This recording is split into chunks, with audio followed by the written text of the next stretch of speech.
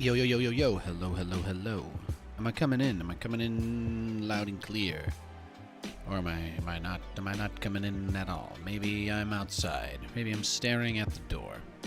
Magic Turtle wrote into the YouTube chat, he typed the word first. That's how he started things off today. He said first. He wanted you to know that he was here first, not because he thinks he's better than you, but because he wants you to know that he prioritized this. You know, he really cares. He's got a heart of gold.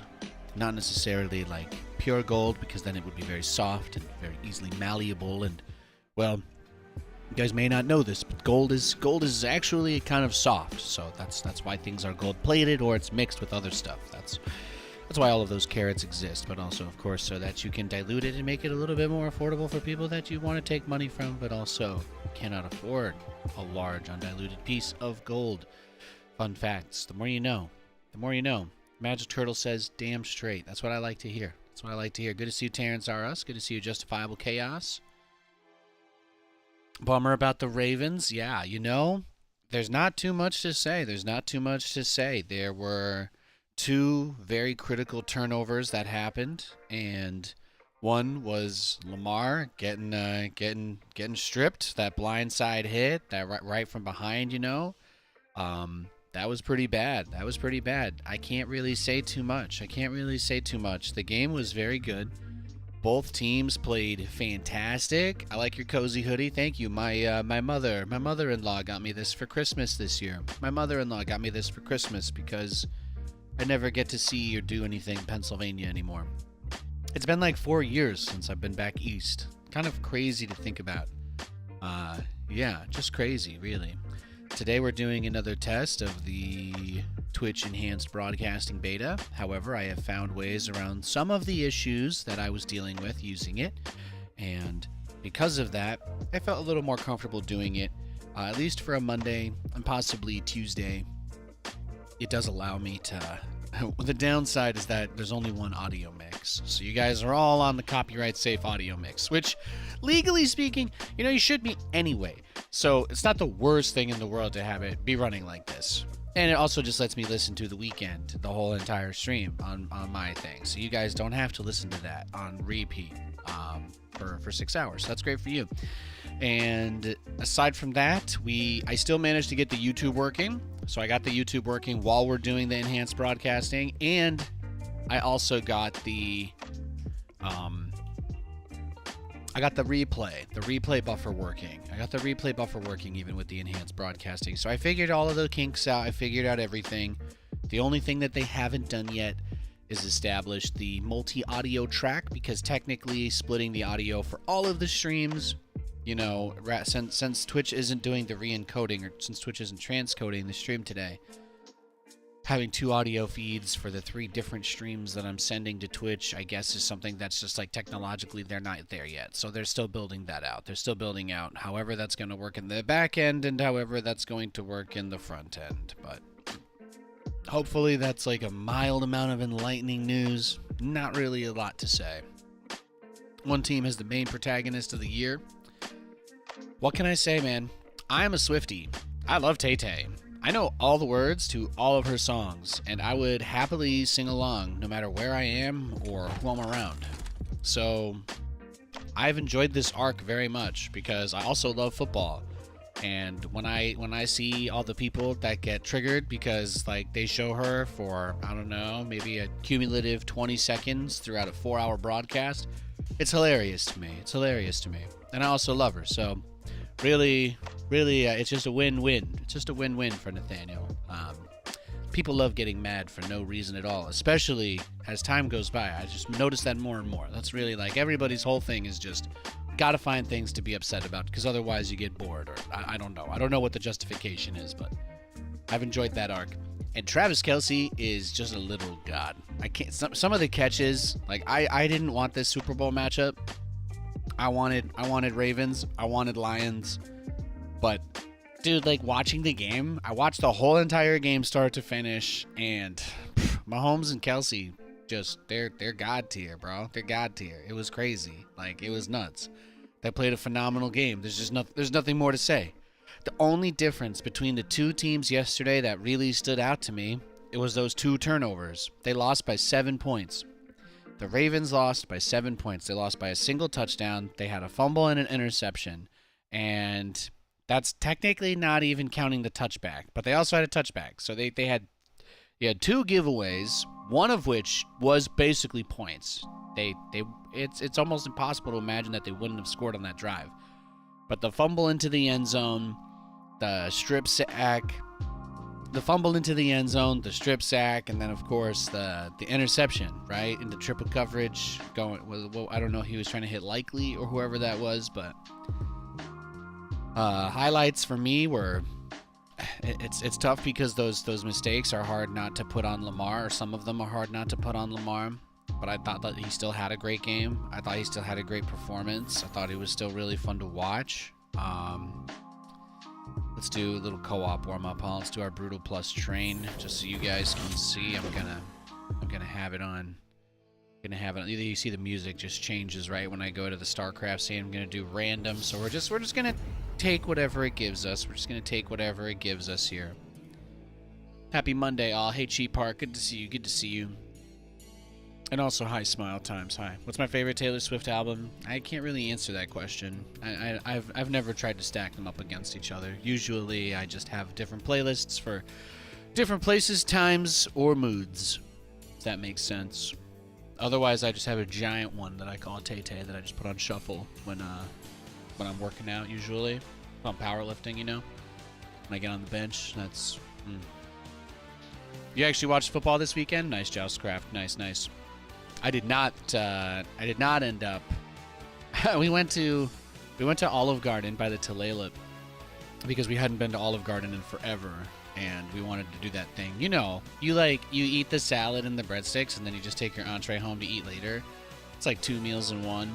And then I got turned up on the green apple Moscato sangria. So they have like a sangria there. We got a picture of that, and because I wanted to put like $10 on the games this weekend, and then I saw that the odds at the place by us were like -260 money line for the Ravens. I'm like, they cannot possibly be rated this much of a favorite. Like, that's just unbelievably ridiculous, you know? Like, just unbelievably, like, no, absolutely not. Don't buy it at all. So I saved myself that $20, and you know what I did? I gave it to my wife to put on a slot, and she hit a $90 bonus in our Olive Garden. We got our Olive Garden for free, basically. So it was beautiful. We took that. We haven't been to the Tulalip in probably, I don't know, 6 months. We haven't been there in like 6 months. We don't really like go gambling very often. But we just so happened to want to go to the nicer Olive Garden, which was right next to the aforementioned casino. So that was pretty cool. So, yeah, that was our weekend. We just watched football. We played, I don't know, Fortnite. Katie and I started playing this game called Lethal Company. We started playing Lethal Company this weekend. That game is tricky and a little bit scary. There was a bug thing that crawled on her face and I think just ripped it off. It was, it was intense. So what do we got? We got enemy units have Omnivamp and nukes. There are random nukes on the map. Okay. Well, it's not the worst thing. It's not the worst mutator in the game. It's not the worst one. But yeah, it was nice. It was nice watching football. It was nice. We were supposed to have plans on Saturday, and then we ended up canceling them because we were gonna hang out with one of Katie's fairy godmothers, like, you know, one of the grandma type people in her life, and she ended up just not feeling up for it on Saturday, so we postponed brunch. We postponed brunch with grandma until I don't know, another like week or two, I guess, and that's it. There's really not that much else going on, so we just tidied up the apartment, put away a bunch of the Christmas stuff, and what else? I don't know. Didn't really get up to too much. I did a lot of lifting this weekend. I made a goal to set aside time to just get a little more going. Took Lewis on some longer walks, you know, it was nice. Looking to have a pretty productive week over here. I just keep reminding myself I'm going to be able to stream Stormgate in a week. A week from today, I'm going to be streaming Stormgate. So that just has me happy because I've been looking forward to that for a while, you know. I love StarCraft. I love playing StarCraft. I love streaming StarCraft, but it's tough. It's tough to see. It's tough to see the amount of people that have moved away from the game. You know, it's not easy to deal with. So having other stuff going on is just nice. It's just really nice.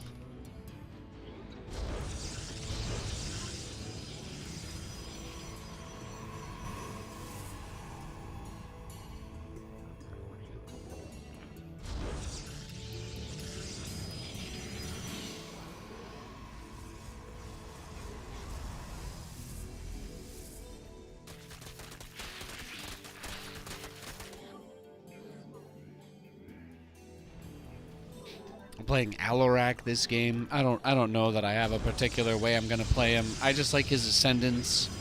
His High Templar guys are pretty busted. They're like crazy good. So that's it. That's all I've got on my mind. I'm not really thinking about too much else. Today's stream is gonna be very simple. We're just gonna play StarCraft for like 4 or 5 hours and then play Madden. The Madden stuff's been really fun. I've been enjoying that a lot. Highlights been doing well. I think the dynamic between those games will be, I don't know. I don't really care either, to be honest. I think it's way too early for any of that stuff to play out. Speculating is definitely one thing that you could do, but I personally don't have any interest in anything as it pertains to division or, you know, gatekeeping or pushing people apart from each other, blah blah blah. If the games end up having a big effect on one another, I think it'll be a positive one because worst case scenarios, people are angry, but at the very least that would mean that there's enough people to make noise on either side. Kind of a boring thing to think about again, just not really my jam. Damn, that nuke though, huh? It's a pretty big oof. It's a pretty big oof.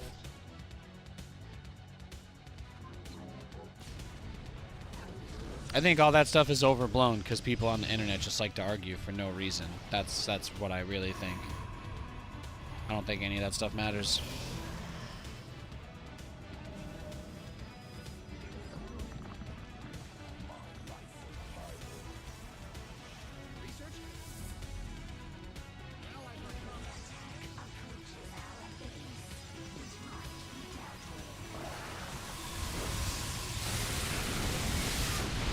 There we go. He's got a nice little setup.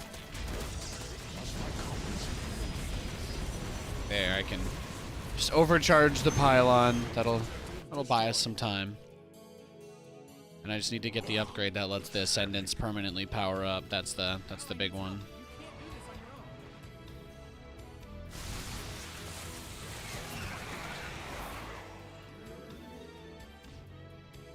And once we get the power-up ability for the High Templar, then we just funnel them. Just funnel them and feed them.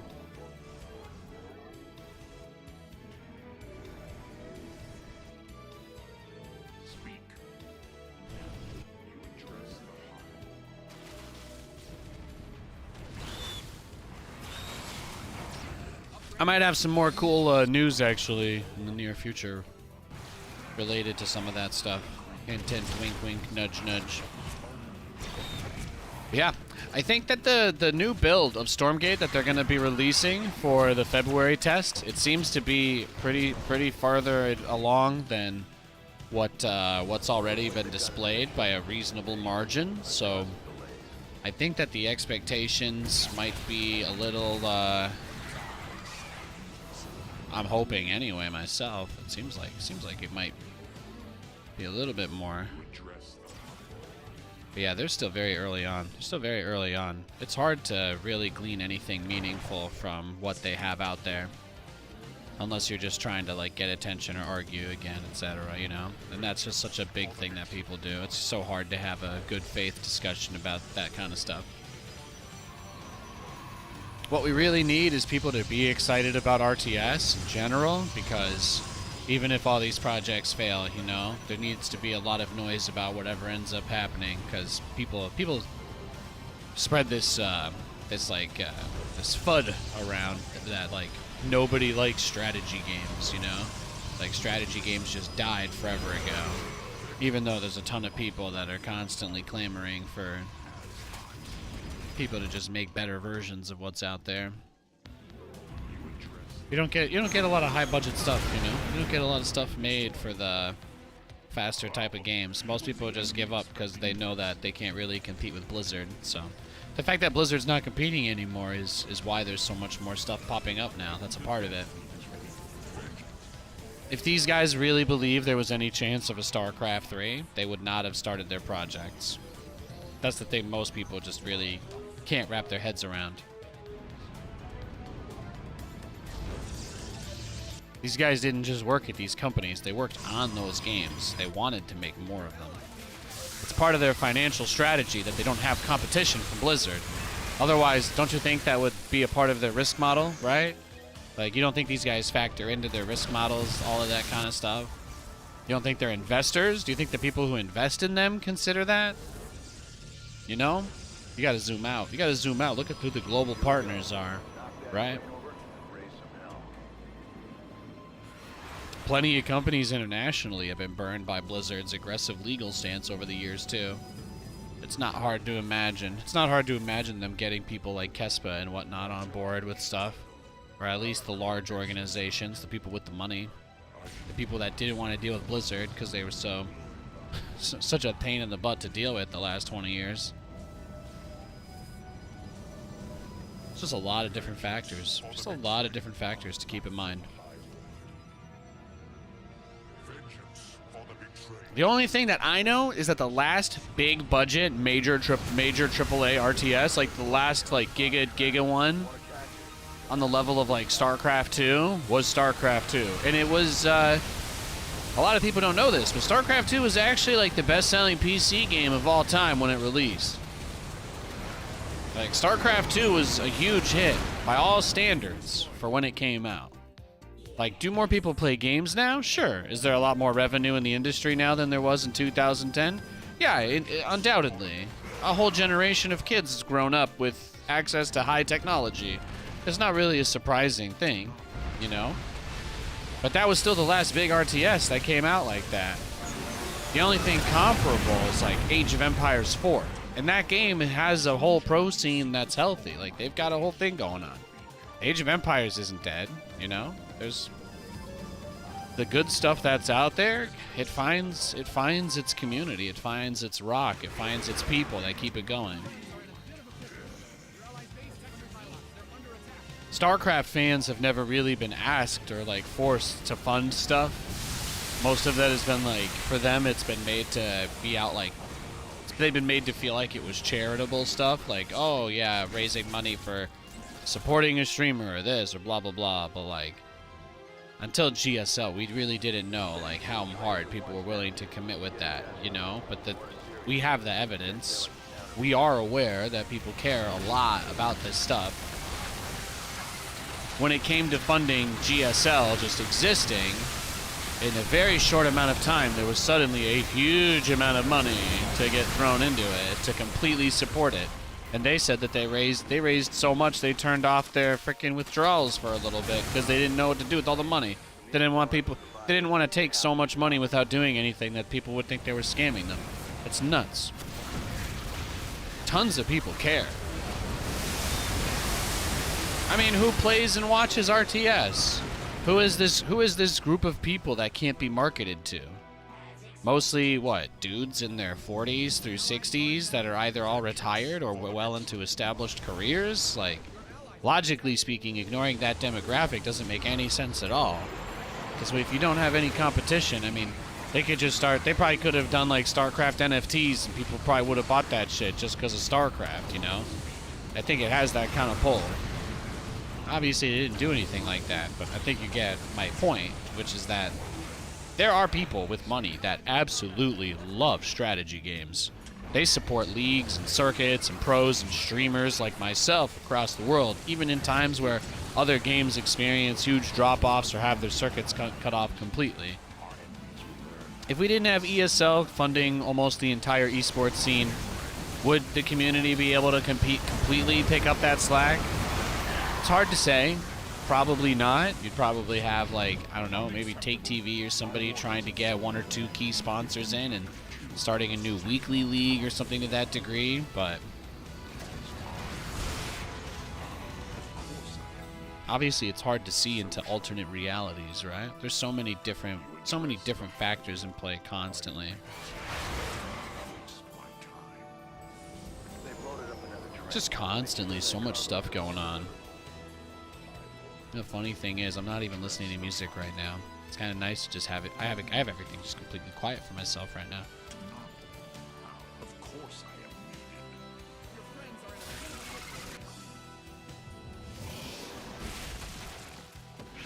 Oh, Zagara. Yeah, he's got a lot of Zergy boys.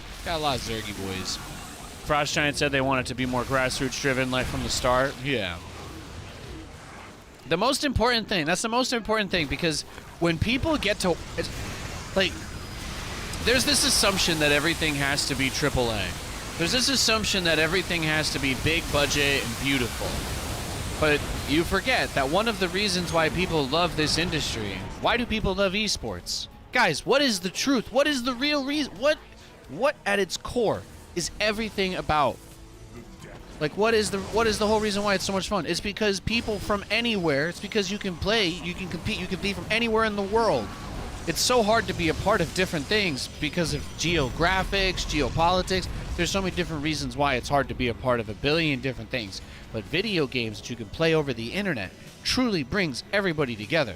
Like, you really do. When you have a scene with people that care, that are invested, and there's a lot of them, you get to see who the best of the best are, because there is absolutely nobody in the world that's going to be good at that game that won't get a fair opportunity to compete. And that's the cool thing, is the barriers, right? You're breaking down barriers of competition, and you get to see people at their absolute best. And you're not limited. It's not, oh, who could make it to the meet? Oh, who could afford the flight out to this thing? And for some events it is, but a lot of those events is even in the early days, even in the earliest days when there wasn't all this money flowing around the space and there were all these big tournaments and stadiums everywhere, even long before then, you still had qualifiers and tournaments. I remember back in 2014, me and Roddy and Todd, man, we got absolutely wasted in our apartment in California. We raised like $3,000. We sent like 6 players to the Red Bull Detroit tournament. We raised a bunch of money for flights. We paid out prize pools. We had show matches. We had Special and Tasia and a bunch of other cool people getting involved. Also that we could have more opportunity for people to be able to go places. And like, that's a beautiful thing. That happened in StarCraft. Like, that was real. That was completely done. That was completely done and made a reality by people who care about RTS games, you know? That's not a story I hear very often about these other spaces, even these big, popular, famous ones. Because a lot of them, you get that money thrown in early enough, and then the issue is you don't have these communities that build up of problem solvers.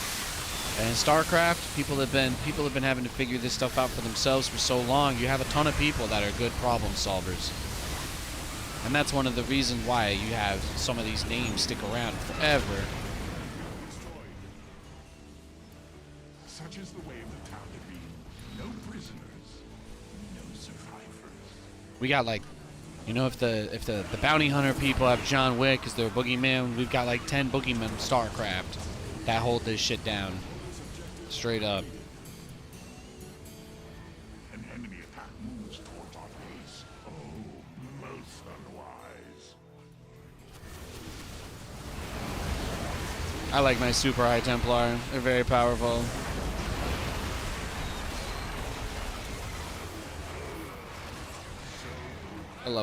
Absolutely love my super guy.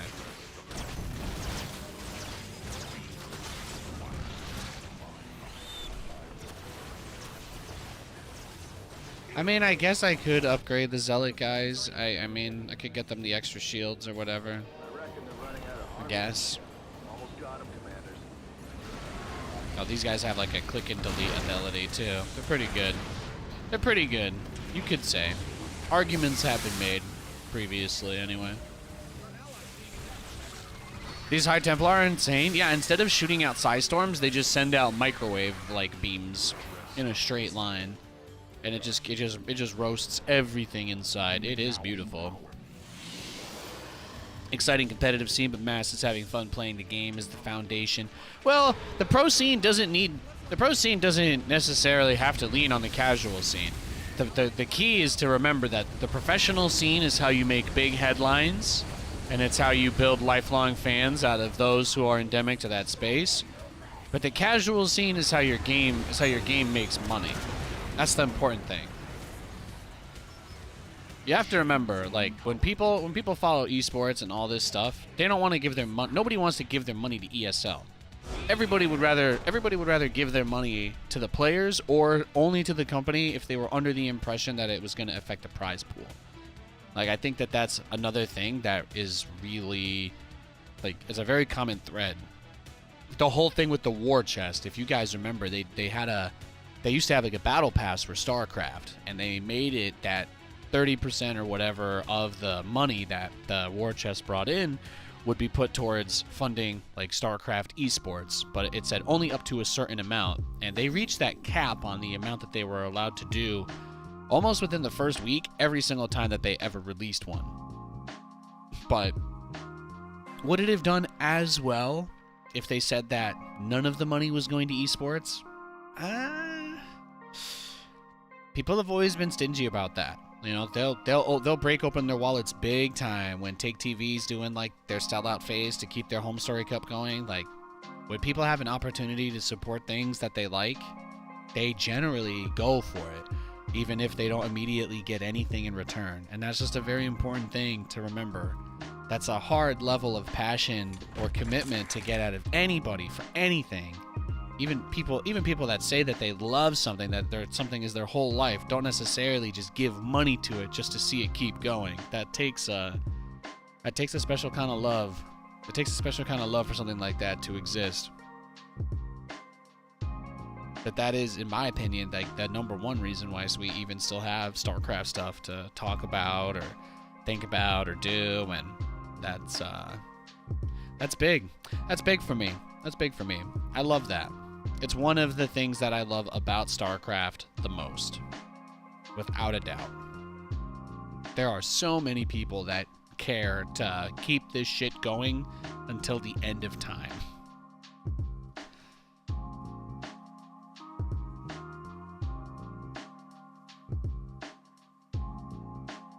It's also a pretty close-minded opinion to say, again, that the problem is other games are easier to pick up. I don't think you have any idea how deep a game like League of Legends is. I don't even think you could name 10 unique passives if you tried. Like, there are so many different things. Like, really, it's exactly that gatekeeping mentality of superiority that turns most people off of StarCraft. Like, that's, to me, that's the biggest turnoff in the whole space. It's just that constant grandstanding.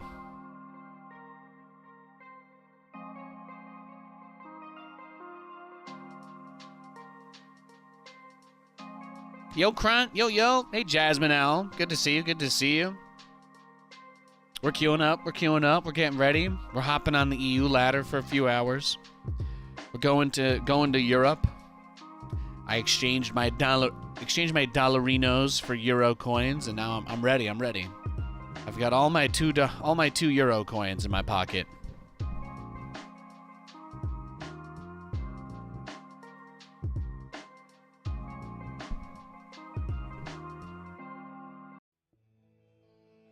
Also, you guys should have 3 options for the stream quality today. This should be 1080, 720, and 360. Those are all being served directly by me today, so if the 720 normally looks horrible for you, it should look a lot better now. Same for the 360. Thanks for watching. I really appreciate everybody who tunes into my content.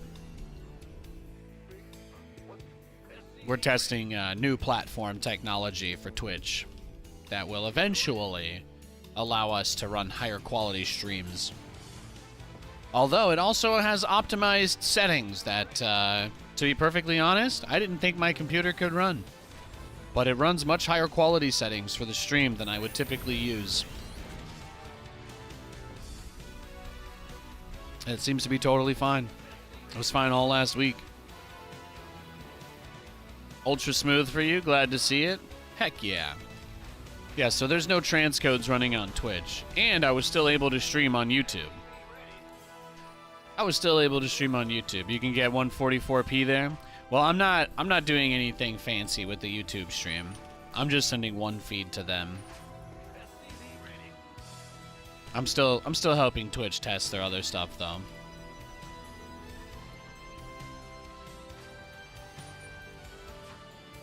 Now the idea is that if Twitch doesn't have to transcode streams, or if they have to do it less because big streamers do it for themselves, like the amount of data they serve for a larger channel is a big part of why the data limitations are there.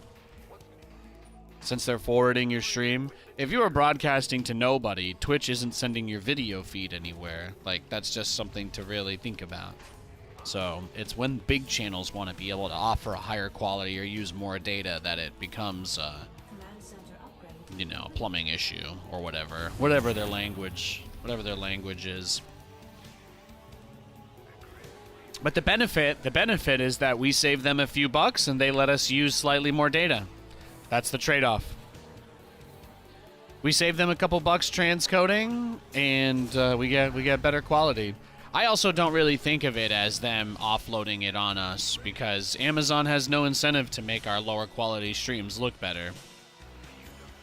So, I would much rather have the keys than them. Just my 2 cents. Knowing that my whole entire stream is completely produced by me and not impacted by anybody else or anything else. That's what I want.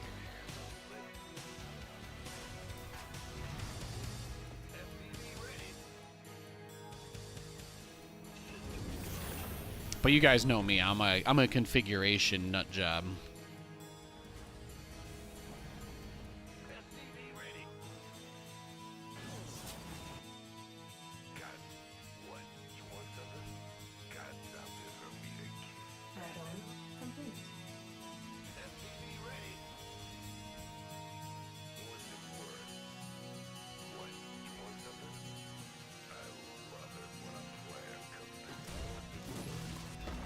Marauders. Ready for dust off. Heading armed and ready.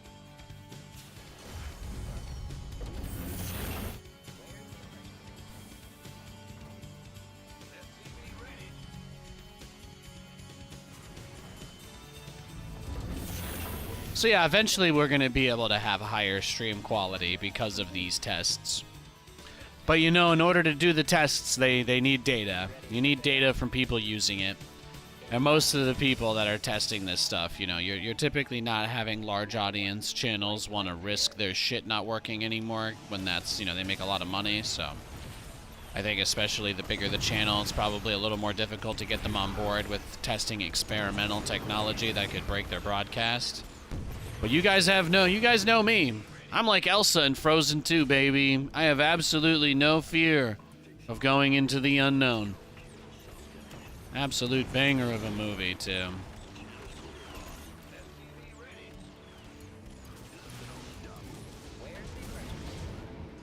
Talk to me. Go ahead. Taking it.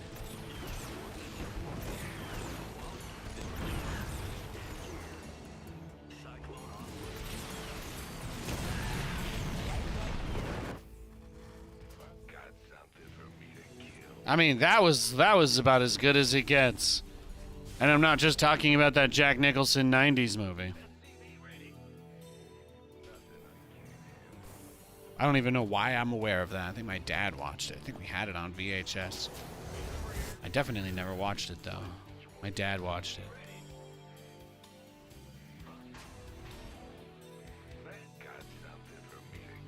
20 SCVs?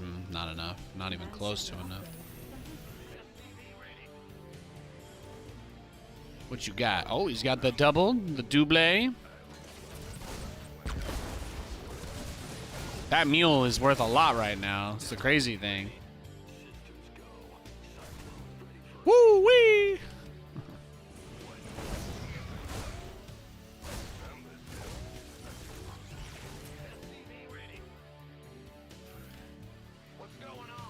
I mean, this is just brutal, though, right? This is just brutal.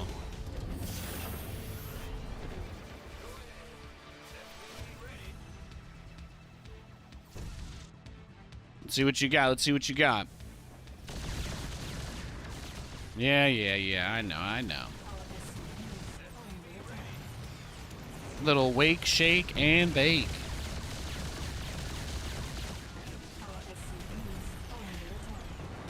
Yeah, I wish Batfleck was better too. We all do.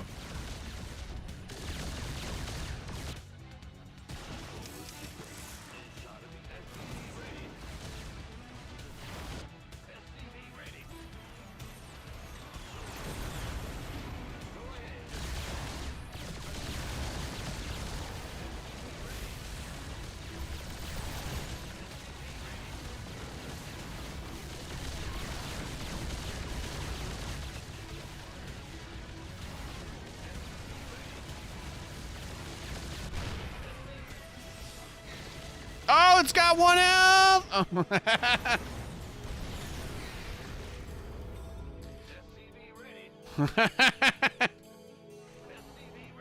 Yahoo!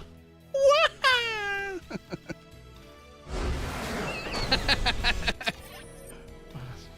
That's... Woo! I'm not gonna lie, it had me sweating for a second there. He had me see. He had me a little ho.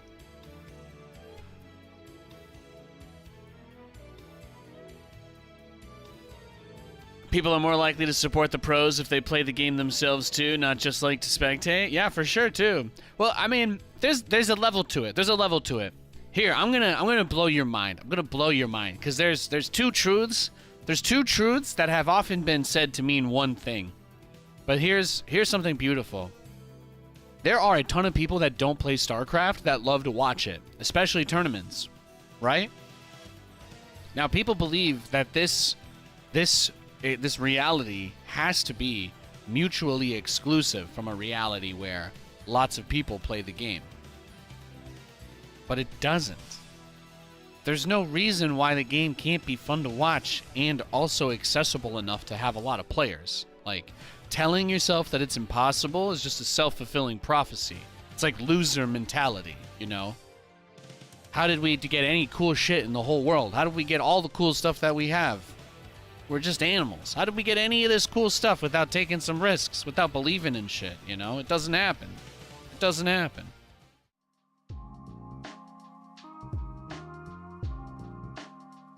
You gotta be open-minded about progress and stuff like that. Sometimes it comes from crazy places. You gotta believe that these guys are gonna put together a game that's not just accessible enough to have a lot of people playing, but is also deep enough to be fun and entertaining to watch. At a minimum, you have to be hopeful that that's possible.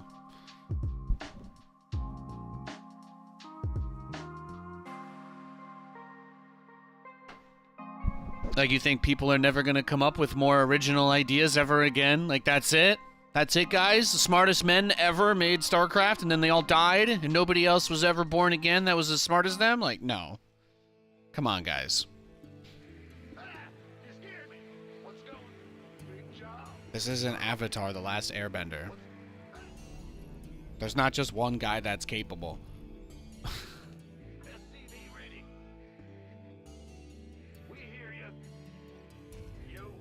It's not how anything works, thankfully. It's not how anything works.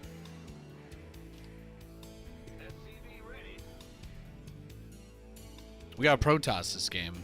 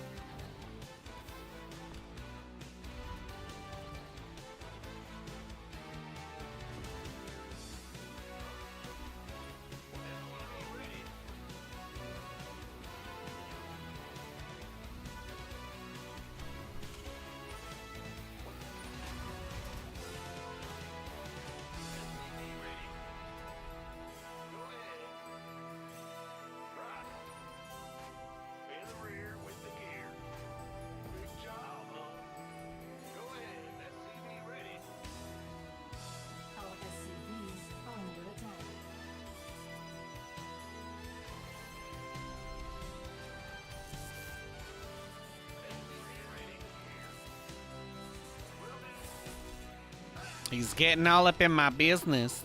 He's getting up in my business. I don't like that. No, I do not. Please leave, Mr. Proberto.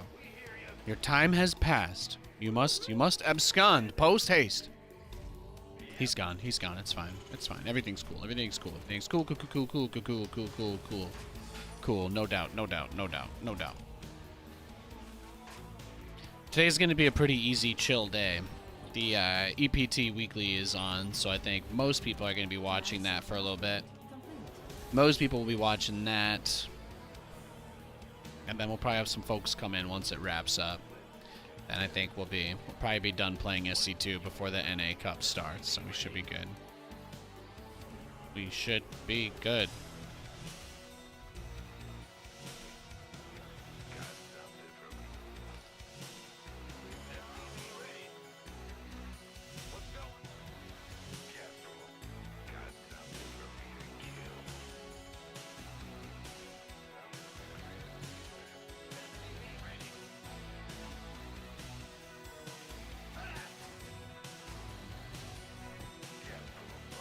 Just checking for proxies around the edge of the map, making sure there's nothing funky going on.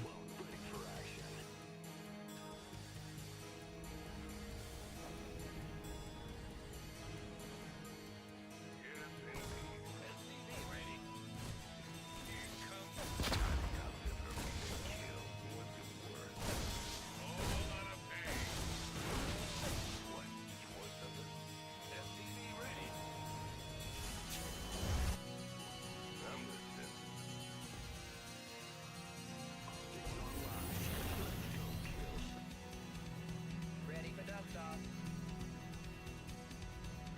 Understood.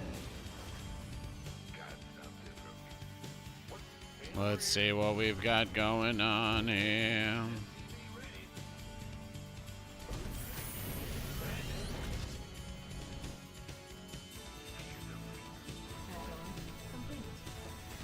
Light flight here. I heard that.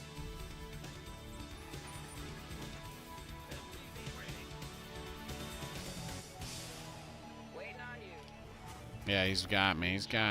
He's in position. Ready for pickup?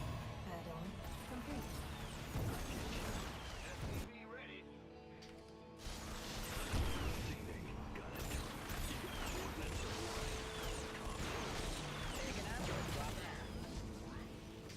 Well, ready.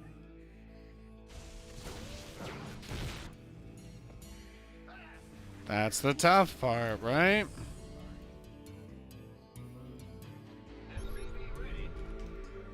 Acknowledged. Will do, command. It's got a lot of stalkers.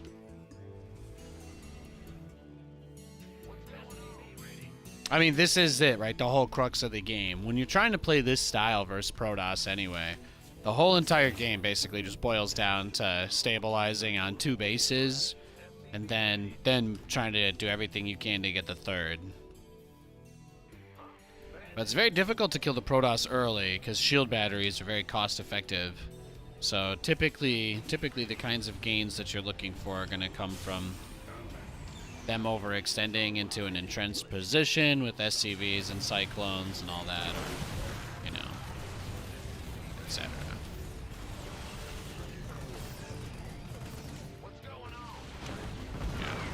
But we just might not get there. We may not get there. I think this is just gonna be a regular blink all in. It's very hard because the Stalkers build in 5 seconds and Cyclones take 32, so that's gonna be game. Let's go next.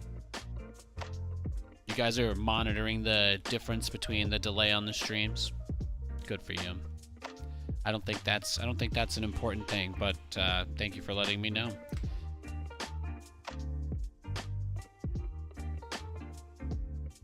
I don't have any extra delay or anything on the stream, so.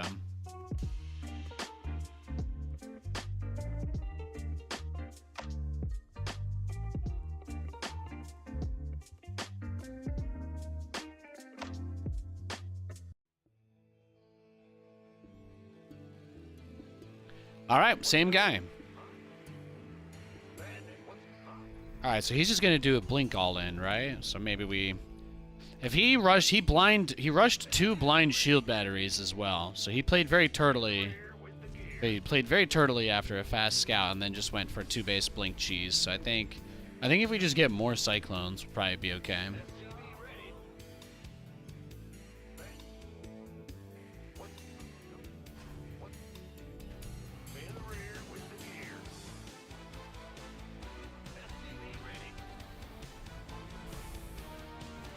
It's unusually well synced. Cool.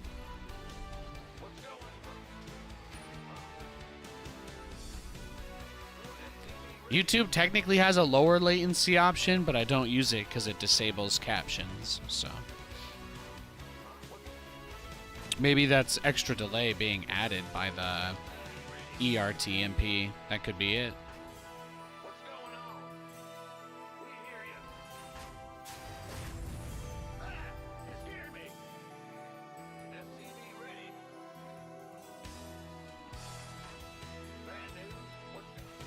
I just figured I'd be really greedy since he's just gonna do that strat, right? Base is under attack.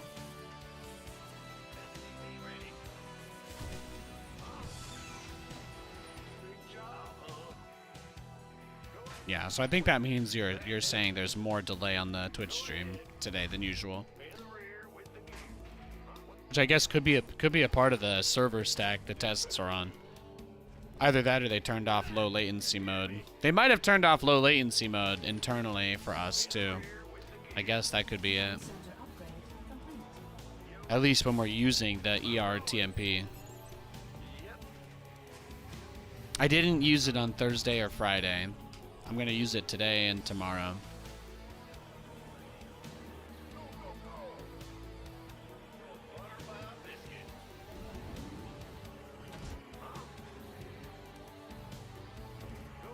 It's the game plan anyway. And I'm not just talking about The Rock's old football movie.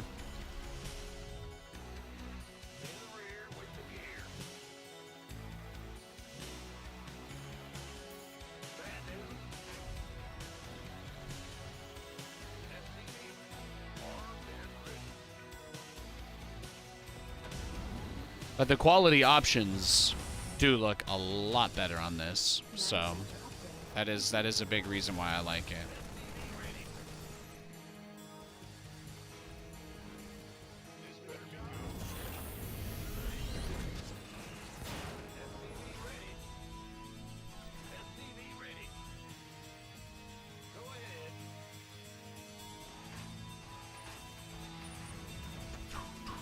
We just get the cyclones faster, that's all.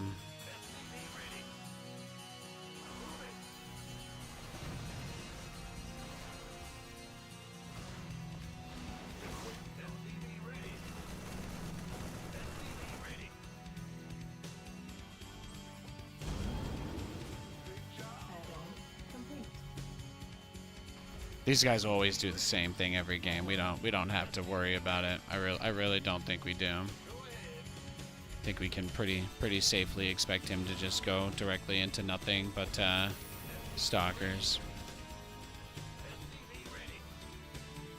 If he wants to win games that are 3 minutes or 3 or 4 minutes long, then there's no reason to expect him to suddenly want to play a longer game. Be out of character.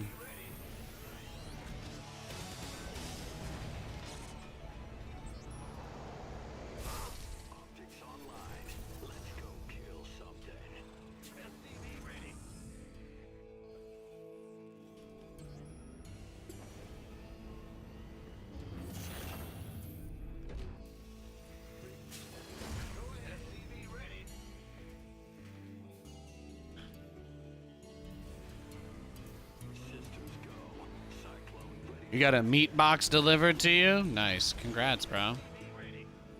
Yeah, you can scout it? What are you gonna do? Make stalkers? Uh-oh. Think we already know about that one. Think we already know about that play. Bad news. SCV ready.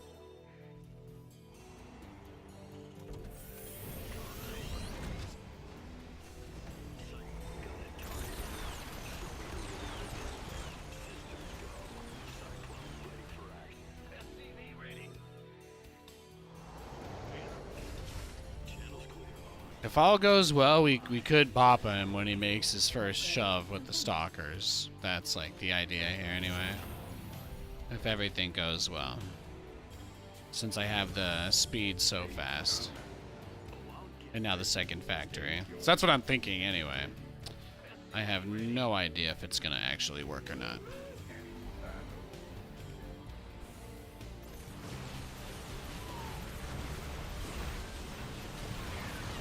Yeah, this is it, bro. We're just going for it, dog. That's all there is. Just going for it.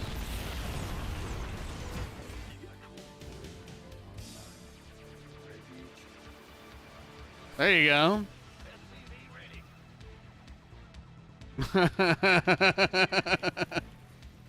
Yeah, so anyway, that's what I was hoping would happen. Nah, Cyclones, man, they're pretty good. Did you wanna tell?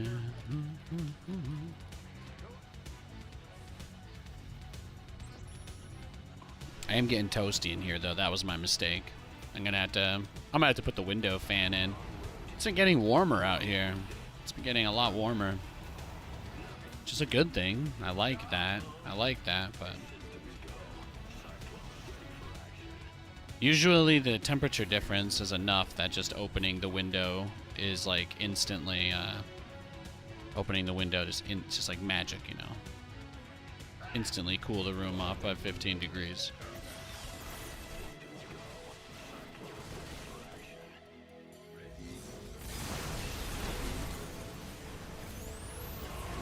Yeah. Yeah.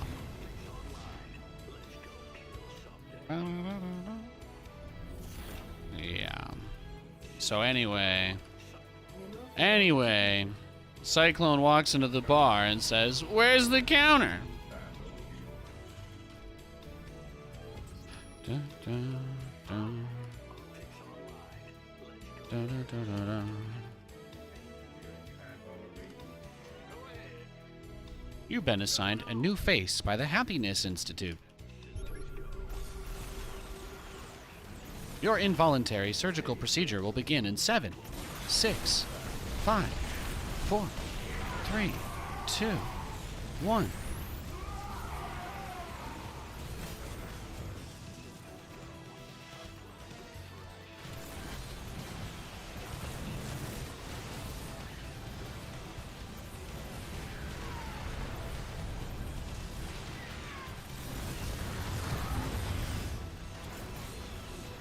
Yes, yes. Mortality. Not very fun, is it? Mr. Kent.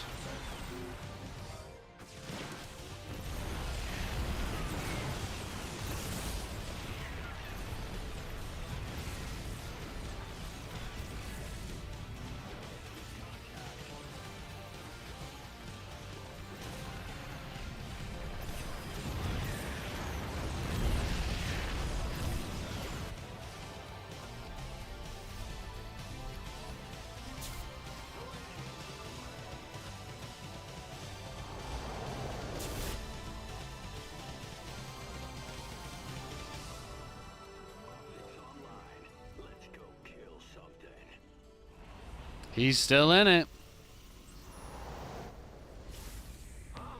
He ninja'd the gold earlier or something, right? Had to have. He's still kicking. Add-on complete. If he's still kicking. Warping on top of the Cyclones was a decision. Yeah, I mean, I felt like we had him in a pretty good spot. I really did. When he lost all the workers in his main bait, in his natural, and he was like, I don't even care. That was when I realized, okay, he's got to have another base. Either he has another base, or he's like a sniper that's just tilted and doesn't want to leave because he's a big baby. But I don't think that's the case. I doubt it. It's like our first game of the day, and we got an instant rematch. He's just some dude laddering, I'm sure. So he's got to have another base. That's what my intuition says.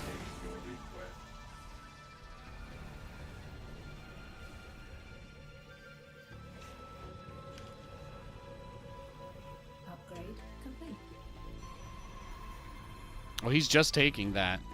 That's amazing, then. Adjusting for conflicts online. Let's go kills. Command center upgrade complete. Nothing'll State your request. And authority register. What's going on? Yo. Our SCVs are under attack.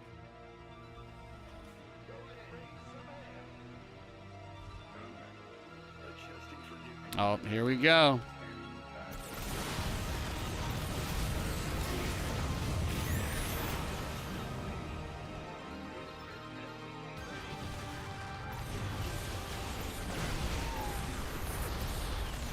State your request. Await. Mineral field depleted.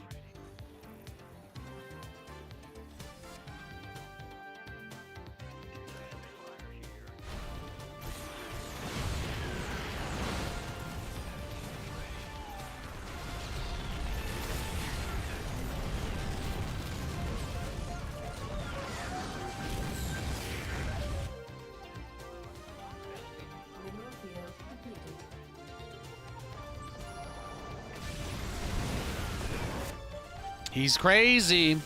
He wants it. He wants it. Complete.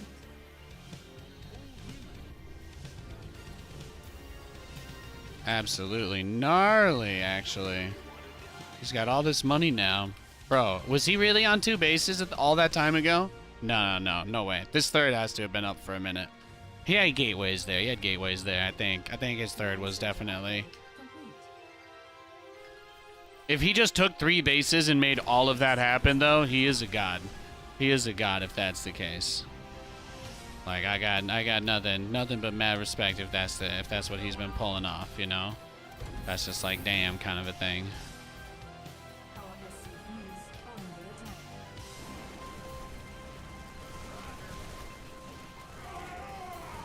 Add-on complete. Base is under attack.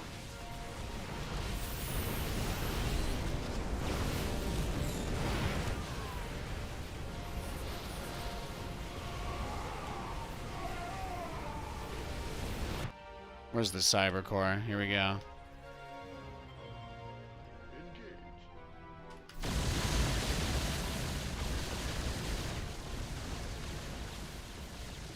Command center upgrade complete.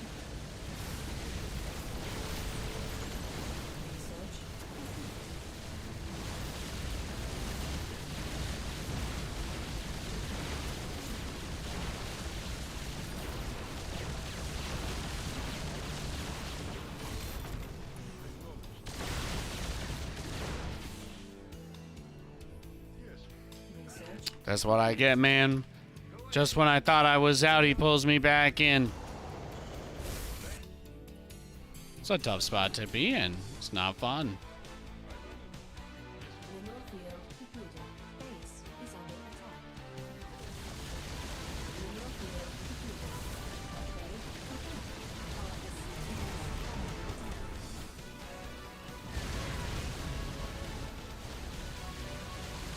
Base is under attack.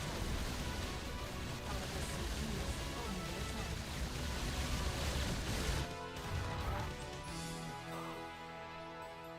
attack.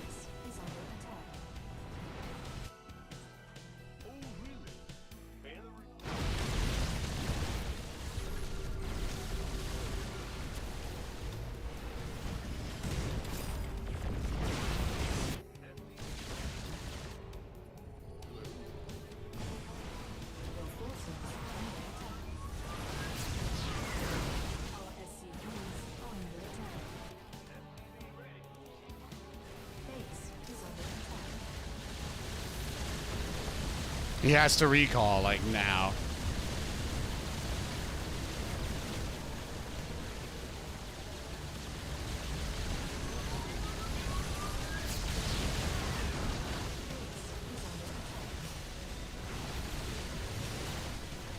Yeah, I've got another base. That's the problem, bro. Got him. Woo! That was a fun game. That was fun. That things got a little rowdy. Things got a little rowdy. Things got a little intense. Things got a little out of hand. But you know what? Things were a little fun too, I'll say. That was fun. Fun game. Woo! Rematch too, right? Dude, that's like my middle class dream though. I want to get up to that point. Get like a jerky box or bacon box delivered every month. That'd be sick. That'd be sick. And then when I'm a billionaire, you know, get the weekly jerky box. Trillionaire, you get the daily jerky box. Just a different pound of beef jerky every single day. Also it comes with 10 gallons of water to flush everything out. Those are resources lost. 27, 19, 86 workers to 50. That's not bad. I think my build worked a lot better at the start, though. Let's take a look at the replay, because I did want to see if he actually had that third base or not at the time that I thought he had it. I'm gonna put it on his perspective for a second, because I'm just gonna adjust my window.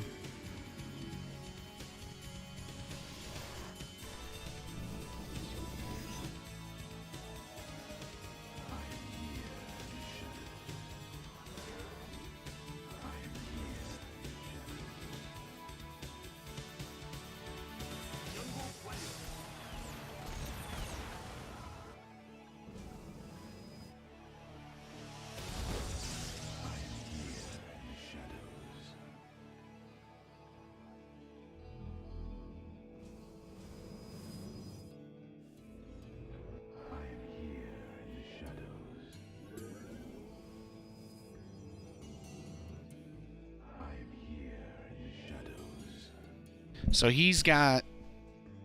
Okay, he did take the third. He did take the third before he attacked me, right? Is that what we just saw here? I don't think he made his move on me where he got blown up yet. Or did I just miss that? No, he's only lost 2 units. Okay.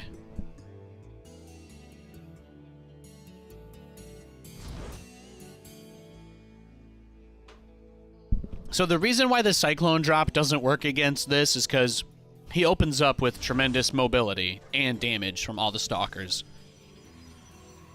So the only thing that could really work against this would be brute strength. Because I come up on him here, and he just basically didn't realize that he couldn't win the fight. That's really what this boils down to. If he has a warp prism with his army, I think if he reinforces during the fight, he kills me. Like, if he adds those 4 stalkers during the battle, he kills me. Also, I don't think it's possible for him to be able to have the prism there with that many stalkers, though. Like, there's a cost incurred. If he delayed his third base, if he skipped his third and just made another warp in immediately, then maybe that first attack could have just killed me, but... That's the drawback, right? That's like the whole game. Are you gonna play macro or are you gonna all in? And I think that he couldn't kill me because he chose to macro instead of all inning. I'm just gonna say thank you. I always appreciate that. I'm sorry that he couldn't win the game, but like he gave me a pretty solid matchup. This was a fun game for me, so I wanted to look back at this and just kind of see that, since I'm trying to work on this strategy where I open up with Cyclones and I can deal with Gateway men. There's a lot of people that like to play mass Gateway, especially versus mech. So when they see mech, they think they don't have to build tech units. So if I make them build enough Immortals, then the battle cruisers become really good because Immortals take up a lot of supply. So when he comes over here and tries to pop this one more time, and he doesn't even realize he walked into a flank, and you still get interference matrix. You just turn off the prism, and that's it. Then with the Dorito cannon, all the negative shields, negative armor, you just slaughter him. I think it was displaying earlier, so I want to try and show it. Yeah, it may not. No, it may not let me click on it still. Okay, that's fine. I guess only when I'm in game. I don't know. you're doing a cost comparative, and the one-off boxes are for sure not cost effective, but they have custom subscriptions that are cheaper than discount stores. Oh yeah, for sure, for sure.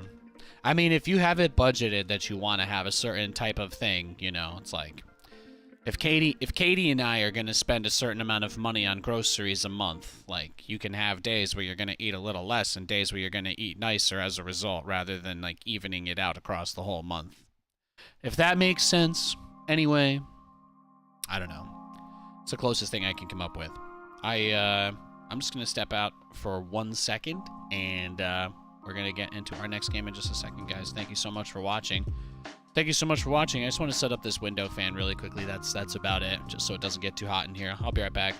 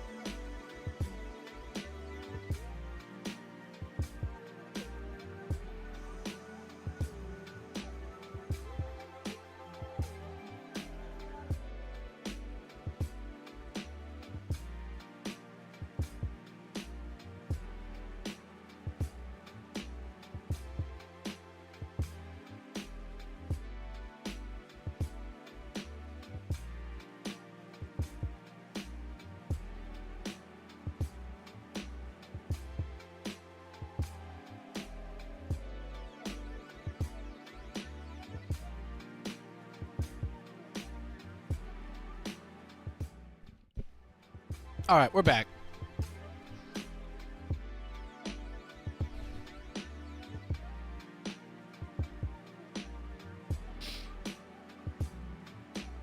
I got it all set up. I haven't used my window fan in a while.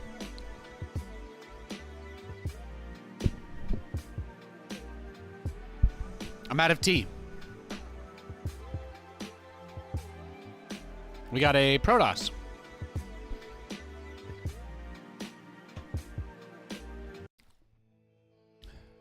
What's going on? Huh? Go ahead. Big jump. SCV ready. Ah, you scared me. Yep. Yeah. SCV ready. Huh? What? SCV ready. Good job. Go ahead. Well, we do have this build that we like versus Protoss now. So I think as long as we keep iterating this, the fast Cyclone build will always give us some opportunity to defend the early aggression. But doing the economic version of it like this is pretty fine too. I'm happy to let him lead me on a wild goose chase.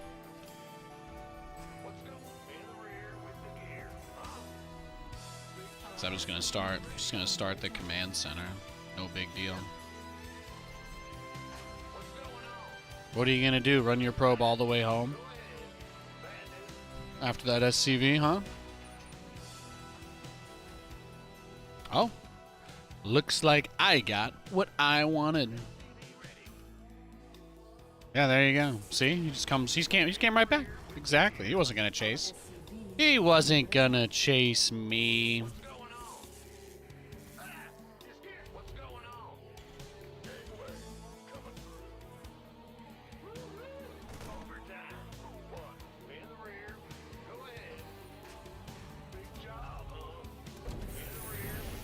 Let's get the depot to wall off. So the early probe doesn't really end up doing too much. Tases a few of our guys, but I think we get the base up without any relative difficulty. As far as early games go, light probe harass is not as bad as I like to say. I like to say on this stream, you can always tell with a Protoss player if they don't probe scout you. Protoss is a hard race to play. They have to be so aware of what your opener is to defend it. If you do something like a cloak mine drop or banshees, you know, you can't just go DTs if your opponent builds a fast turret and a banshee. Like it just doesn't work at all. So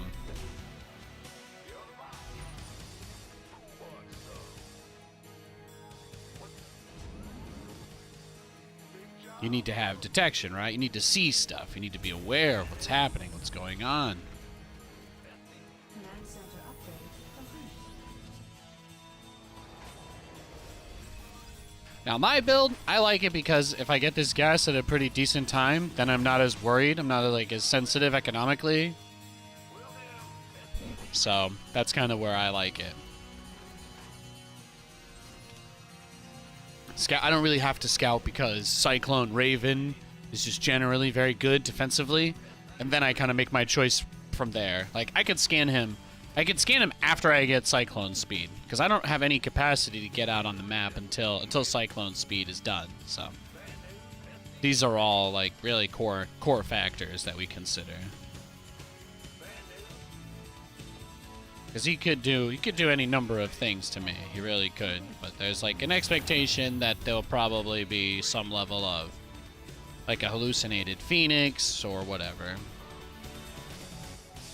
Or maybe not. Maybe I need to get careful.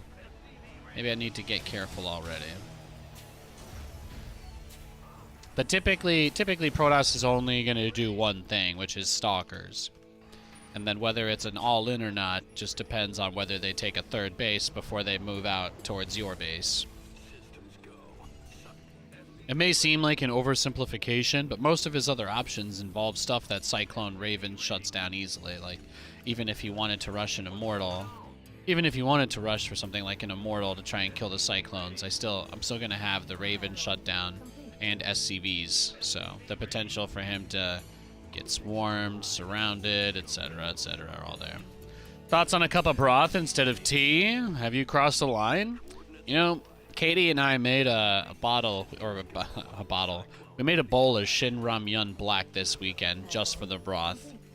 We made a big bowl of Shin Ramyun Black, and we didn't really eat any of the noodles. We just sipped on the broth. We split the broth together. So I think you know exactly how I feel about you heathen. Yeah.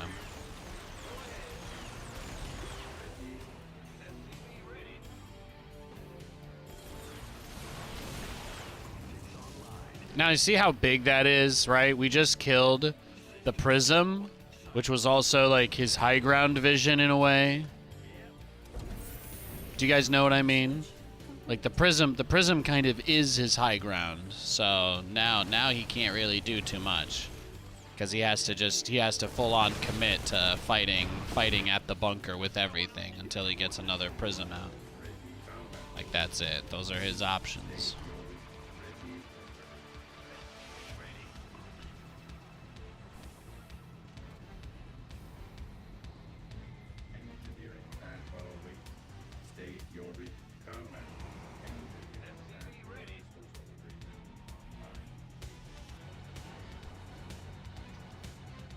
And for me, it's not as big of a deal because, oh, there it is. Well, if this is his play, that's fine.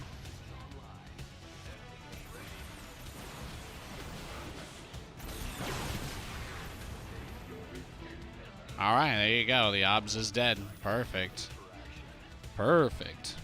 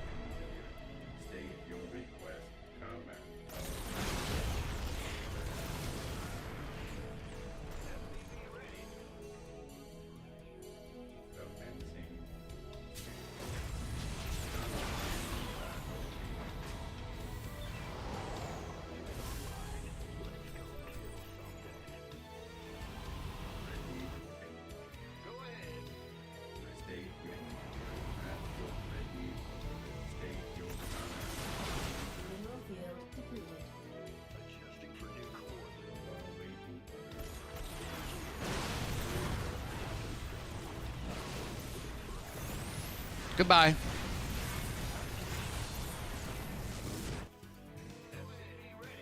Command center upgrade complete.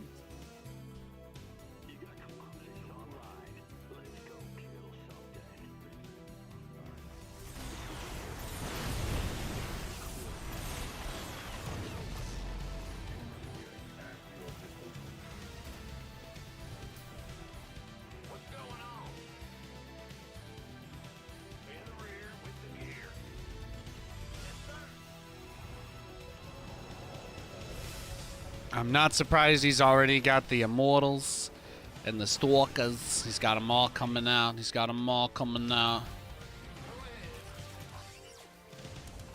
That Dorito cannon really melts them? It does. It's very, very good. Now, when you can put yourself into a situation like that, man, that's so big. Because it's like, you know, right? You know where it's coming. You know where he's gonna go with this. There's only so many ways it can really end, so. But the Immortal's a little less mobile than his other guys, so it's.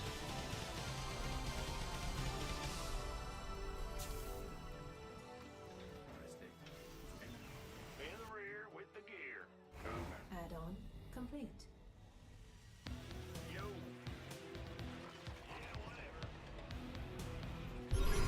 Where's the Yammy?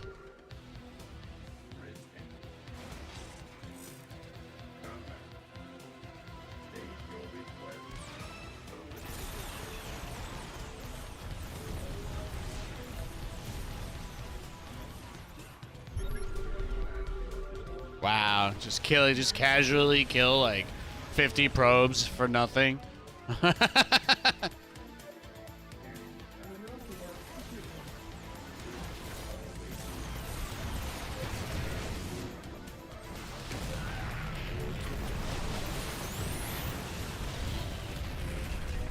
Uh-oh.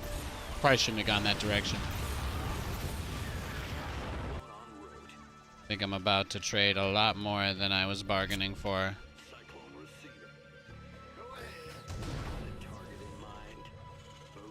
Oh yeah, he's got a lot. He's got a lot of immortals.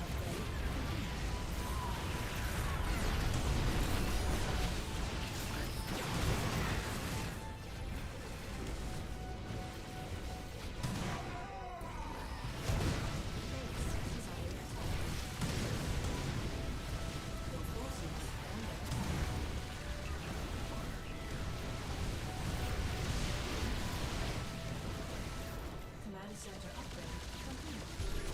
Base is under attack.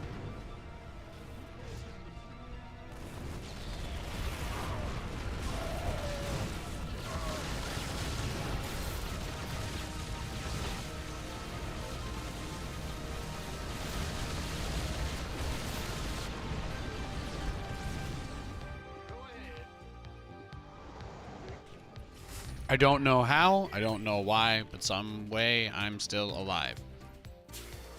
Woo! Mineral field depleted. Yeah, his fear, his allergy to observers really helps. He's allergic to observers, thank goodness. I mean, my BC count's not where I need it to be. My starport count's not where I need it to be. It's rough goings here. It's rough goings here. Mineral field depleted. Your forces are under attack. What's our rule though, Nate? What's our rule? We never sell the WCS memorabilia. That's right. That's the rule. That's the rule. That's right. We're never down. We're never down that bad, okay? We keep that shit forever. Mineral field depleted. Mineral field depleted.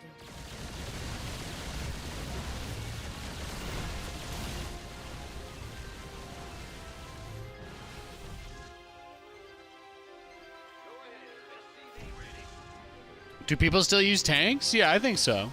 I don't really like them though, so that's why I'm not building them. It would be a lot cooler if I could win this game on my terms, you know what I mean? But Nathan's always been a little different. He's not like the other girls. Add-on complete.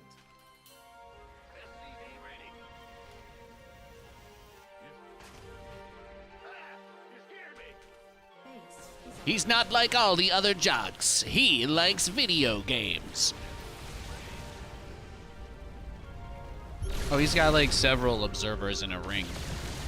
In a ring like the ring. All right then. Show me your moves.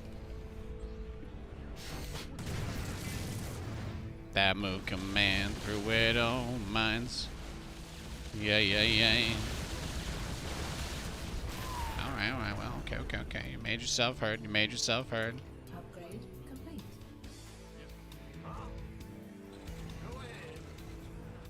See, this is where it's really tough. Battlecruisers are horrible at defending situations like this.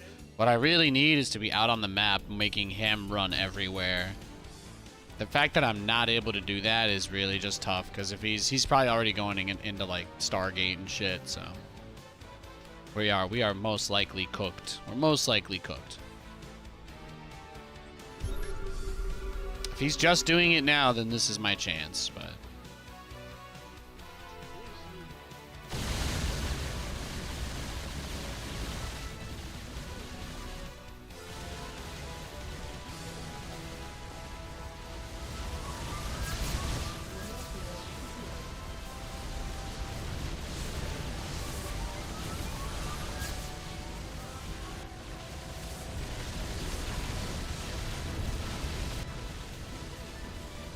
I think I kneecapped him.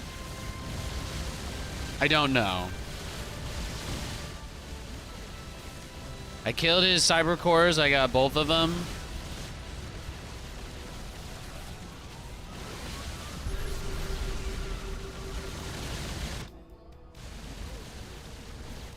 Really? That was his play? He gave me his main? He just served me his main base on a platter? Hell yeah, bro.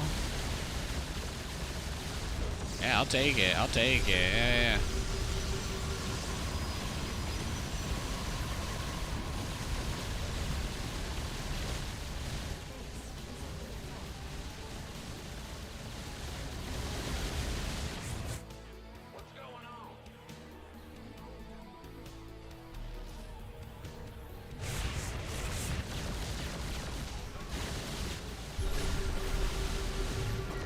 It's the beauty, bro. I have way more recalls than you do.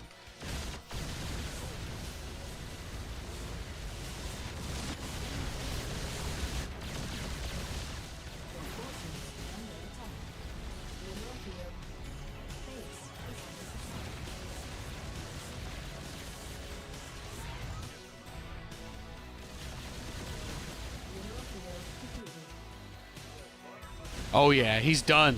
He's done.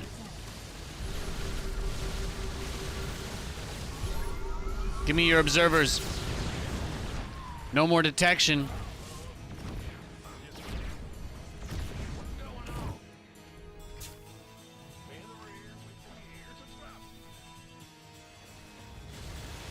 Oh, I did pull those guys back in with that F2, huh? That's fine.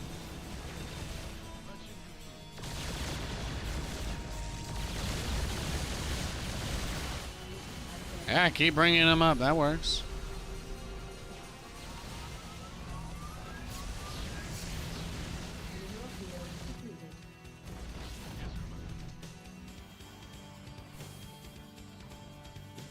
One, two, three, four, five, six, seven. Okay, rest there. Other SCVs. All right, let's just get everything back together again. I mean, I feel like we've broken him. I feel like we're there.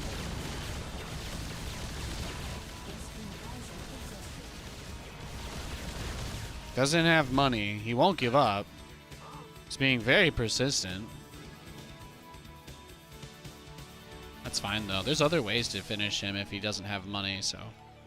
Could go into mass speed Banshee, and then he's gonna have an impossible time dealing with that. So that should help. Could get ranged liberators too, since we know the Stargate stuff is all off the table. What's he gonna do? What are you gonna do?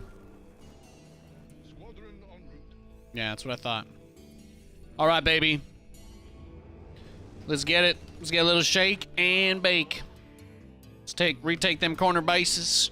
Retake them there corner bases. Get some Ravens rallied to my battlecruiser fleet. All right.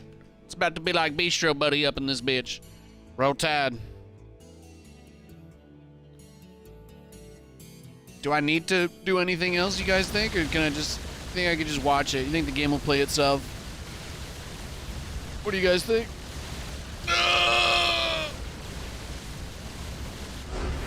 Oh. Really? That was it?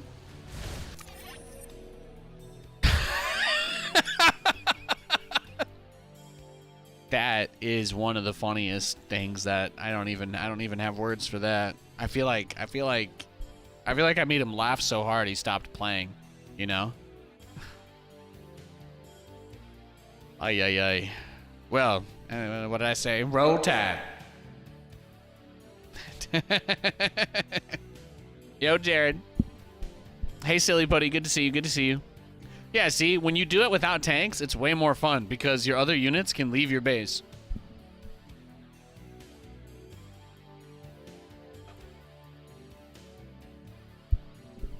We all just witnessed a murder. That was pretty nice. I can't lie. That was definitely one of the most sick games I've ever played. He didn't even fight me. He didn't even try. He just gave up. He was like, nah, brah. The timing, though. Look how many observers he had. What in the is going? I gotta commend him. I've been trying to do this thing where I compliment my opponents. I always try to give my opponent a compliment, and this guy, he did have a lot of observers. I felt like even though I had a Raven, remember, I made Ravens. I had Ravens and Cyclones. It shouldn't have been that easy for him to keep observers around me. So I want to say that that was something he did that was really good. And in spite of how the game played out, he had a huge economy. He just couldn't really use it because I killed all of his gateways and he never retook his main base. He was only ever able to reclaim 2 gates out of everything in his whole main. So that's a lot of pressure. It's a lot of pressure to perform under. I certainly wouldn't want to be judged if I was in that situation myself. That's all I'm going to say. Let's go next. Wild times, though, huh? Wild game, wild game. You guys have a nice weekend? I was, again, just a, you know, I feel like I told some of what happened earlier, but if I didn't hammer it home properly, yeah, I got Olive Garden. Got Olive Garden, didn't bet on the games, was very happy as a result. It's nice. It was nice. Nice start. Nice start to the week. Katie and I had a great weekend together. Just hung out and snuggled and all that stuff. Boring married couple stuff. Katie unlocked the giant chicken from Family Guy, the chicken that fights Peter. She unlocked that as her character in Fortnite, and she just wouldn't stop laughing. She just kept running around as a chicken the whole entire time. She just laughing the whole time. You know, she's a special woman.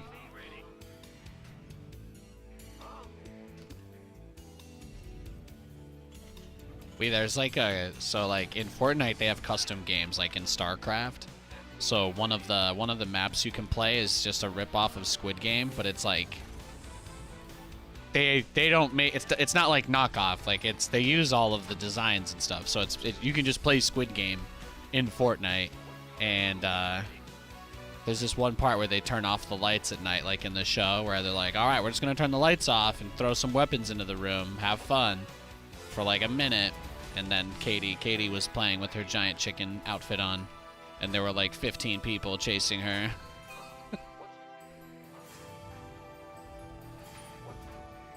She was like, help. I'm like, I don't think I can stop 15 people. So she just ran in circles the whole time. It was fun. It was a good time. They patched that game though, so whenever you get to Tug of War, if you queue up with friends, now it puts you on opposite teams. So sadly, I have never lost a game. I've never lost an online game that requires button mashing, because there are few humans on Earth that can button mash as fast as I can. Because there are only so many people that are old enough to remember playing Metal Gear Solid, but young enough to have the structural integrity of their fingers still somewhat intact. What can I say? I'm built different.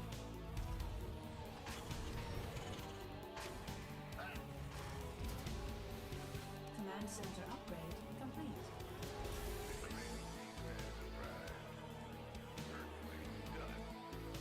So there you go. Katie running around murdering people as a giant chicken. That was a non-zero part of our weekend.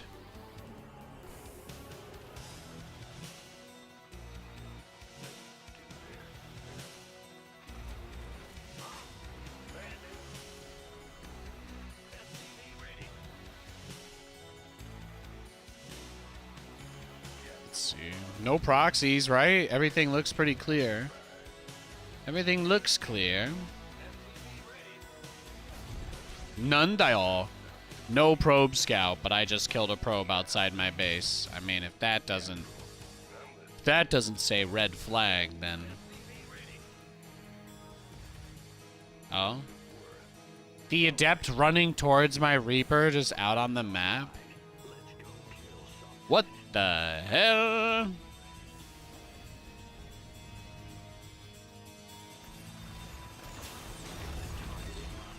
Pew, pew, pew, pew, pew.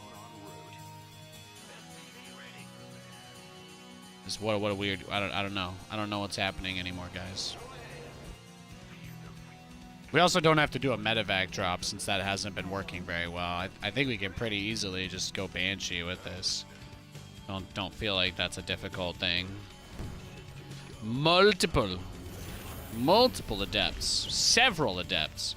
That's usually for people that want to save their Vespine gas, if I recall correctly. And if you want to save your Vespine gas, then that means you probably are going for Phoenix. Or it's that Bonkaroony guy that goes for the proxy Dark Shrine every game, and he's just decided to play Europe today to get me. I highly doubt that, though. That would be an impressive level of commitment for a rando, but I doubt it. I doubt it. It's probably just another ordinary, mild-mannered citizen. Bad news? Got something for meeting. Oh, he's putting pylons on my natural. I guess that means he's about to try and kill us, huh?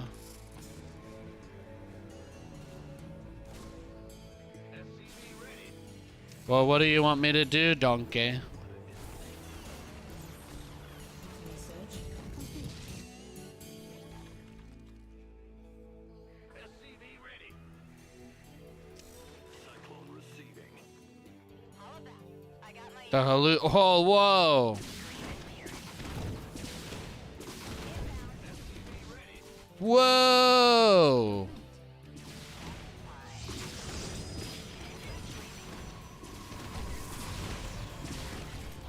Wait, he really thought?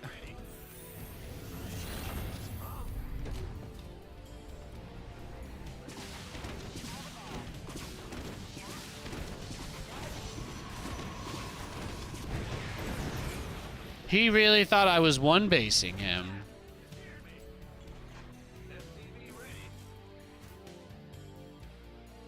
That's crazy. Add-on complete. What?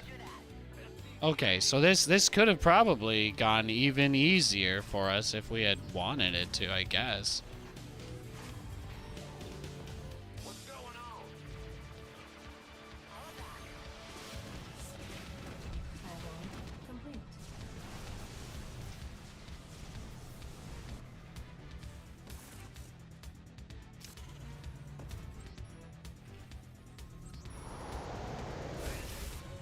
No, based on my knowledge of these types of scenarios, I think the biggest thing we could probably do is just try and get some Ravens out and just crank out Cyclones. We need Raven support and then just as many Cyclones as possible. What he's doing isn't like that good against this if we overwhelm him numbers wise, because that's what the weakness of his strategy is. If I can't afford gas for Cyclones though, we should probably expand. Hellions won't do anything. Pretty bad. Your forces are under attack. Yeah, well, I don't think we're gonna win this game because I think that this guy's build was just very weird. Not weird in like some sort of suggestive way, just weird as like, dude, my brother in Christ with the Void Rays went ham. That's all.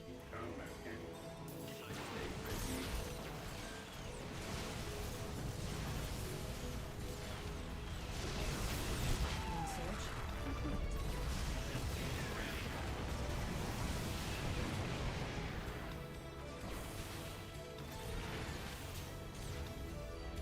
Ought to be good.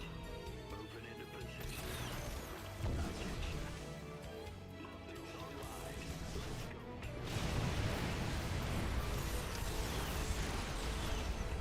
Got a target. In the rear. Upgrade complete.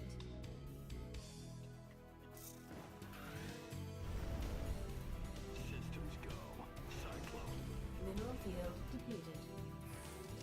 SCV ready. What's going on? Mineral field depleted. Got a target that's online. Let's. SCV ready. SCV ready.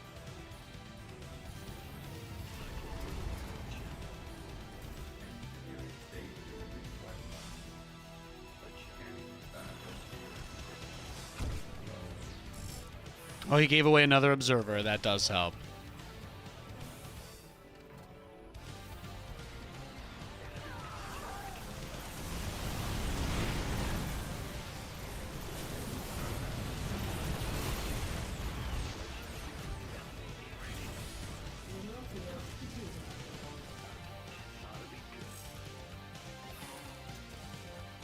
Oh. Well, I did like the part where he threw away his whole army for nothing right there. That was cool. You know, I would watch that. I'd watch that. I'd watch the Real Housewives reunion after, you know, after the season of that. I would check it out. I'd see what happened. You know, did they become better people? Did they ever get that settlement, etc.? Great questions. Great questions.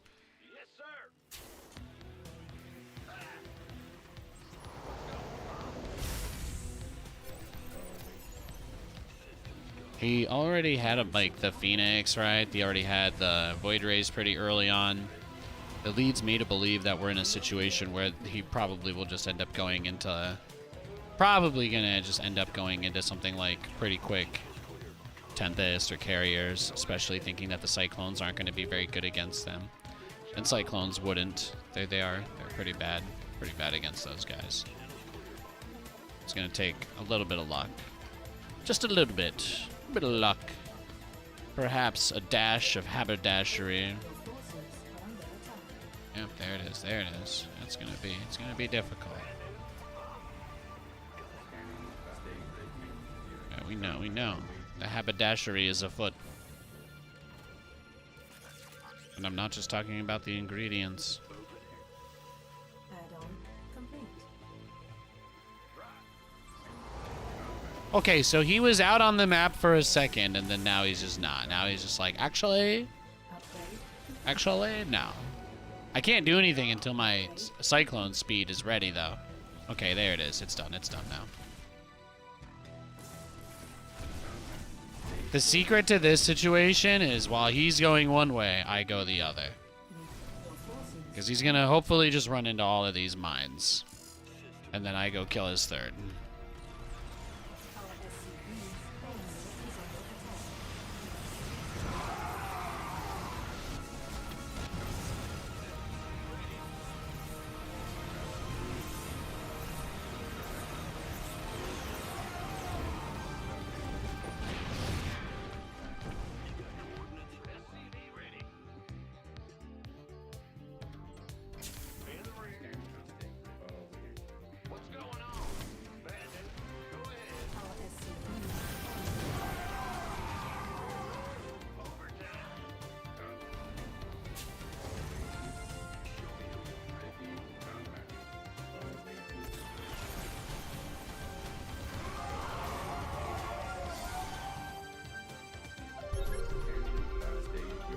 Are we surprised that he's got mother trucking carriers?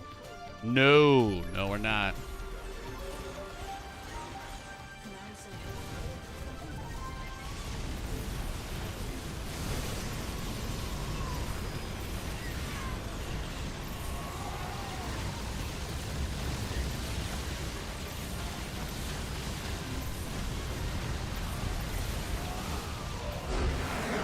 Oh, that was awesome. That was awesome. Great game. SCV pull away from the Zealots into the mineral lines. I don't think you lose a single SCV. No, I think we played a good game. I think we played a really good heads-up game. It felt like he wanted to be really aggressive at the start. I was kind of nervous, right? He had the early Stargates and all that, but the upgrades on the Cyclone end up paying off in that situation because I'm not sure he had upgrades. Yeah, he just had +1 in charge. So because of the way that he chose to play that game out, he actually kind of put me in a unusually good position since he didn't have the upgrades. I want to look at this replay though. Like, what was this? What was this opener? What was this build? CHDD if I play him again. Didn't let him breathe, kept the pressure all over. The Banshees, too. Like, it was a situational choice, because I felt like if I went for the Cyclone drop, for some reason, I just felt like he was going to be ready for it. And the fact that he rushed a defensive Void Ray with 2 batteries tells me that I made the best possible choice. Like, easily made the best choice I could have. Because if I had tried to Cyclone drop him with this, he would have killed me. He would have shut it down, no problem.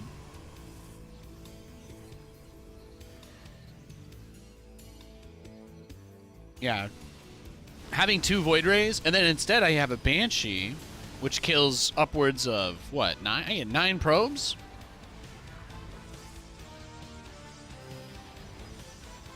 Even though the follow-up Banshee doesn't really do anything here.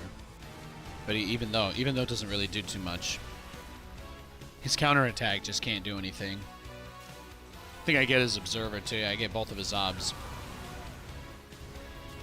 People underestimate the Cyclone.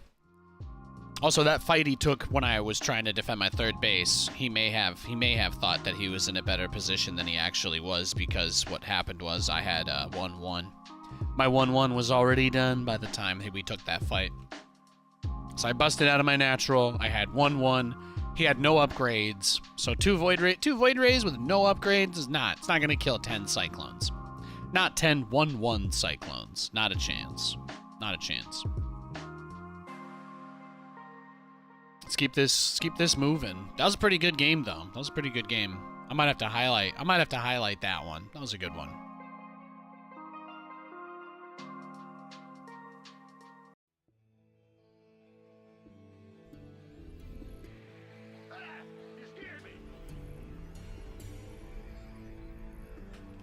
We got a Zerg.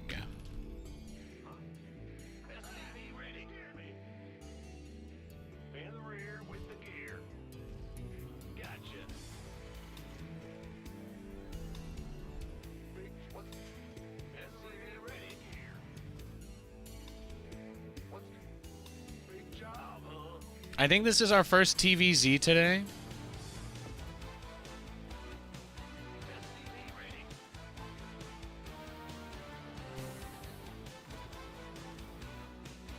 Right? I don't think we've had any other games against Zerg today. Not yet. So this should be a pretty good one. You know I need my daily recommended amount of TVZ, or I start to get angry. That's not really true, but you know. It's good for Nathaniel's salt levels to provide a decent amount of Zerg, as their high fiber content is known to help the passing of excess sodium. It might sound 2% gross, but medically speaking, it's 100% accurate.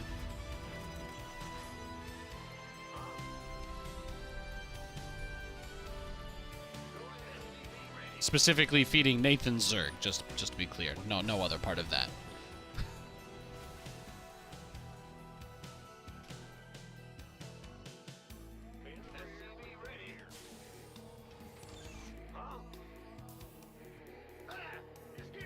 What you got?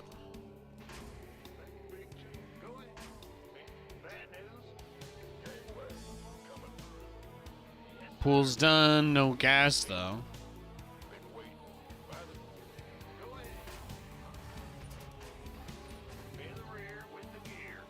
Command center upgrade complete.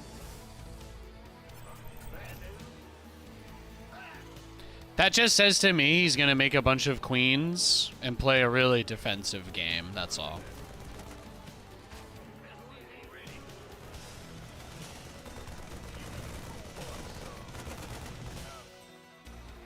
But at some point he's going to have to take all of his gas at the same time, and he'll have a huge drop off in income. So that's like really the only important thing to take away from that.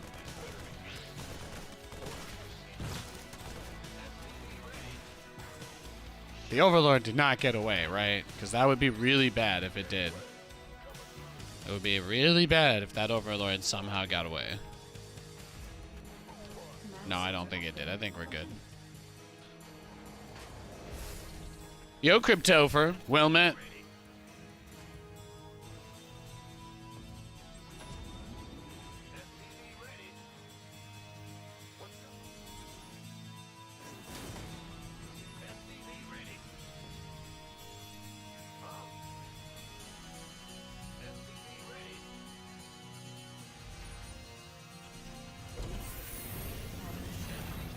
But like, if you don't want Ling speed at the start of the game, that's because you know you're not going to need Lings to defend, which means that he's either doing something very aggressive along the lines of like a Nidus all in or whatever. Like he wanted to get up to a certain amount of drones and then go immediately to a lair. Or he's just playing the most like passive, greedy style imaginable, just making nothing other than drones and queens, and he's not even going to build his lair until he's on like 4 bases or something gross like that, something disgusting, something unnatural, uncouth, heathenist.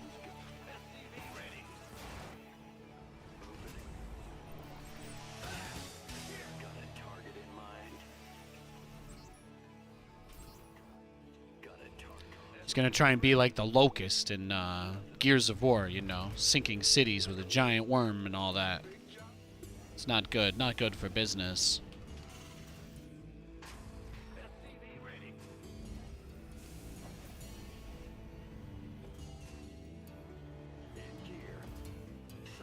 Add-on complete.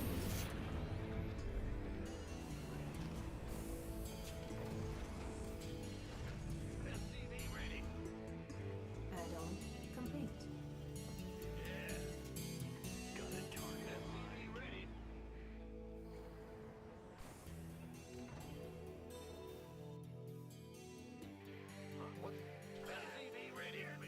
What are you doing? He's got his lair. No surprise there. The nice thing about this build, too, is that usually the only way to grief me in TVZ is with swarm hosts, but BCs are pretty good in those kinds of situations, so it's not something that I, like, lose sleep over. Yeah, there it is, right? It's gonna just be a bunch of roaches. It's gonna be a bunch of roaches piling in.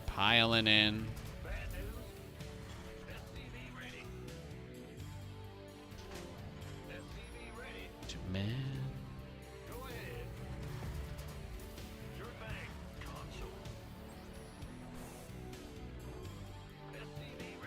But it seems like his goal is to just kill me with roaches when I do my BCs. But I don't have to send the BCs across the map. That's the beauty of it. I think he's literally just waiting. He doesn't have a scout. He doesn't have any information the whole entire game. But I'm fairly confident that he's just waiting for me to teleport into his main. Look at the way he moves his whole army away now too. Yeah, he just gave up. He just changed his mind. No biggie, guys. Just casually changed his mind. Our SCVs are under attack. I like it though. At least we got him not to do what he wanted to do. He could have still done it. He still could have just pushed me like right now, you know.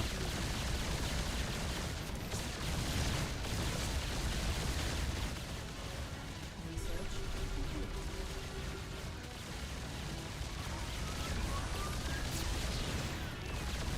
Base is under attack. Mineral field completed.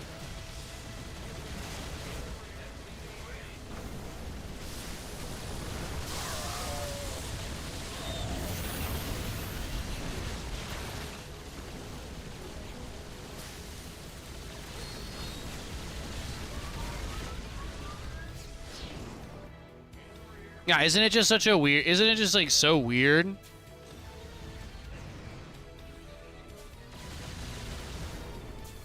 Games like this just set off all my alarm bells. It's just so bizarre. It's just so bizarre.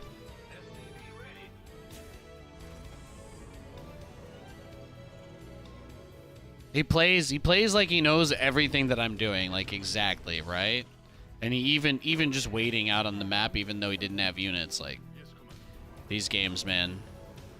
These games are why I have no fans, because this crazy shit just makes me look like a lunatic constantly to everybody. Command center upgrade complete.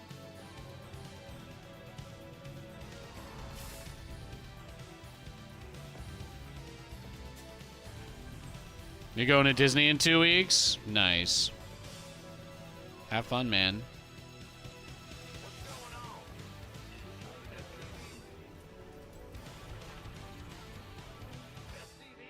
Note, there's no overseers or anything. There's nothing moving now. No. He's good on all that. He's good on all that. He doesn't need any of that stuff anymore. He's evolved. He's evolved beyond the need.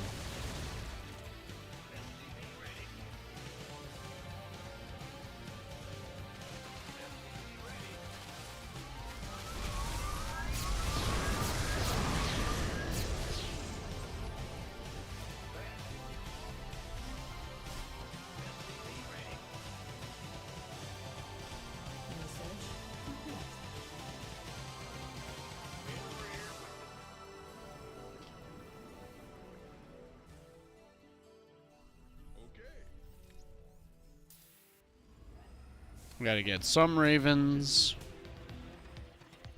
Command center upgrade complete. Make sure you do the thing where you like fly the Millennium Falcon or whatever. That's the coolest thing they have. All right. Go do the Millennium Falcon crew thing. It's the best. It's the best thing there.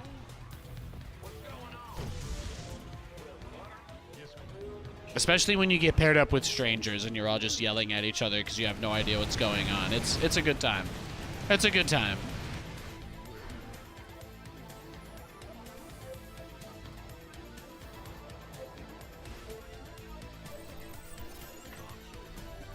Yeah, see, he's not pushing. He's like this guy. He's just doing some weird like creep spread simulator. I think. I'm gonna guess he's like baked out of his mind. Probably. He's like beta testing some new sativa strain. Research complete.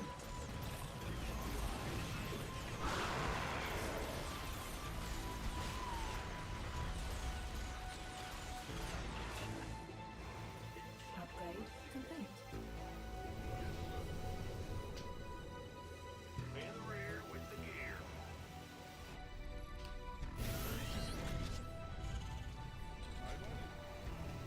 Channel's clear, boss.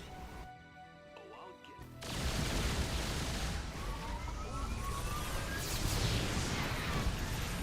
Yeah, he just doesn't do anything except wait for me, right? That's it. That's it. That's all he does. Spread creep and then wait.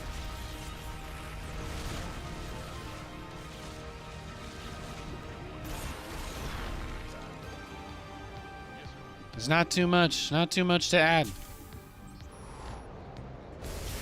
You guys all see this, right? This guy just like pretending to like be AFK almost. It's like, yeah, I'm not gonna let you win, Nathan. I just kind of want to waste as much of your time as possible. That's about it.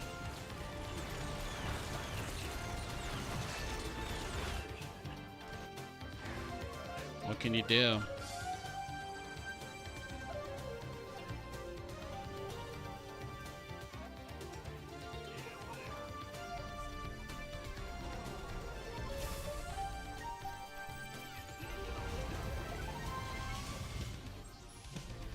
Add-on complete. I guess that's what he wants, though, right? He wants me to max out.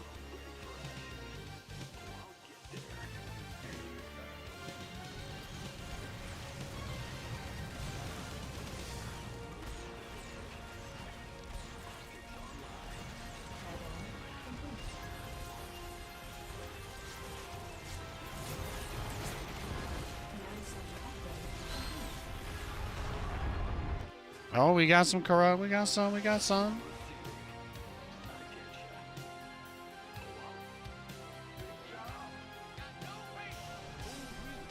Yeah, he's gonna just drag this out as long as he possibly can, huh?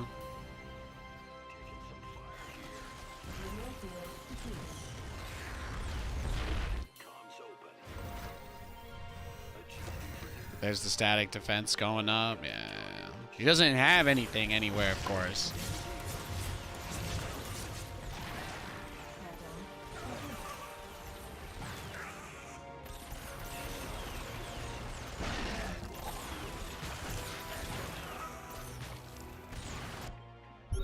He doesn't even spread the creep towards his own base, is the funny thing. Add-on complete. Go ahead. What's our target? Coming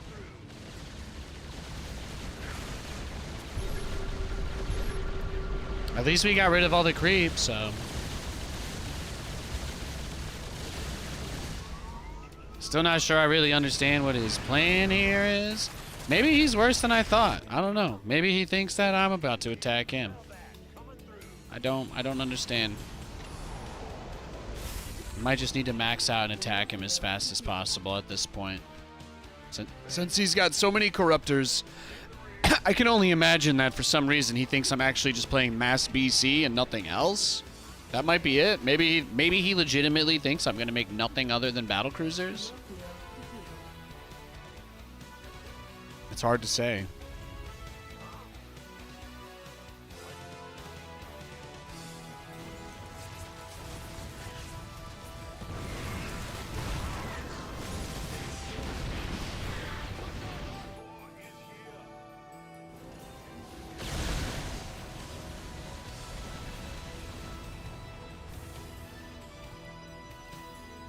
Because really, the only thing that can happen now is he's got to just he needs Vipers, right? That's where this goes next.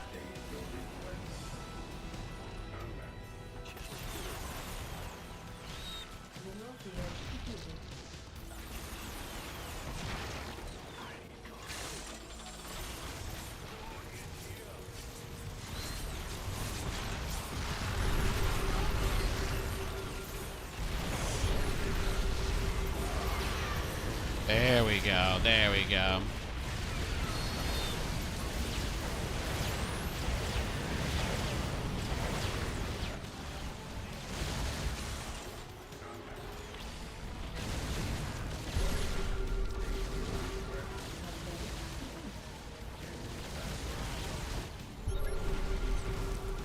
Yeah, I think that's it. I think he thought I was going to mass BCs.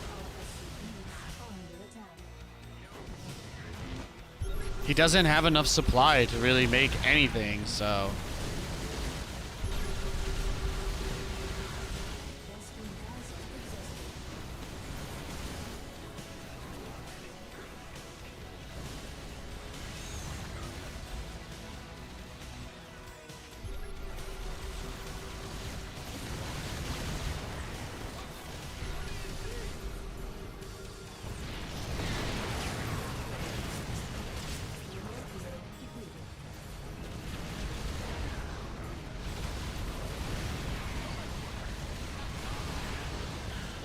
Well, he has to be making Broodlords now, right?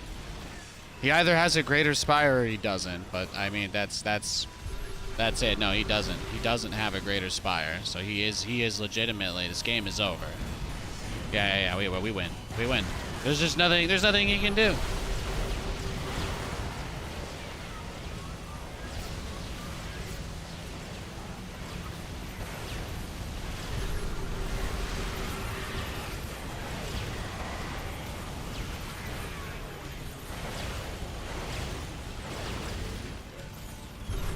Nice try, brah. Weird game. I guess I was wrong. He just thought I was making mass BC. He did a good job of containing me. It was frustrating. He put me in a frustrating position. He put me in a very frustrating position. I was like, I don't really understand. He hasn't tried to dive on my base. He hasn't tried to throw anything away. Like, he's just been extremely passive, even though he's right outside my base. Like, I kind of expected him to do a dive or something. But it was weird for me because even at the very beginning of the game, his whole roach rush, like, he waited for those BCs, even though he had no knowledge of them, until I cleared out the third with the two of them. But it's hard to understand why he wouldn't have even tested the natural. That was the only thing that was weird to me. Especially since it looks like he took the gold base early on as well. Yeah, he had the gold. He had the gold very early. So I saw no gas, and I thought, oh, standard, blah, blah, blah, then gas. But he actually rushed the gold base. He rushed the gold base super early on. He rushed the gold base super early on, and then he got all this stuff up with all this money, and I'm like, this is all the makings of a crazy... Nathan teleports 2 BCs in. He base trades me with roaches. The Spire's obviously going to be on the way before the BCs are done. But with how little information he was able to glean, that was the only thing. He waited a long time to send that Overseer out. Did he make the Spire before or after he got to my base is what I want to know. What did he see? Okay, so he saw everything. He saw the second starport. He didn't see the fusion core, but he started the Spire at the same time. So that's fair. I was just shocked that he didn't try and push this. Or I guess he did when I came back. Were they out? I thought they were outside right before that, though. I just didn't know what I don't know what I did that made him not want to push the issue immediately. Did he see the SCVs, or he just didn't have that many roaches yet? I guess he just didn't have that many. He was waiting for the rest. Yeah. Very strange strategy. It's very strange. It's very strange. It's a very weird way for somebody to play, because you wouldn't expect someone to rush the gold and then just kind of play very passively and defensively. That was the number one reason why I was confused that game. Let's go next.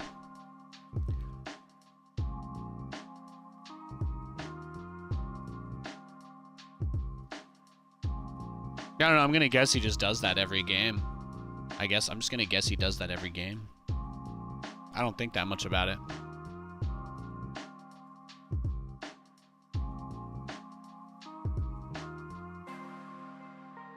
And then when I saw him get up to like 30 corruptors, that was when I realized he's either already got a greater spire and broodlords coming to end this, or he doesn't know what he's doing. If you make that many corruptors and aren't already getting a greater spire, and the fact that he went into infestors and then got a hive, he did all of that and he never got a greater spire, that's like a card. That's just a horrible sin. There's really no coming back from that. What are you gonna do? Half of his army supply was just corruptors. They couldn't shoot down. They can't do anything. That's why I felt so confident with all those cyclones. I did make 3 tanks. I find that having 1 or 2 tanks is never that bad. It can hurt you if your army's all cyclones and lings get on them and then tanks blow up your cyclones, but that shouldn't happen because the cyclone DPS is really good too. So it's a couple different ways to do it.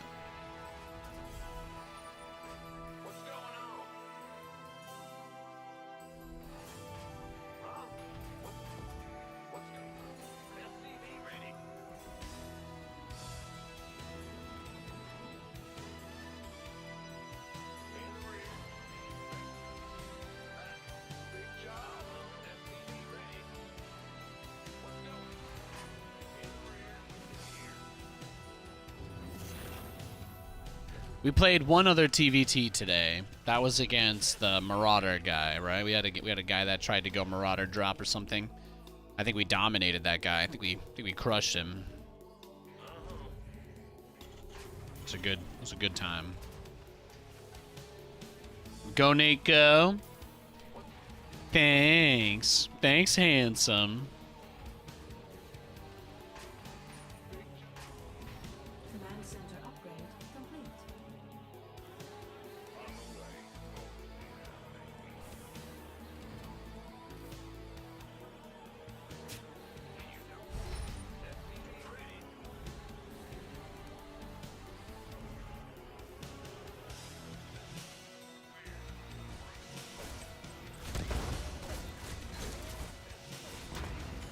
Got him.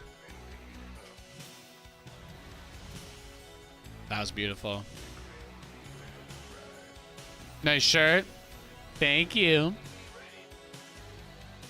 Flirt. I am. What of it?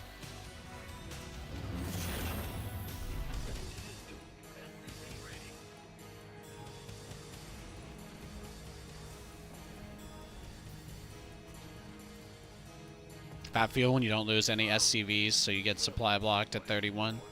Feels bad, man. If I had lost my Reaper like him, canceling that one I was building would have been enough to start my medevac. Complete. Duh feels.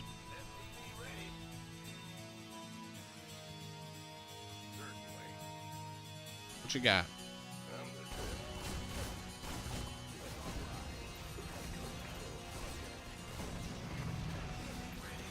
Wah!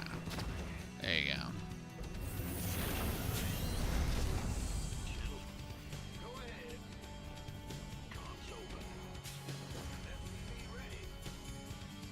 Ready for dust-off.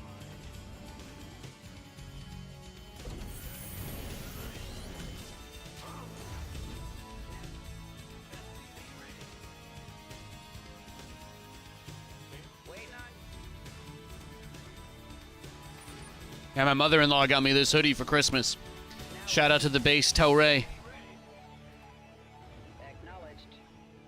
Add-on complete.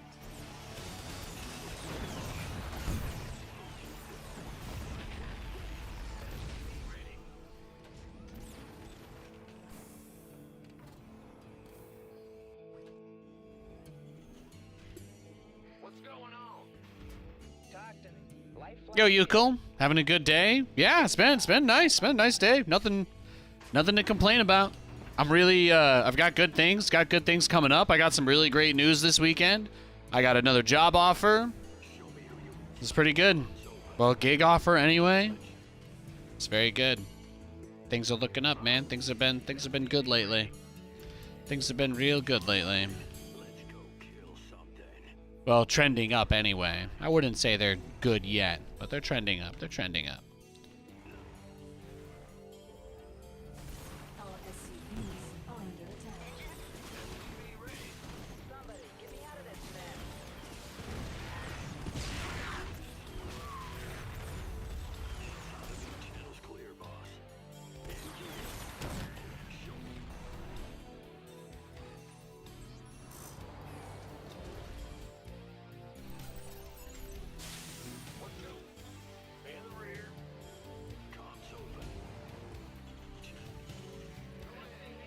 Think we did a little bit more damage with our drop. Research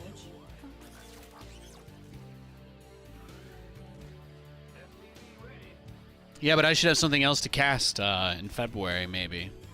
Pretty, fingers crossed. Fingers crossed. Until there's pen on paper, But pretty. Got some prospects. Got some prospects that I'm happy about. Very hopeful. When you guys go do your nightly prayers or whatever, all right? Throw one up for your boy, okay? What's going on? Big job.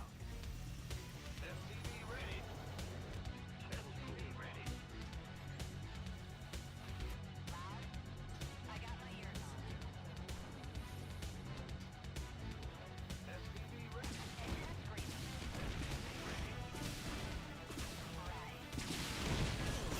Uh-oh. Uh-oh. Wee! No, don't kill me. I'm just a banshee. No. Oh, okay. He killed me. He killed me.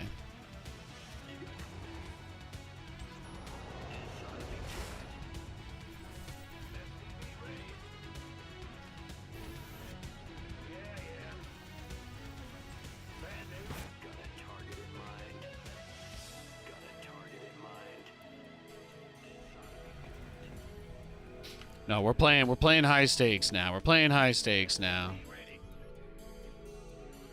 In the rear with the king. You got coordinates or what? These guys are just gonna wait. We're just gonna wait for his medevac to. Right up there it is.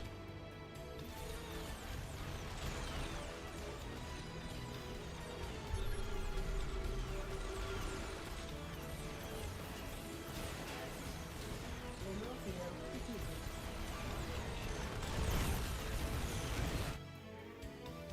What's going on?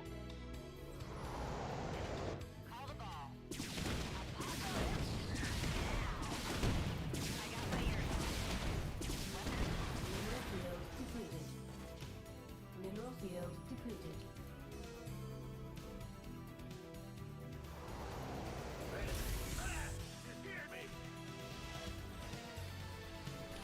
Oh, this is gonna get nuts. This is gonna get crazy. I feel like he's right about to push me, and we're pretty much already in a base trade. I would say the base trade begun the moment he moved out of his base, which I really don't believe that it was that he's got any extended amount of time frame.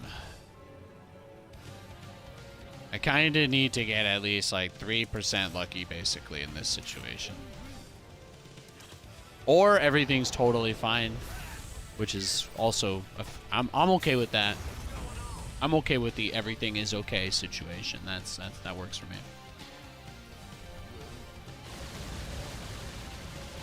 Yeah, it was good. It was good. Had a nice weekend. Had a nice weekend with the wife. We just hung out, played games, watched football, pound some hard seltzers. Go wild.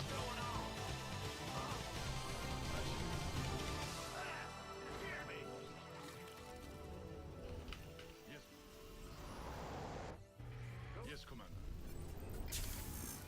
So he's just chilling. He doesn't seem to have much in the way of intention to leave his base. from what we've seen. He's just playing Giga Eco. He's playing Giga Economy.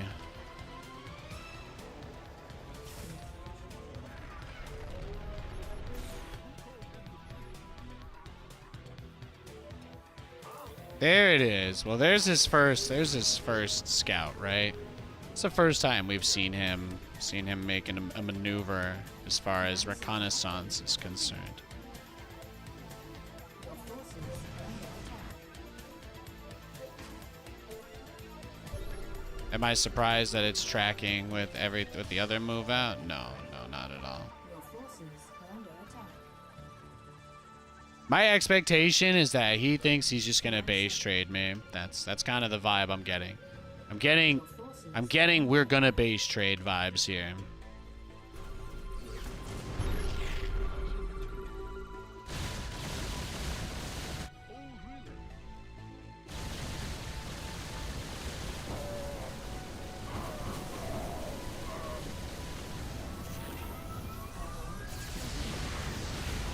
Nope.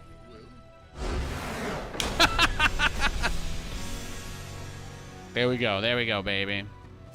There we go. That's what we like to see. Absolutely stunted on him. Absolutely stunted on him. Beautiful. Who you gonna win in the Super Bowl? Bro, I have no idea. Flip a coin. I'm watching for the commercials this year. Those two fan bases have eaten way too good, okay? They have eaten way too good for too long.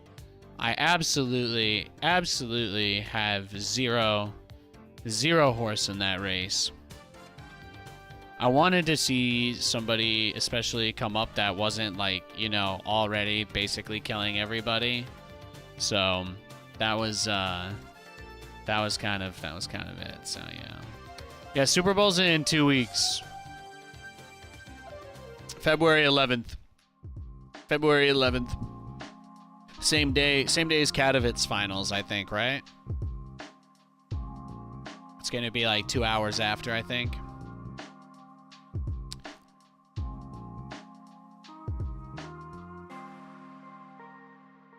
A meteor? No. I'm good. I just hope the ads, the commercials are good. That's it. I'm on team commercial now. That's my Super Bowl pick.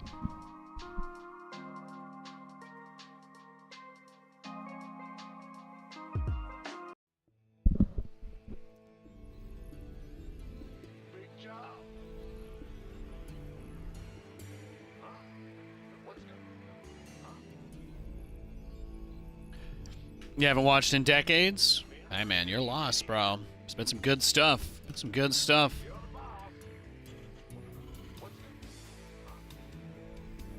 Yeah, I think my pick probably. No, I really couldn't choose between the two of them. I guess that's why I don't like it.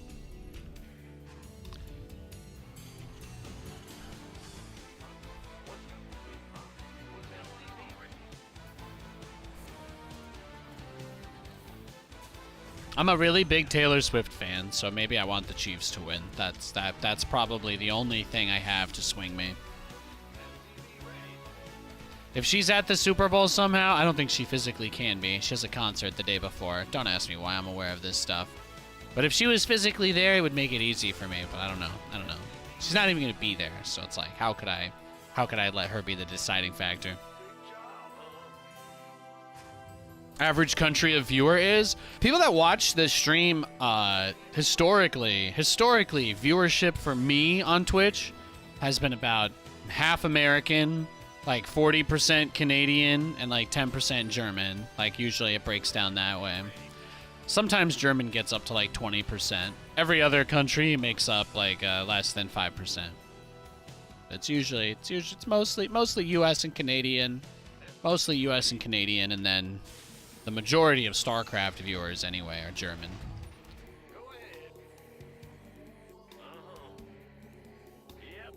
I haven't looked at my demographics in a long time, but it's the same every time I check. So, I would be surprised. If demographics changed recently.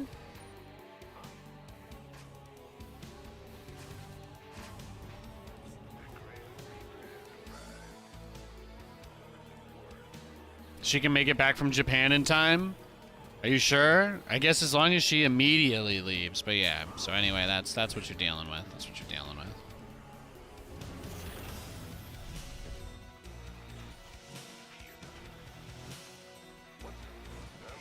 It's pretty interesting.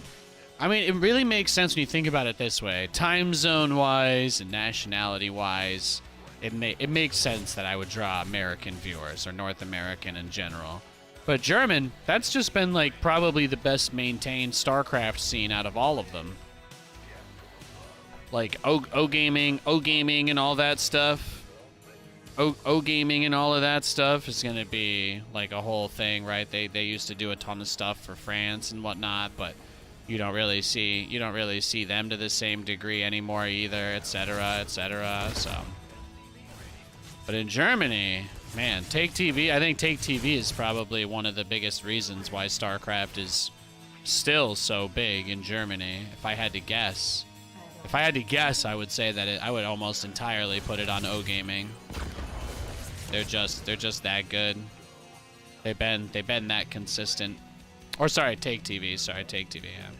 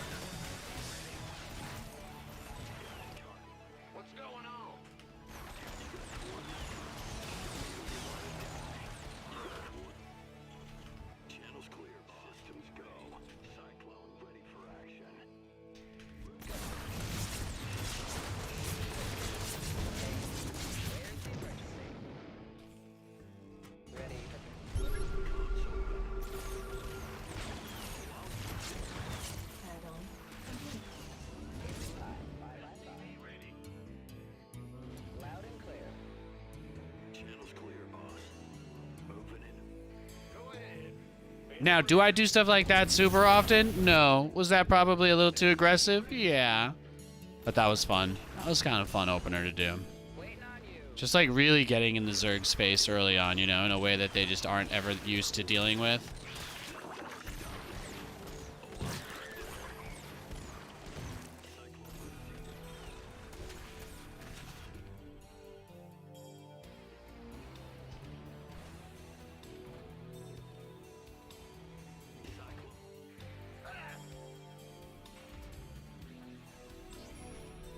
What is this, Swiftie?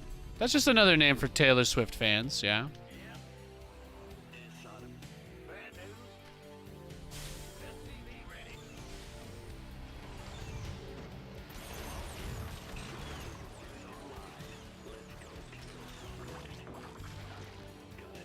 Now what? Let's go.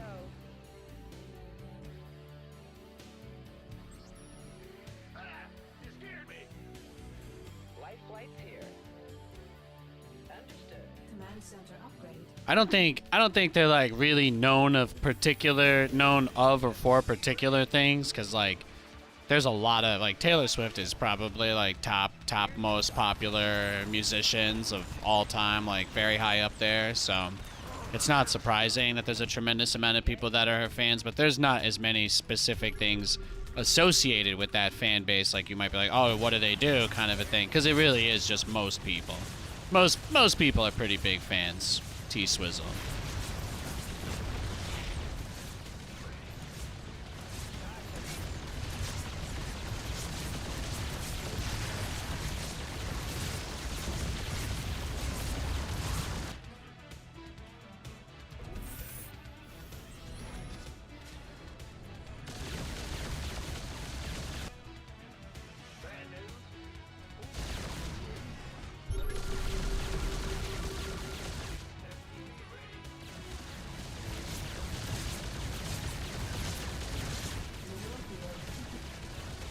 Oh.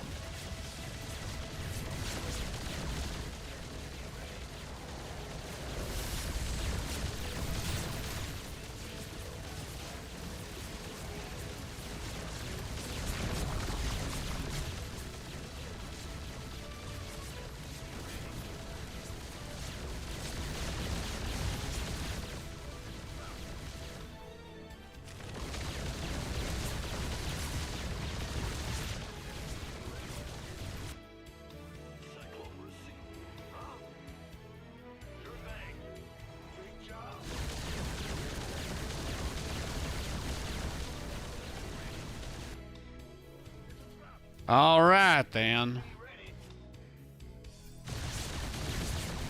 Got it.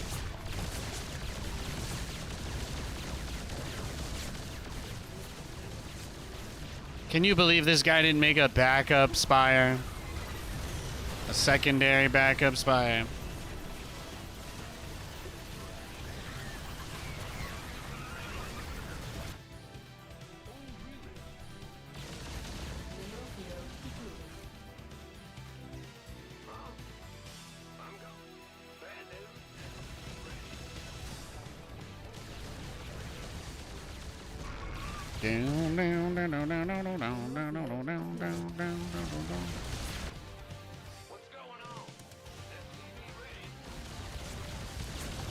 Oh!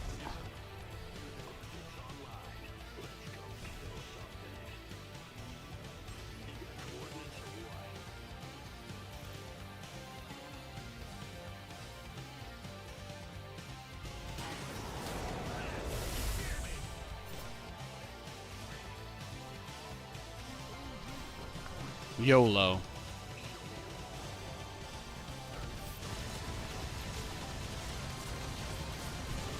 There it is. Beautiful.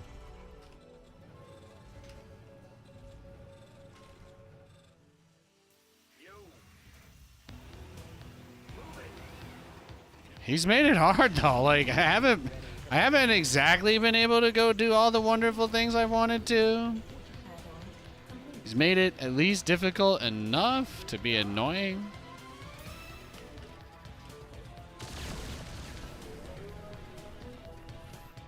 Talk to me. What's going on?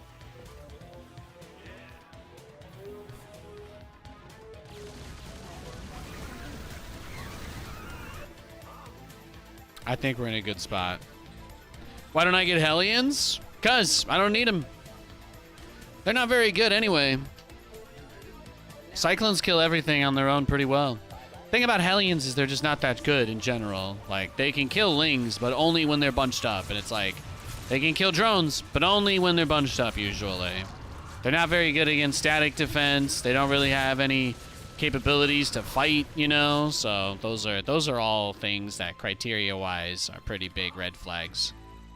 Those are all things that strongly turn me off of them. I don't think of them as very good.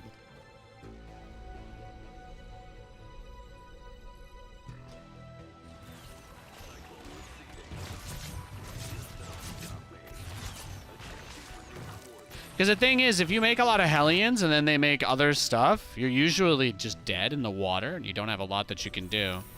But if you make Cyclones, there's a lot. There's actually a lot that you can do against Cyclones, so. You know what I mean? Like, Cyclones are actually really, really good. If you get a lot of them out on the map, they can kill a pretty much infinite number of Lings. Cyclone switch places? No, it's more like the Cyclone is such a generic unit that it has, like, cannibalized the roles of other units, if that makes sense. Because the guys that all know better than us, they wanted the game to be that way. That's it. As insane as it sounds, there is literally no other reason.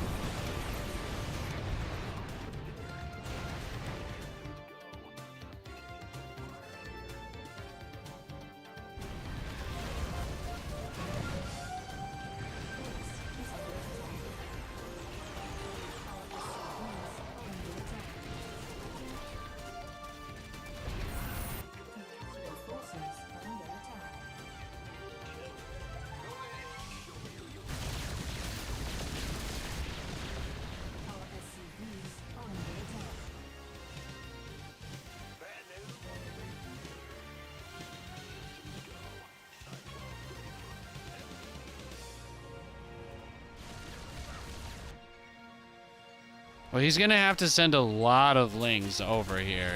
That's kind of the idea too.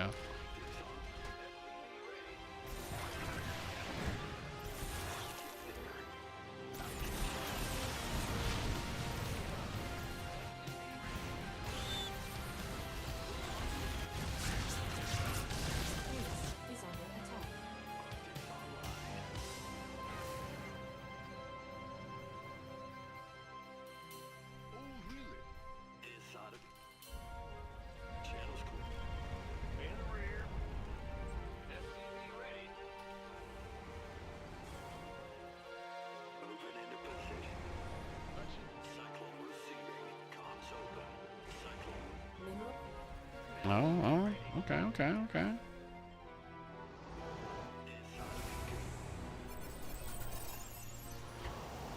It's a difficult situation. It's a difficult situation that we're in. You scared me. SCV ready. Now what? What is it?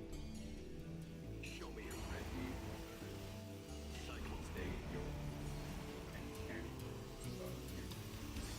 systems go. Cyclone ready for action. Let's see. Let's see where we're going. Where does this crazy train head next? Upgrade complete.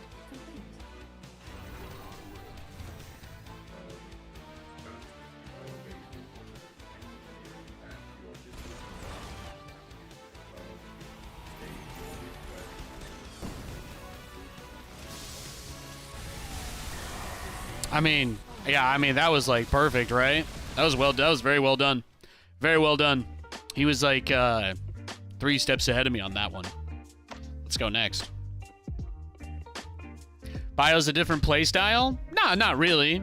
I think the way that I play with the Cyclones is basically the same thing as Bio. You just try and get out on the map and harass as much as you can. You leave minimal defense at home. It's kind of like with Bio, you can't really leave your base that easily until you have Stim and Medivacs. But with Cyclones, all you need are Cyclone speed, and then you can get out on the map, you know? That's one of the reasons why I like it more than Bio. It's because you don't have to, like, your units are stronger, they have more health, they move faster. You don't have to take 20% of your own health to be able to take a fight, you know?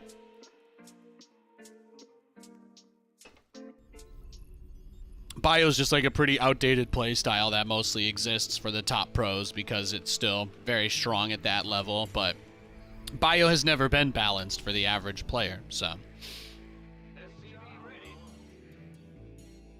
Gotcha. Unless you're deliberately looking for an extremely heavy amount of stress for no reason, it's not a very good play style unless you're already one of the best players. Bad news.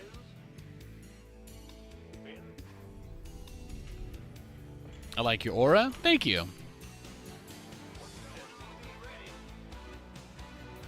But that's why I like the Cyclones, because you basically can play it like Bio. You're just on the map the whole game, constant pressure in the other guy's face. And much like Bio, you're like, oh, Nathan, but if you lose, then they just counterattack and kill you. And it's like, yeah, that's actually what happens with Bio, too. You overextend, lose all your units. Usually they do just counterattack and you die. It's not really much different there. That's why I don't make a bunch of tanks and leave them all in my main, because people who play Bio don't do that either. It's not considered how you do it, so. Our SCVs are under attack.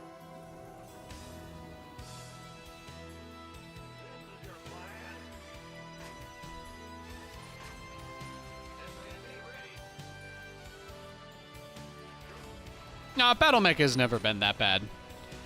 I think it's never been... It's like, you gotta remember, the pro scene is completely different from the normal way that the game is played, because the units are mostly designed to be only good when in the hands of the top players in the world. Like, Terran has several units that have never received buffs for, like, mid-level players. Like, the Marine is a great example, you know? The Marine is generally the same unit it was when the game first came out 13 years ago. So you're either really good with it against all the new stuff that they've added to kill them, or you use something else, right? And that's a pretty normal way to approach. It's a pretty normal way to approach problem solving. But you'll see, there's actually very few Terrans who succeed with Bio. Like, almost none, actually. A lot of people try, but only the number 1 or 2 player generally is successful with it. In the world. That's historically how Terran's been designed, though. People who play Terran like it like that. It's kind of the impression you get given.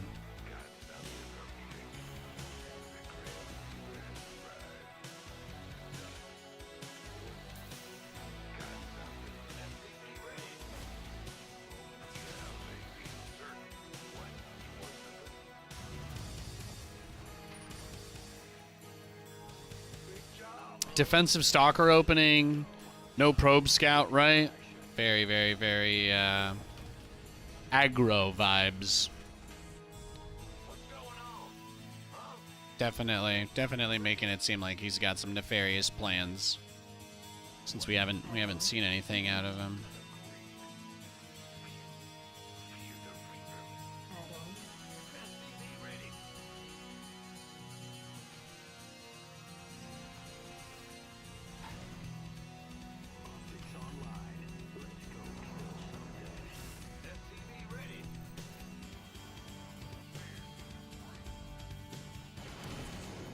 Add-on. Oh, one base. Yeah, he is. It is some kind of all-in. All right. Well, yeeks.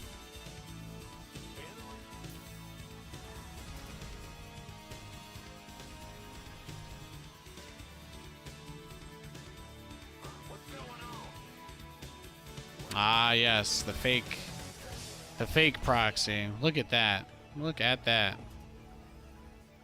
That's the second guy to ninja base me today.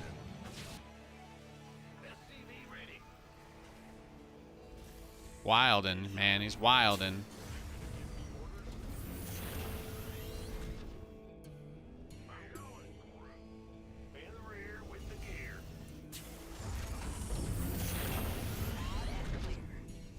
Maybe they'll bring SC2 to Steam. That'd be cool. I'd love that, man.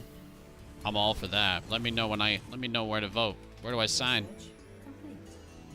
It's the year of voting, right? Where can I vote on my StarCraft?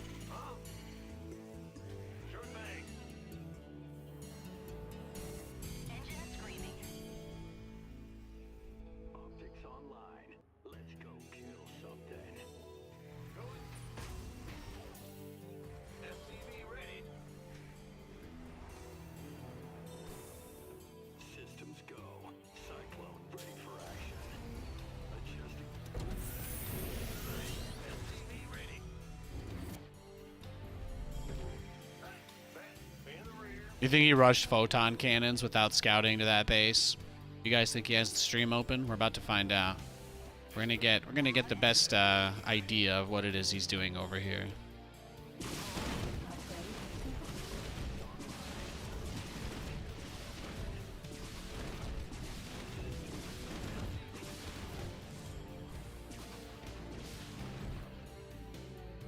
Optics online. Let's go kill something. SCV ready. He's repairing it. Interesting.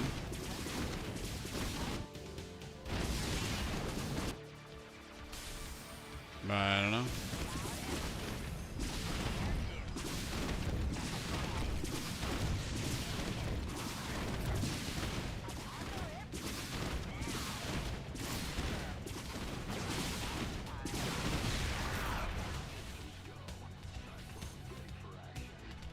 Hell yeah. Command center upgrade complete.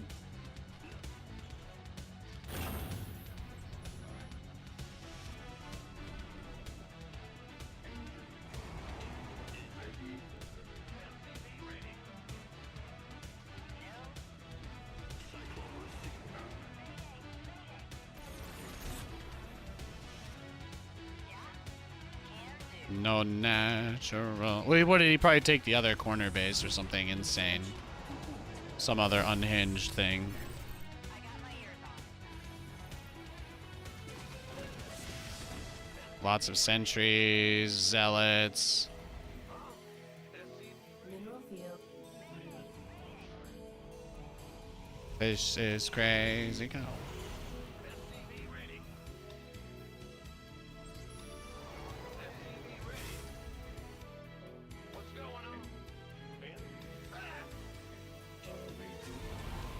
Systems go. Cyclone ready. What is there to take away from this? He's probably got another ninja base. He's just kind of trolling me is what it feels like. Weird game. Weird. Adjusting.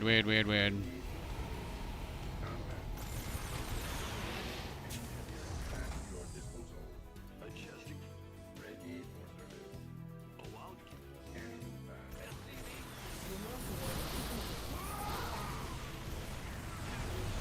Yeah, he didn't get that much.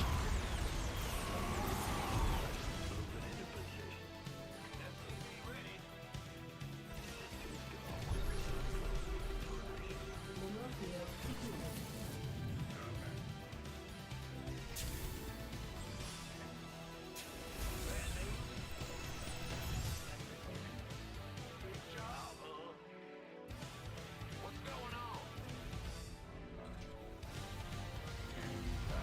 Oh, there's the other arms.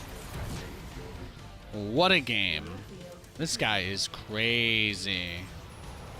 It doesn't get easier for him because he needs my stuff, right? That's like a big, big part of this. He kind of needs that. He kind of needs my crap.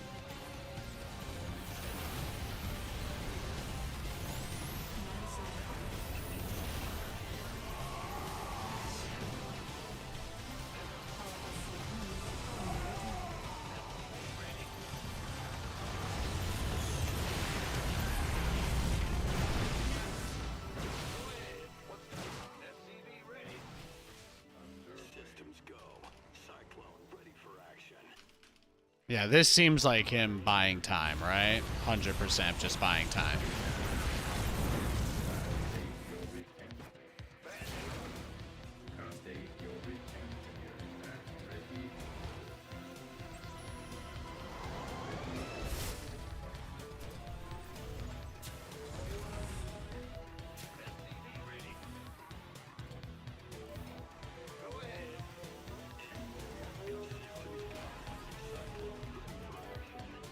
Just this super, super aggressive guy that's just been attacking me nonstop from the beginning of this with his weird ninja base. Well, I tried to attack him nonstop too, just to be clear. But this ninja thing is it's unfortunate because he basically, you know, that's a base that he will likely never have taken if this game had gone to like its natural conclusion anyway.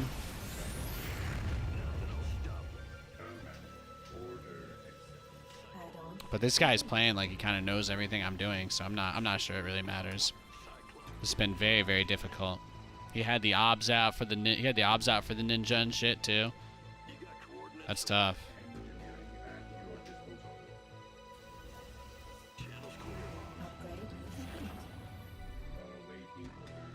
Upgrade complete. Got a target in mind. All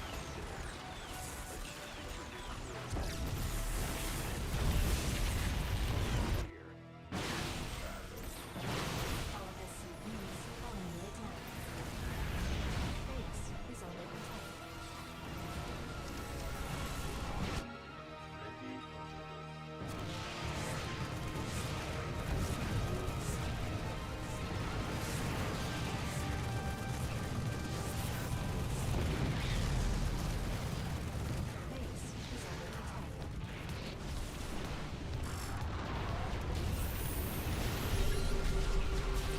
Oh my god, he still managed to deal with that too. Base is under attack.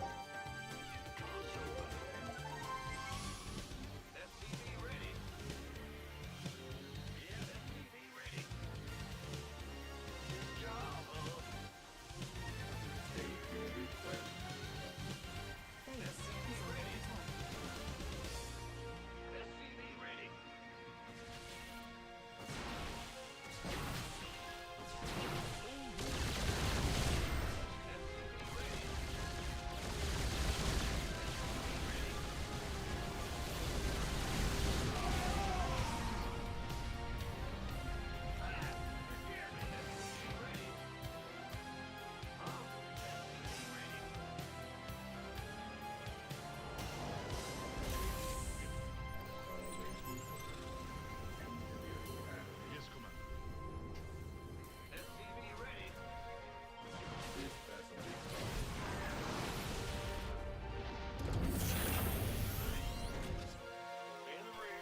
Yes, Commander. That's tough, man. That's tough. Can I get Yamato? I can. Cyclone receiving.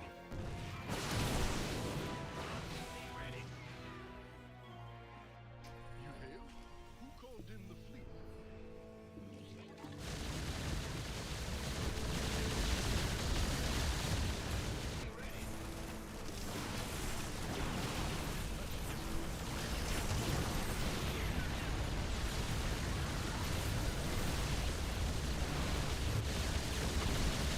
Our SC base is under attack.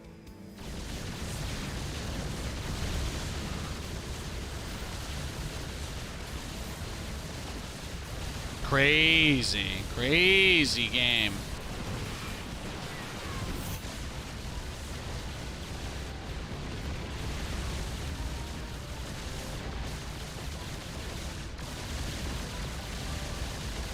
Base is under attack.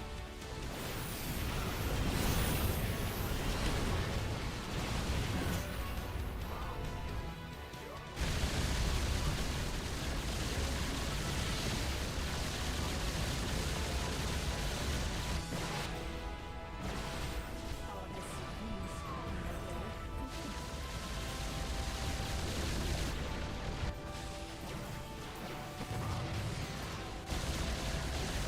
Oh yeah, he's got a lot, huh? He's got a lot still. Our SCV's under attack.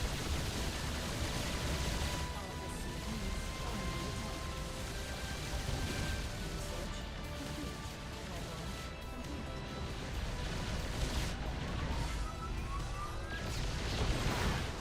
Pylon complete. Our SCV's under attack. My 2-2 upgrades are all I've got going. Base is under attack.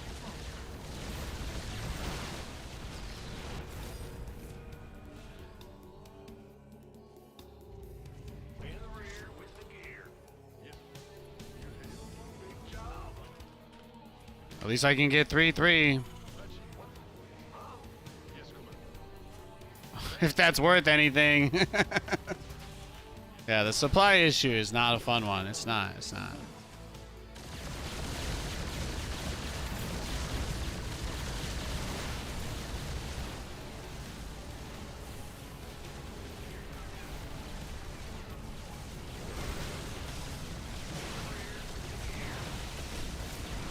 Ah, not enough, huh?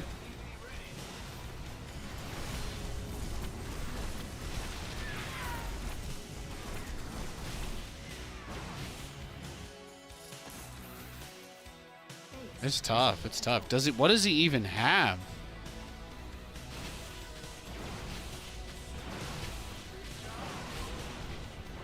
Yeah, I think that's game. GG, well played. Well played. Hi, Nate. Been watching replays of old tournaments. How that you don't comment anymore. Yeah, I don't know, man. You'd have to ask the tournament organizers. There used to be a lot of work, and now there's just not. We went from like 13 tournaments a year to 5, so I think some of the other commentators are probably not as financially stable without the casting work. So I don't really have much comment on that other than that. But if you'd like to see me at events, you can always reach out to ESL and let them know that you're interested. I, of course, greatly appreciate all support that you guys show here. I gotta pee real quick, and then we'll queue up for another one. How does that sound? I'll be right back, boys.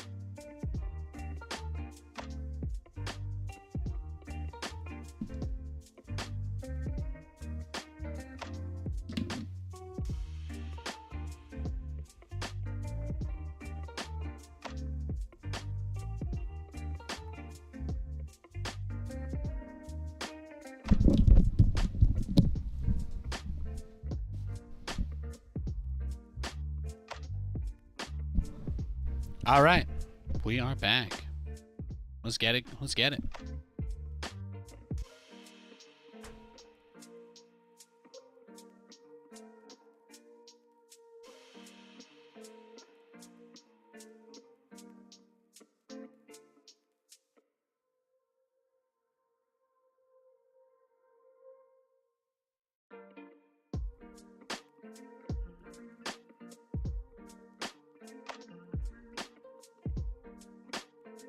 All right, let's go. We got a game. We got a game. Bad news? What? Go ahead. What? But yeah, you know, I had a long run. TV ready? Huh? Did tournaments for like 10 years. Absolutely nothing to complain about. Most people could have only dreamed of being able to do all that stuff, you know what I mean?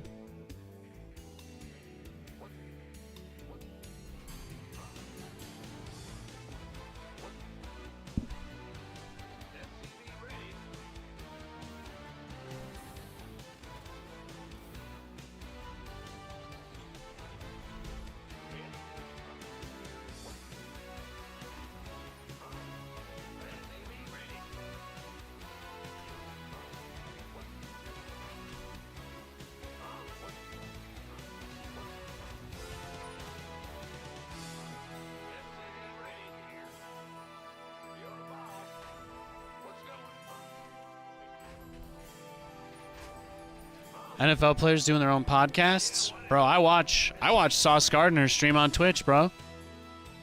That's what I do. He gives away tons of signed shit from players on the team and himself and tickets to games and stuff. Sauce has his own Fortnite map. He's awesome. He's got his own Grand Theft Auto RP server. He plays Rainbow Six, COD, all that stuff. Yeah, that is the NFL player podcast that I watch. Same thing to me, anyway. I get to watch one of my favorite team's best players, one of the best players in the league, just play video games and shoot the shit with chat. It's nice. Plus, nobody in that world knows who I am at all, so I just get to be completely anonymous, which is awesome. Nobody gives me any grief. I get to be a total normie.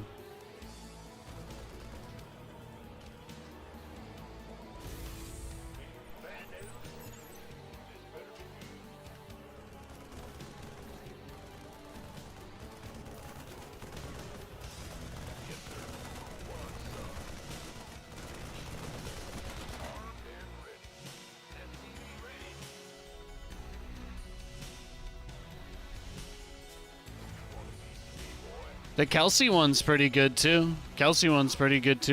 As far as people that don't do one that should do one, I don't know. The funny guy, whoever the funniest person is that decided not to. There you go. As long as we're dealing in hypotheticals, I'd hypothetically like whatever the funniest player that isn't doing one that should do one. And not the one that's publicly perceived as funniest, but let's assume we have the ability to actually fish through all these other realities. And we want to know the one that was the funniest that we never get. I want him. I want that timeline. I want it to be the timeline where the one funny guy that never gets his attention in any of the other timelines, I want to be in that one where he does. There you go.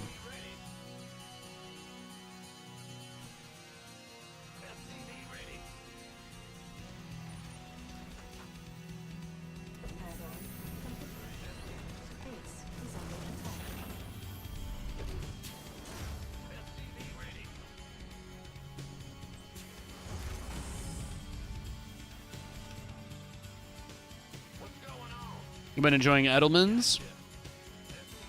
Nice. Yeah, we get TikToks of the Kelsey one. So like sometimes I just see them in like 30-second snippets because I have sports stuff on mine. But I don't think I've ever actually sat down and opened up a podcast to listen. I don't think I have. I mean, you know, I'm a big cinema buff. Usually my favorite way to kill time if I'm just going to be doing something on the computer is usually I usually put on a movie or a TV show.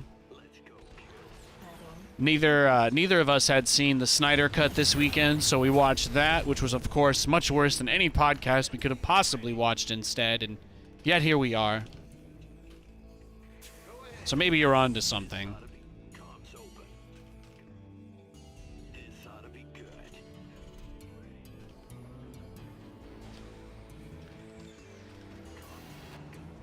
In the rear.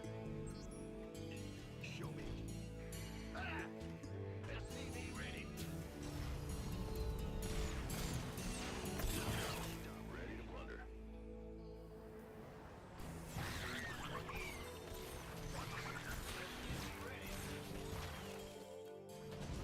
Command center upgrade complete.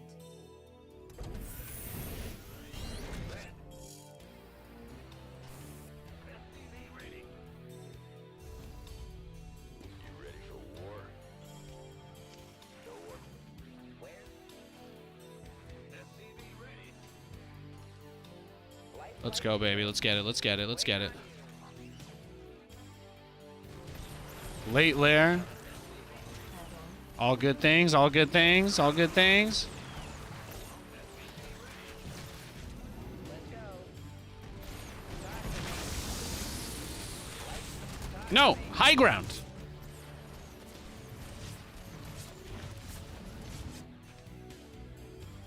Big job. SCV ready. Waiting on you.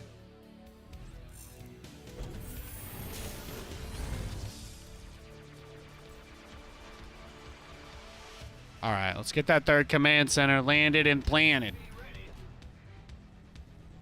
Bad news. Oh, there you go. There you go. There's the big bang boom. In the pipe. 5x5. What's going on? Our SCVs are under attack. Oh my gosh. No, he's coming, man. He's coming. He's coming.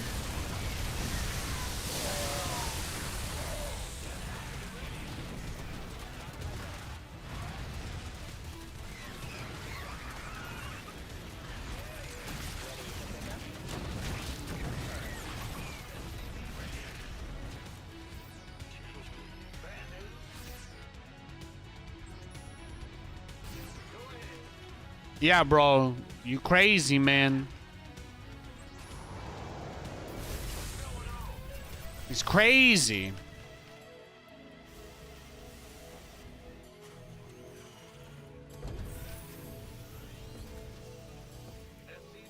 Add-on complete. Ready for waiting on you. Yeah, like, I don't know if any Jets players do a podcast, but the fact that my favorite player on the team now, the fact that my favorite player on the team has a Twitch stream and does a lot of good cause stuff, like, it's pretty easy. It's honestly pretty easy. Sauce Gardner's a great guy. I love everything he does. I love supporting him. It's awesome. Kid's a great role model. I can only hope that more people would want to be like him.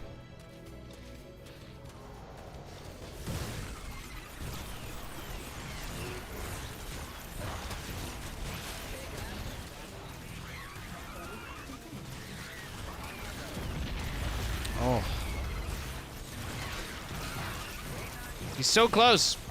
So close to the center of the Tootsie.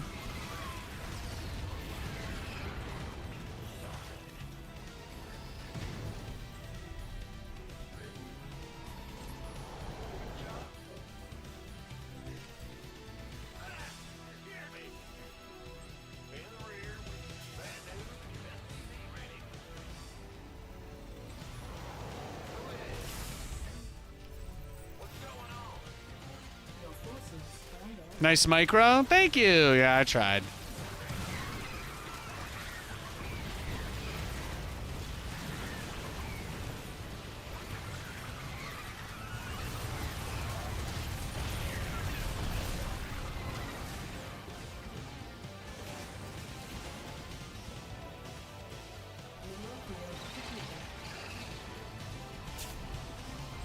I mean, this guy is he's just wailing away at me, right? He's throwing so much at me. He's trying so hard to kill me. And he's struggling, you know? He's struggling. Upgrade complete. I say right before the swarm hosts show up. Cave my skull in. Oh my god, zombie grub raided us? Yo, is that the real zombie grub? Oh my gosh. Oh my gosh. Thank you, zombie grub. Thank you, based ZG. Oh, here we go, here we go, here we go again.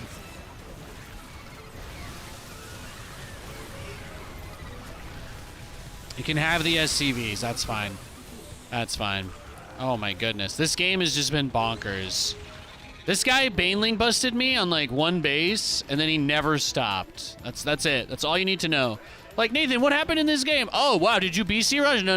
Like, Banelings were already there. It's like, oh, did you like move out, get a job? No. Banelings were already there. Did you finish your degree? Banelings were already there. Like, yeah. That's what I'm saying. That's what I'm saying. Nathan, you're making it sound really ridiculous. That's what I'm saying. Just clearing the creep, you know, for the Ling Man. That's all. There's a non-zero amount of Zergs that they enjoy. You know, they enjoy using the mass Ling as their way of dealing with this.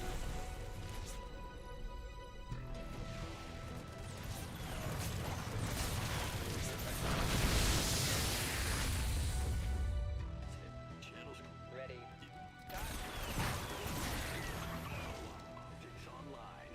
Let's go kill something. Okay, so he's dialing back. He's dialing back now. He's finally pumping the brakes, as they call it. Well, maybe we could get Blue Flame now. So he's going with the option with the infestors for it. So it's going to be a little bit trickier. If he gets one good fungal on us, he can definitely turn things quickly that way. So we're going to need to move in perhaps even smaller packs. Perhaps tiny little packs of units, but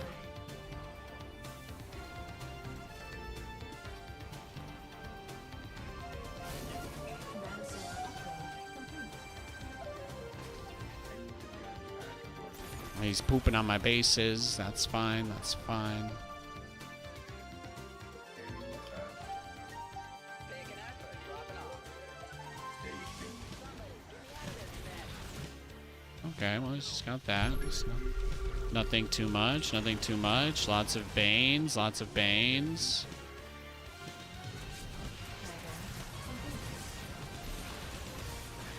Like, yes, you got the Raven, but giving me a lot of your other guys is also pretty swell too.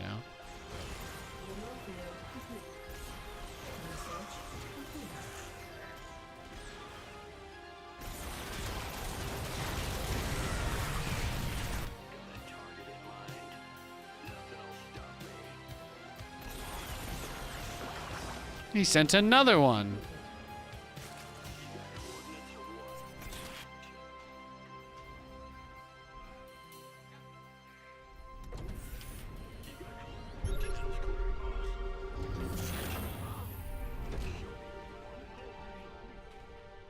Yeah, we just got to get out as many BCs as possible. That's it. Just make a bunch. Gonna make one big wave of Hellions. Because this is what makes it so tough, right? He's got just a lot of infestors.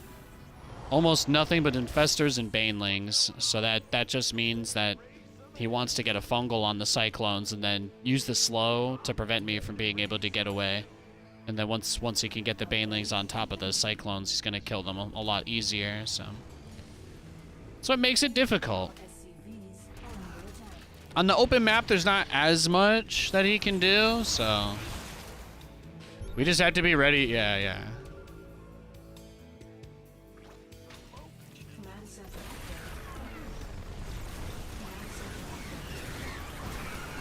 That's one other way to handle this, though.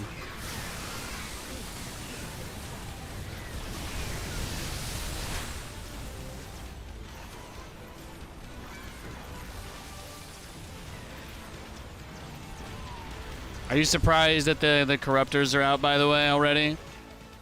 For all those BCs he never scouted, right?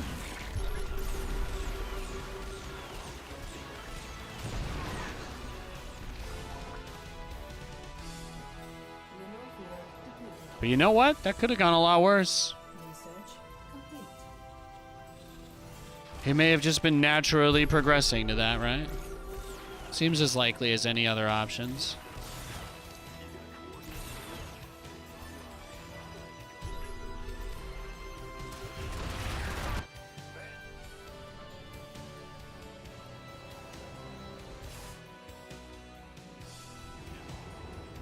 So the thing is, the BCs are still highly susceptible to everything that he has.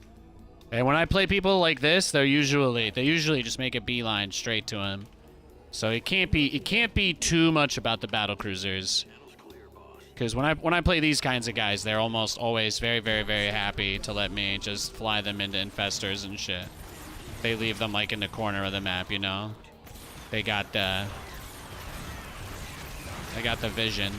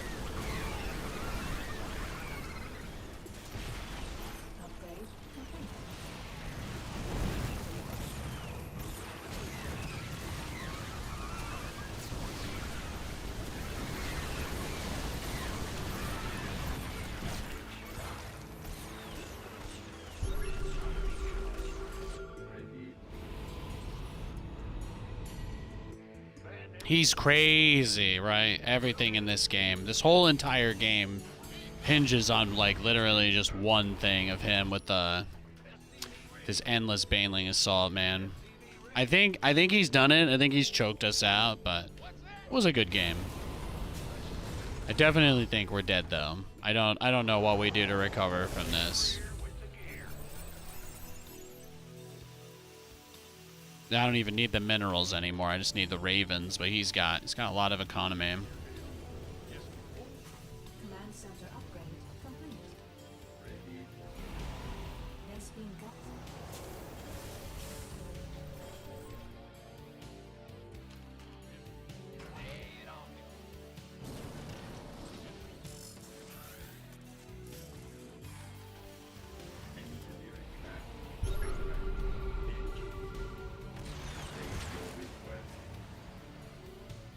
Vespine Gaza exhausted. He's got to just be going for broodlords now. If he's trying to win the game, he's probably going broods. Command center Just gotta wait for the infestors he's got pre-positioned. Oh, yeah. There we go.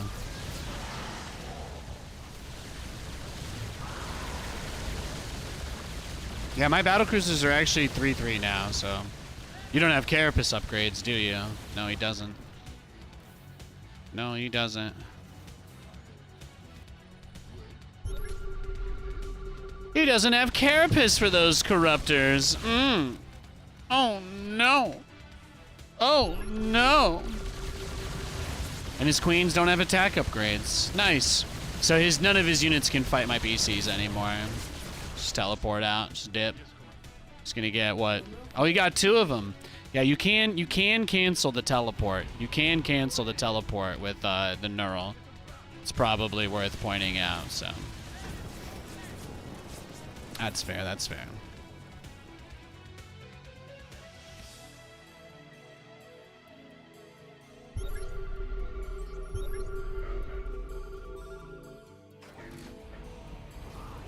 All right, boys, it's time. It's time to do that thing that we dare to do.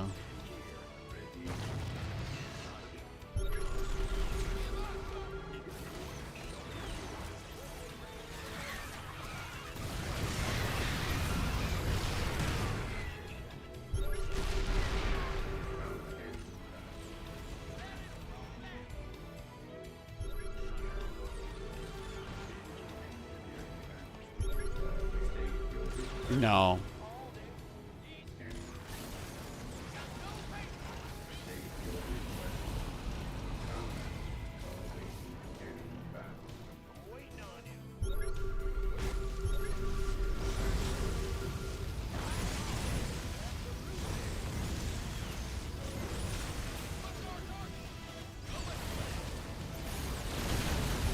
Oh, he just walked everything into them.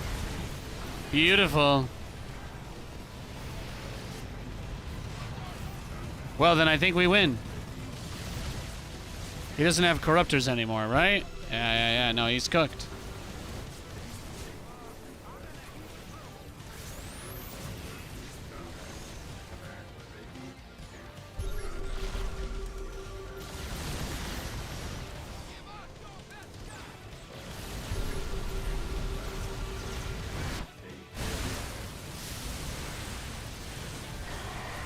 There we go. There we go. Beautiful.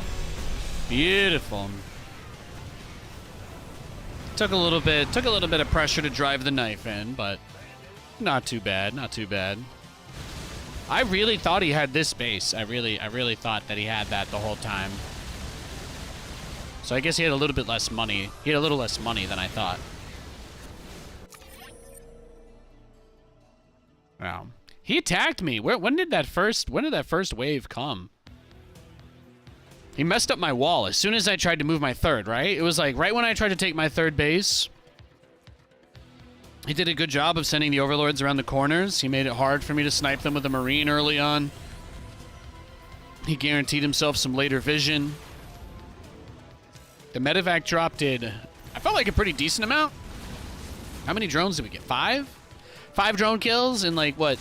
Bunch of lings. It's not bad. Yeah, and then he did this. This was the hard part. So he did the big counterattack after the Cyclone drop. I've been loving Cyclone drop in TVZ just as a way to kind of get in their face earlier when you're playing like mechanical styles. So I love getting in my opponent's face. I love bringing the pressure. So even though I don't use a lot of Marines or Marauders, I like being out on the map and taking these kinds of back and forth matches. So I had to land in my Viking to be a hero and try and shut this down. He did not survive.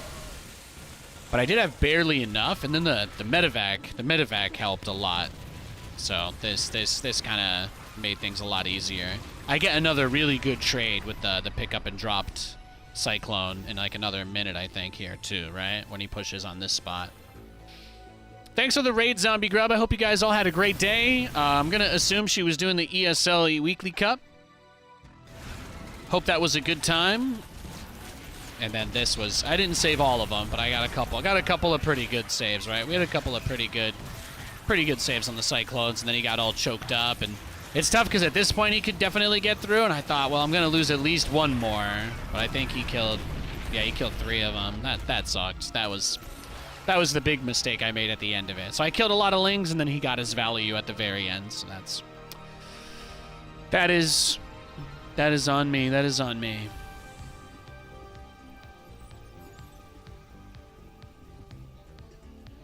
Apparently, in the most recent NVIDIA Studio driver for their graphics cards, they upped the number of NVENC streams you're allowed to do at one time. Usually that's quite limited on consumer cards, but now that they're doing some more consumer-oriented development type stuff, especially as it pertains to like Twitch enhanced broadcasting and other initiatives, they did, I think, upped it to 8 from 5. I think it was 5. You're only able to have 5 streams going before, and now you can have 8, which is really, really awesome because I use the extra streams for things like my replay buffer and whatnot that I use to make my YouTube shorts. The high ground drop, that was actually pretty clutch too. Defense-wise, he didn't have too many drones on these bases. He didn't have the gas on his third either. Well, at least one of them. Yeah, he just had the lair. He rushed up to the hive, had the lair, and it seemed like he wanted to do like Ling Bane Ultra. Just a pretty standard Ling Bane Ultra setup. Nothing really crazy about that. There's like that window of time when before Cyclone Speed is done, it's very dangerous to go out on the map versus Lings or Banes before. And then after Cyclone Speed is done, you need to make sure that the moment that they have Infestors, you like pull back because that's the other side of it. That's the other side of it. So the earlier you get Cyclone Speed, the better. But the earlier they get Infestors, you can't just be sending Cyclones all over the place once that happens. Being able to do that stutter step in the middle of the map with the lock-on is so important.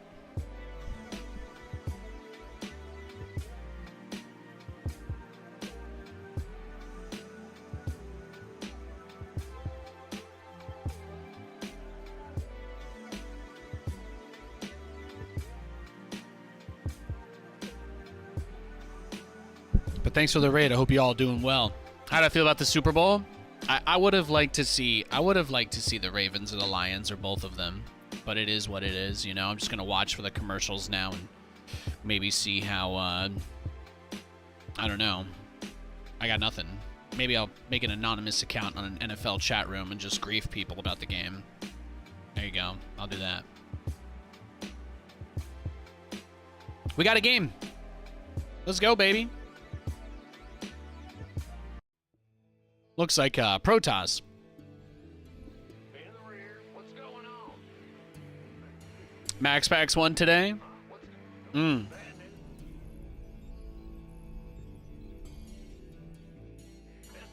ready. We'll butter my biscuit. Will do. What's going on? SCV ready. Go ahead. In the rear with what? Bad news. SCV ready. SCV ready.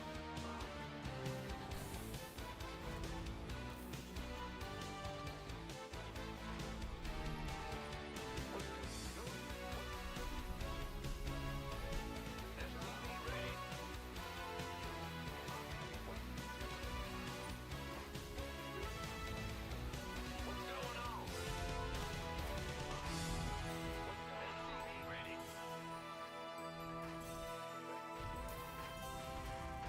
ready. In the rear.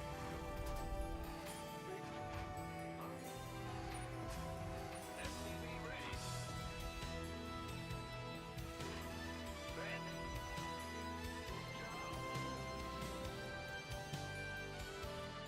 Bad news. I should probably also mention anybody watching on any quality other than the source quality, those are being served by me today. So you're welcome. I love you guys. I am not using Twitch's transcodes today. We are running the enhanced broadcasting beta of OBS. That's why you get the in-game music today.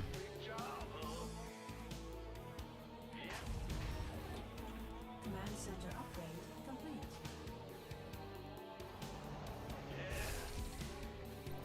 You're the boss. Yep.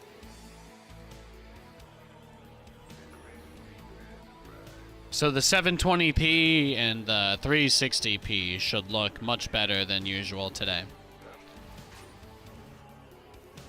Just to help those guys get their data, I think I'm going to do those test streams on Mondays and Tuesdays. I ironed out pretty much all of the kinks, too. Since we got more NVANC streams from that NVIDIA thing I mentioned, we actually have... I usually have the replay buffer running off of a CPU thread just to be safe. But now I don't have to do that anymore, so it's pretty nice. But I got the replay buffer and the YouTube stream working, so those are all still functioning. Those are all still functioning just fine.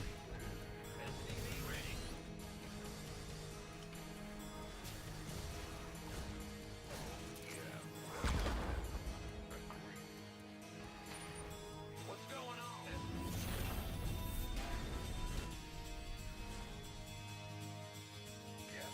Whoo! Wow, that command center was right about to finish. And I just got him to dip. That's incredible. Incredible.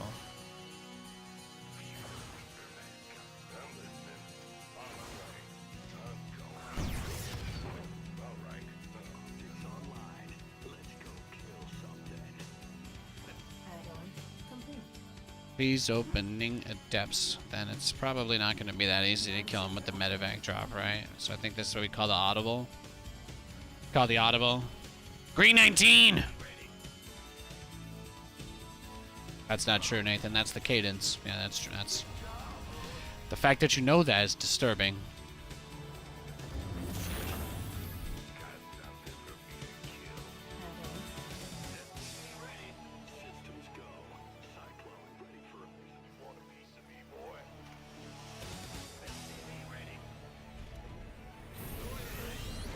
What? You want something? SCV ready. Orders? SCV ready. What's going on? SCV ready. Add-on complete. SCV ready. SCV ready.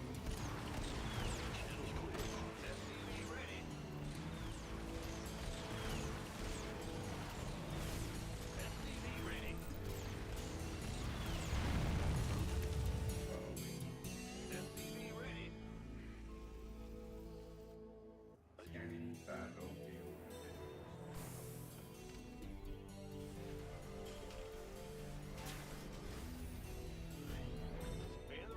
Let's go right for that third. Complete. I wanted to do the Cyclone drop this game, but the Adept opening... The last time we were versus an Adept opening, our opponent did that Void Ray build where they were, like, very, very ready for us. Oh. Well, we might just be dead right here.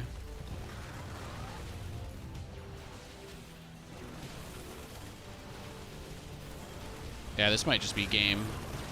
I don't think there's anything we can do. Just got too many stalkers. Yeah. Yeah, GG. This build auto loses to Stalker all-ins, so we don't really worry about that. None of our builds are good against Stalker all-ins. It's the only thing we don't really spend our time on.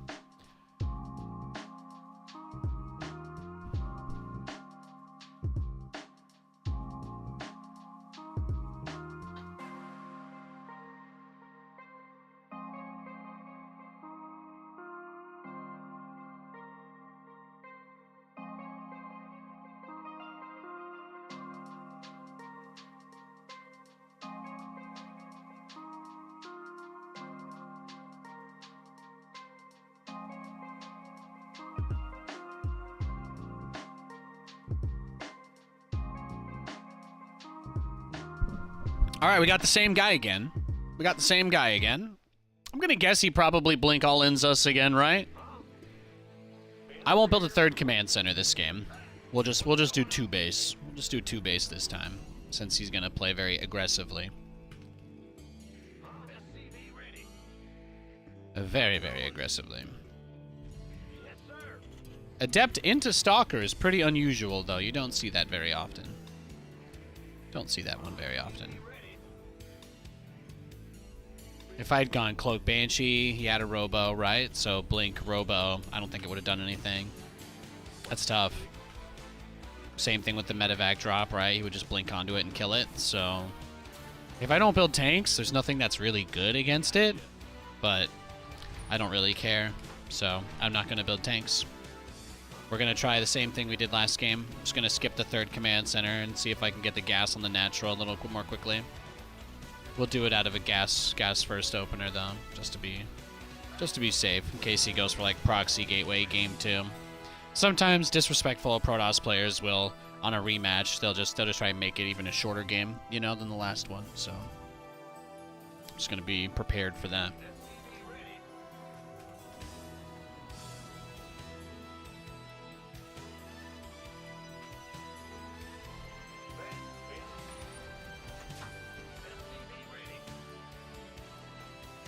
Let's see what we got.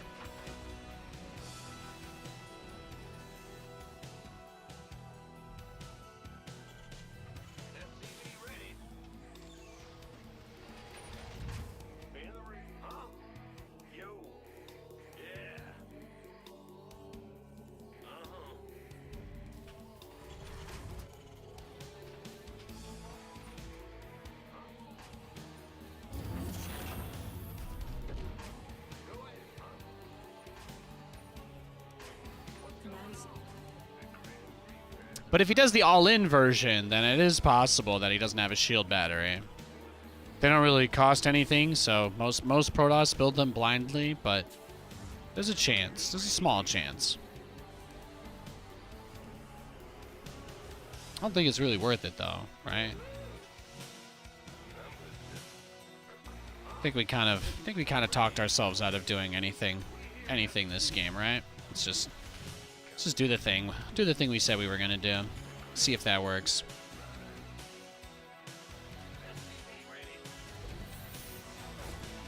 He opened up with the depths again, right? So he's probably just doing the same exact thing.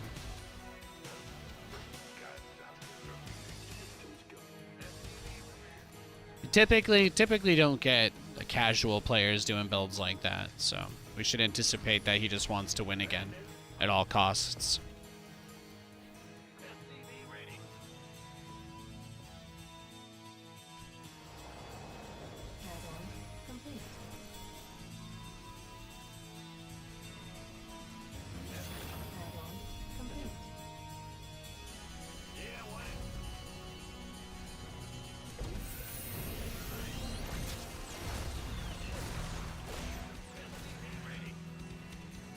You'll be, you know, the timing is always perfect, of course, as well. Never forget. Timing is always going to be perfect. I'm just glad I didn't wait an extra half a second.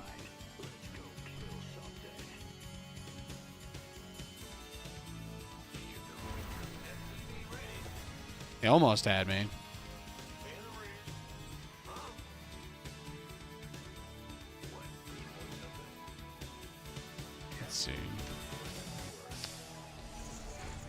Just stalkers, right? Oh, he's building static defense. It's good. It's good.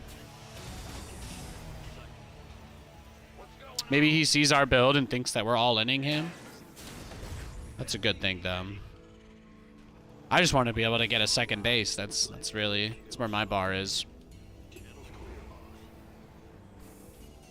Not my fault. It's so tough.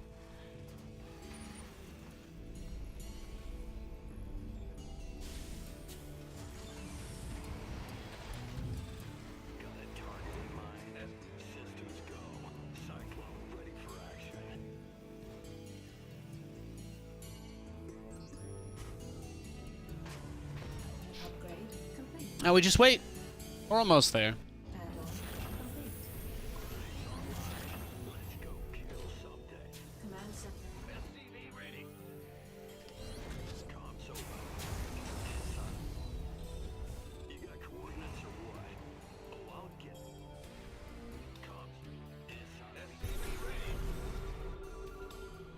Perfect.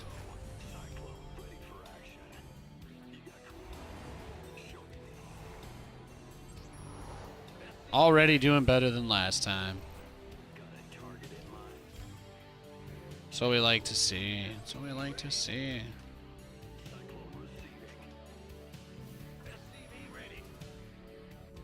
You got anything else? Got anything else out here for me? You hiding anything? You hiding anything? Anything you wouldn't want buried with you?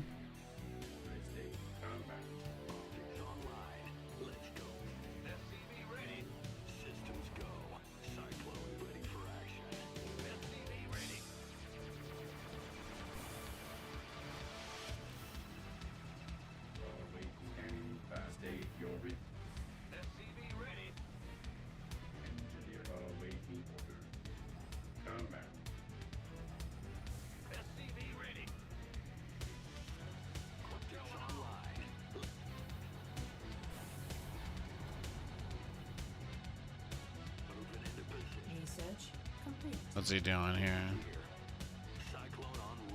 Last game, it was just the warp prism, right? Just warp prism all into me, so.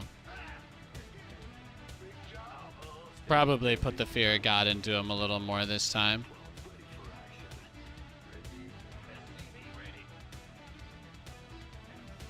Of course, you see, in order to do this, no third base, right? That's the hard part. So if he took his third base, depending on how long ago when he took it, that's the most important thing. But he has no obs, there's no vision out here. I've moved my guys away from my base once or twice, so maybe I can move out now. I'm just expecting that he'll send the prism in as soon as I leave, even if I do try to clear the vision.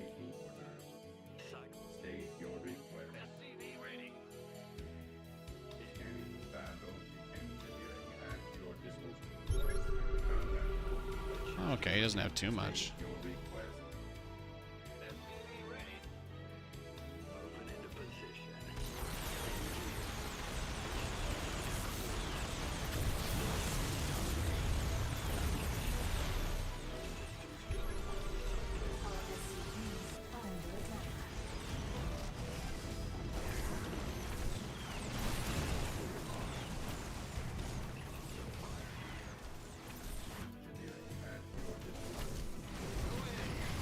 I figured, right? I figured this would be the moment.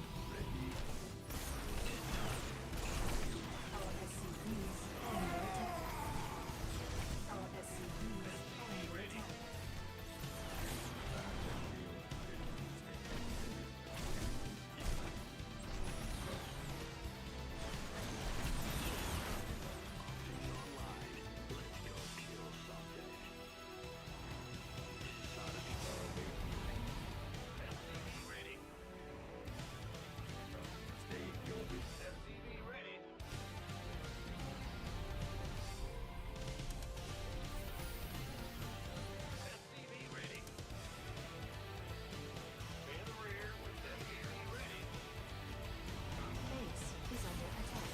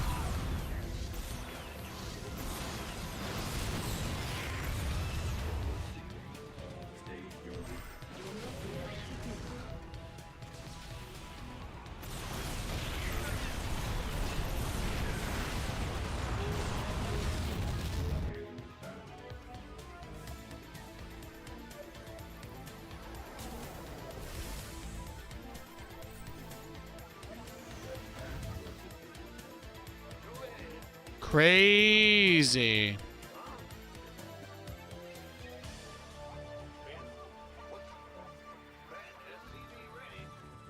Everything with the prism, just nuts, just nuts.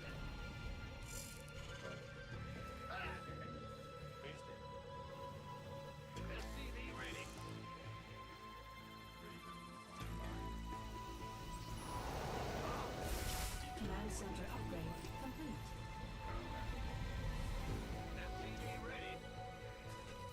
What's going on? Go ahead.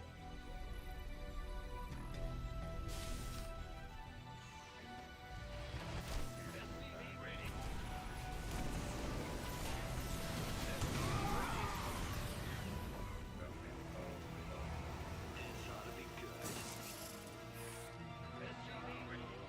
cruisers are under attack. Uh-oh, here we go. Command center upgrade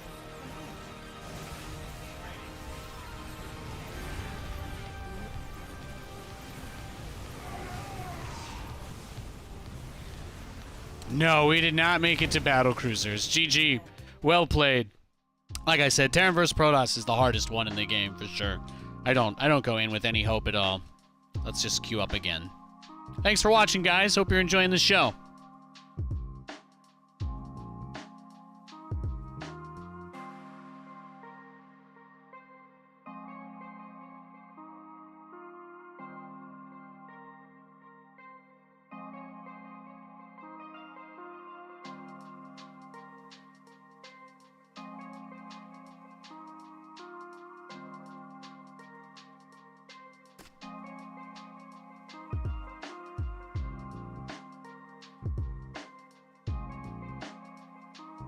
You take it February 5th is the open beta? Yes, yes it is.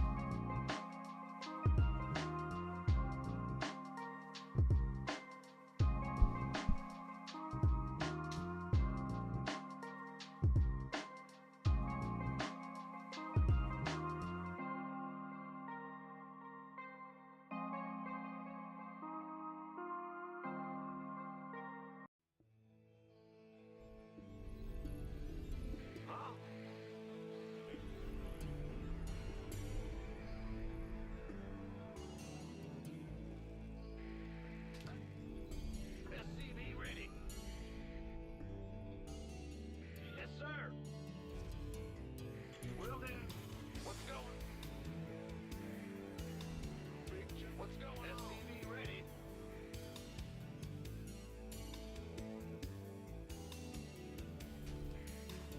What's going on? SCV ready.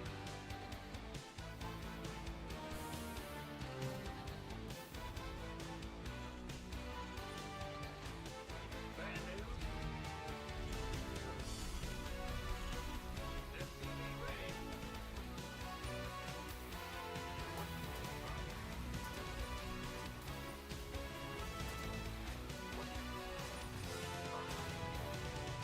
Go ahead. SCV ready. Move it.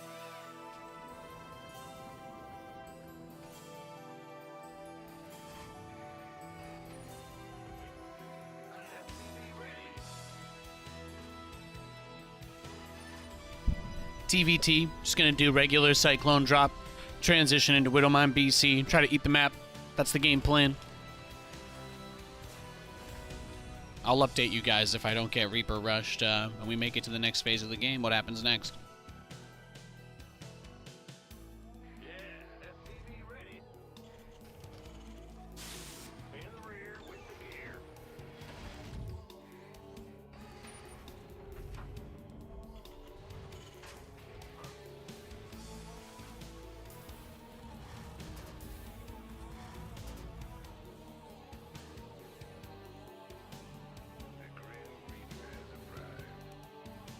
See, check for proxies. Command center upgrade complete.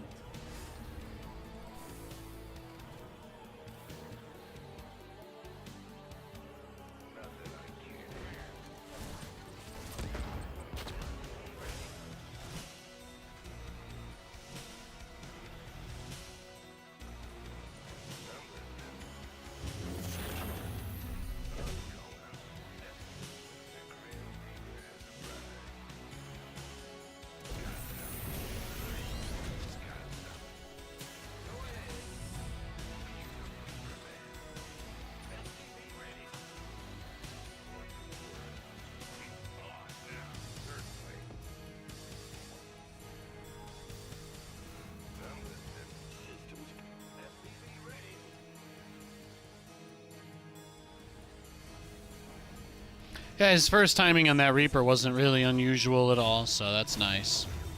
Pretty standard affair.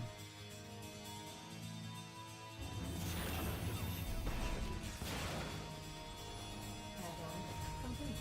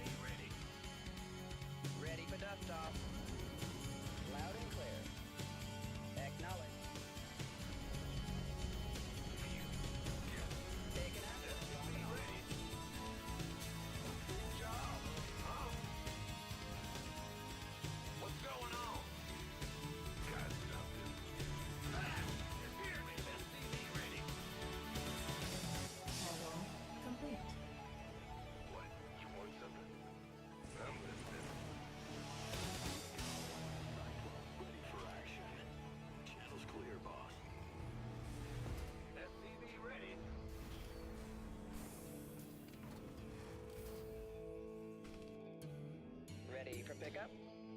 Let's go. Let's go. Let's go. Let's see what we got. My way. Talk to me. Viking first. Okay. Okay.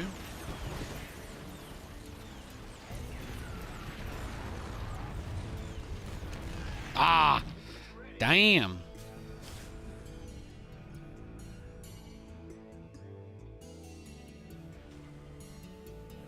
He did send the Reaper into my main, though. It looks like, right? He kind of threw it away there.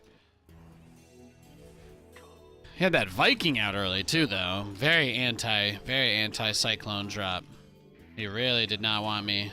Did not want me dropping it like it was hot. That's what that means. That's what that means. People are terrified to catch these Cyclone hands, man. It's true.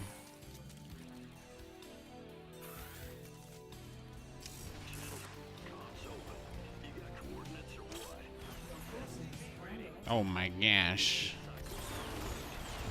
He's ready for that too.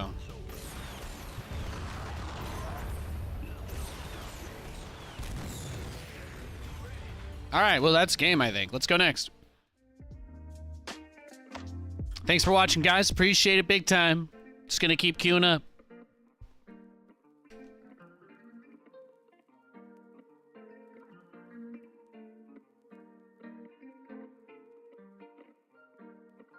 Yeah, he wanted that game to be over, right? He wanted that game over with.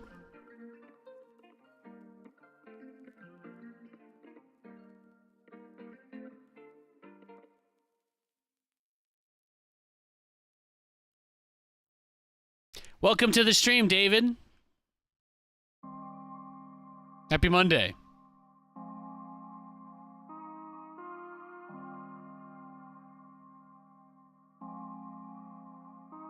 Are Cyclones bad against Bio? You know, I really don't know. I don't play Bio too much. You probably have to ask somebody else. In the rear with the gear. Big job. I don't do a lot of mass Cyclone strategies versus Terran, so I really wouldn't know. I really don't know. I'm sure there's somebody that makes it work, but I have no interest in that. Go ahead.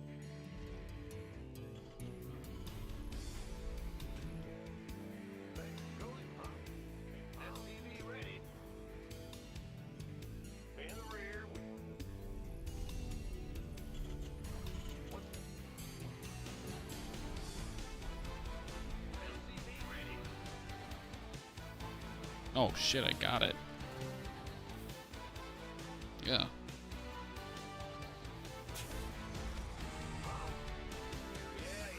What's going on?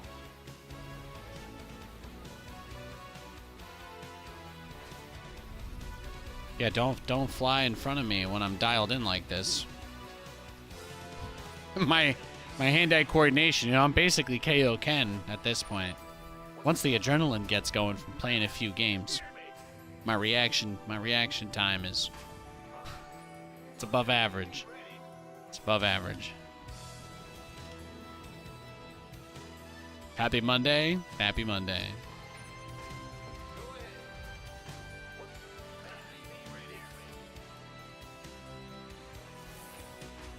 What's going on?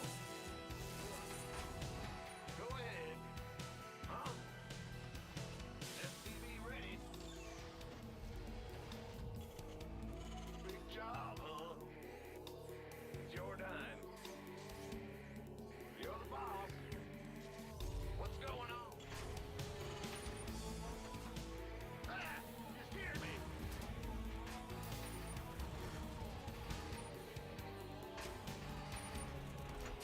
Command center upgrade complete.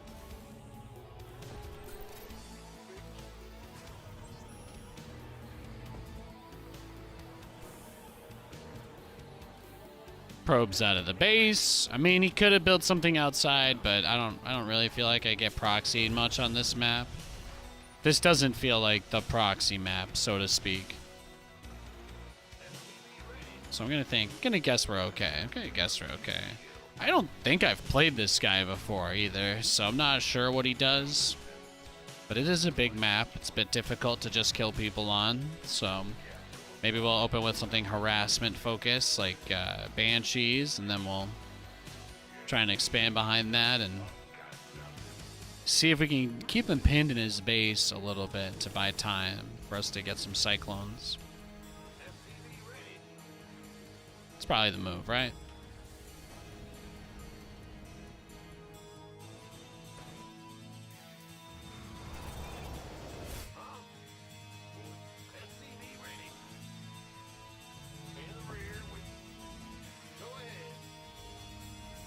Add-on complete.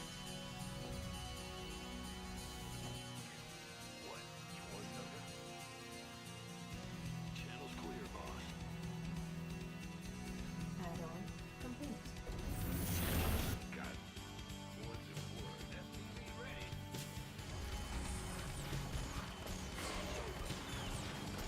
Moving into position. Adjusting for new coordinates.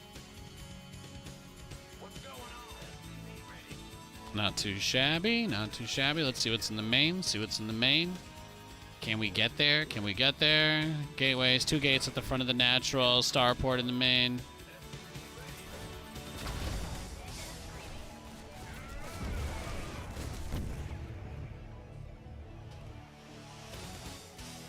Systems go.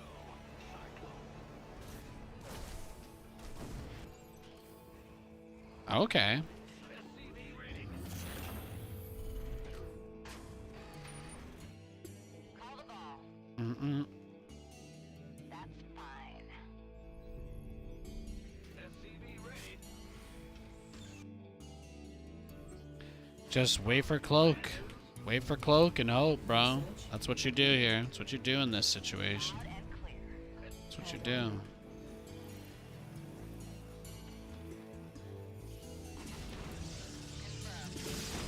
Right. That's unfortunate. He has the battery in there. He has the battery there, but not in his main. Command center upgrade complete.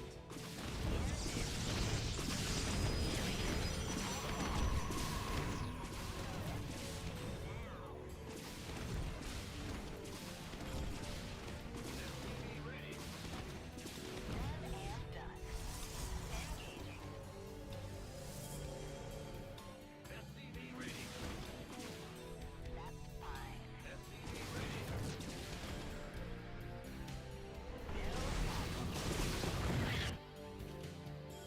SCV ready. SCV ready. Loud and clear. Right. SCV ready. Oh my god, he is a greedy boy, isn't he?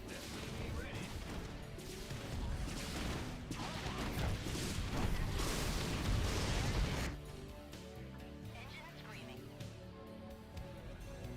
SCV ready. What's going on?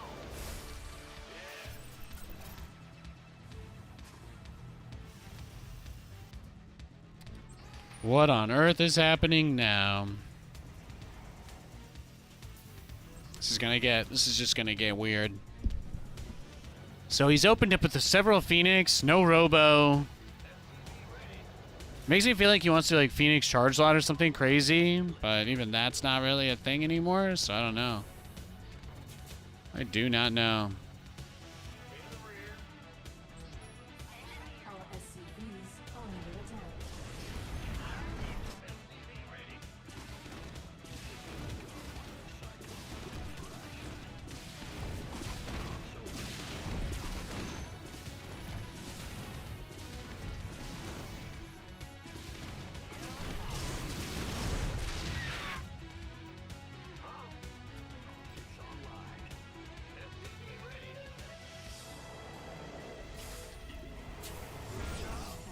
Research complete. What's going on? Upgrade complete. Go ahead. Systems go. Cyclone ready for action. Yeah. Channel's clear, boss. Let's see what you've got. Let's see what you've got going on.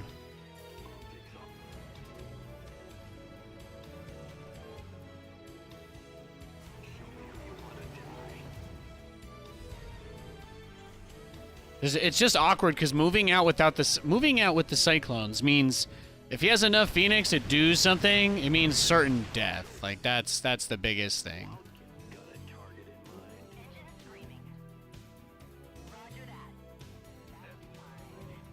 But I am gonna try and move the Cyclones out now that I've got 2 Banshees. This is where things get feisty. Mineral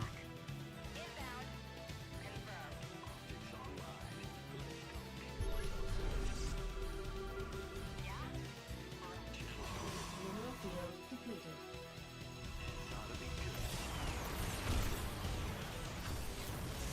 Mineral field depleted.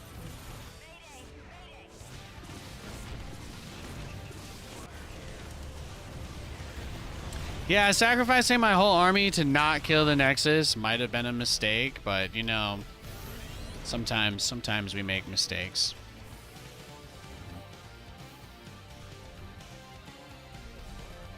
You can never predict when a player is going to be like super turtly like this guy, right? Tempest Carrier? You think that's what he's going for? No, I don't think so. I would leave if he was doing that. I don't think he's doing that. There'd be no reason to stay in if that's what he was doing. I think we're fine. You guys are overblowing this like everything else. It's fine. It's fine. Mineral field depleted. I just made the mistake of thinking he wasn't going to build a bunch of cannons everywhere. That's all. That's all. Mineral field. What's he gonna do? What's he gonna do? Run 50 charge lots over here that we already know he wants to? No, he's not. Command center.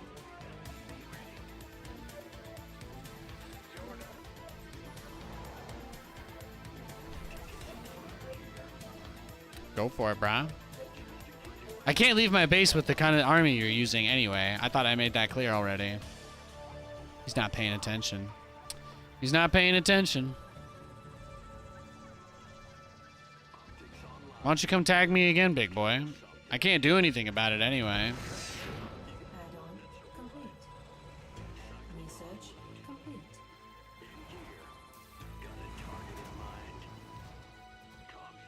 In the rear with me.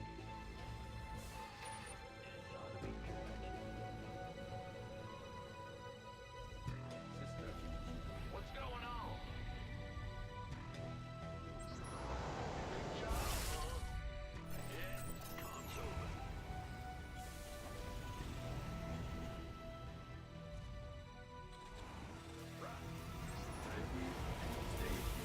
Well, he made it seem like he wanted to attack. He made it seem like he wanted to attack us. I guess he is just gonna go giga full turtle. 100% turtle mode is the energy I'm catching here. Yeah, he might be turtling to like Tempest or something. It's very possible.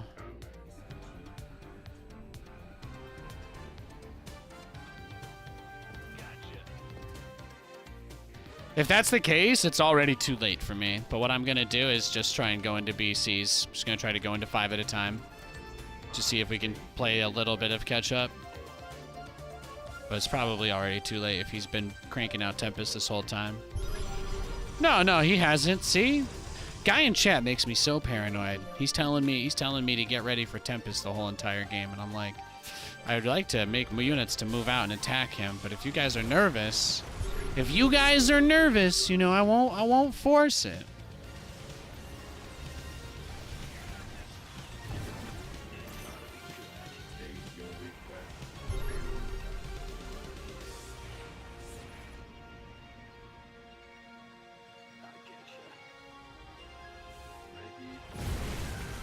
center ready. Complete.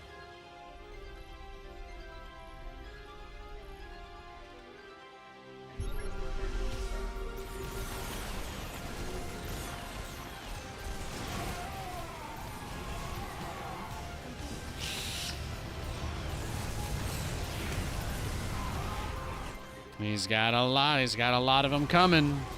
Right as we're about to get to the BCs.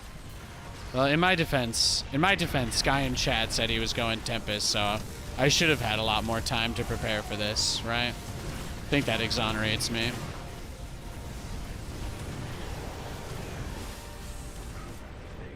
If I listen to guy in chat and I lose the game, does it count as a loss for me or for you guys? I should have just made like 15 more cyclones. I think we would have been fine, but it's not over yet. This is why I usually ignore the Twitch chat backseating. Sometimes it's fun to just say out loud though what guy wants me to do and then just do it and lose, you know? It's very validating for me. It's not necessarily over too. It's not necessarily over either, but we'll see. Mineral field completed. Mineral field completed.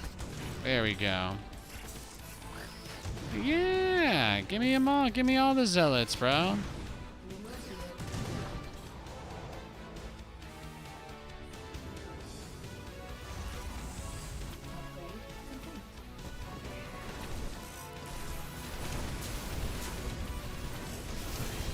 Damn, there he is. He is crazy, huh? He's absolutely loco.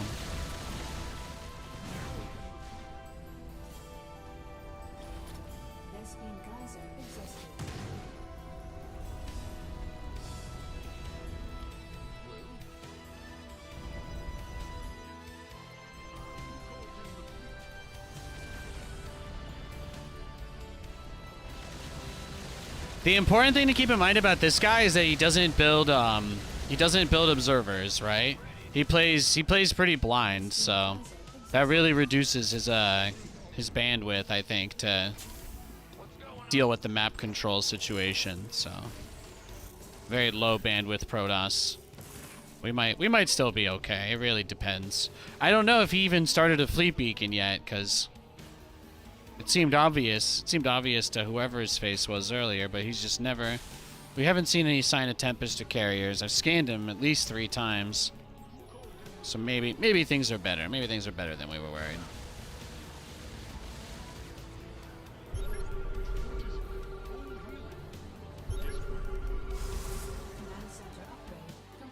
Yeah, he's turning into like full Giga Turtle mode, huh?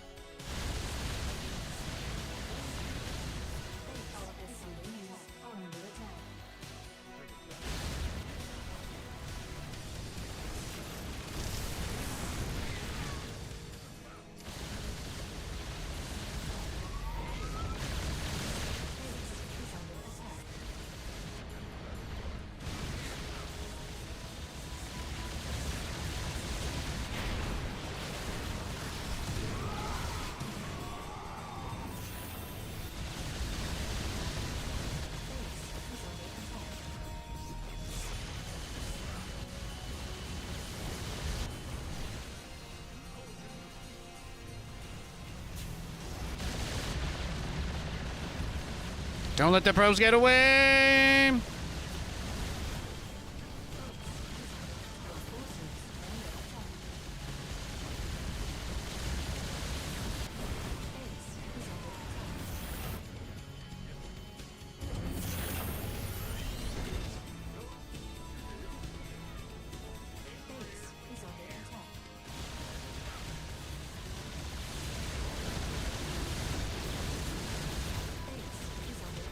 The question is, where did he rebuild?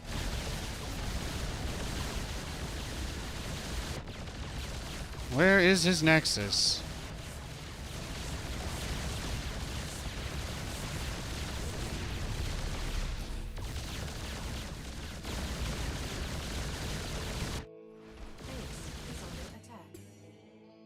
Big job, huh?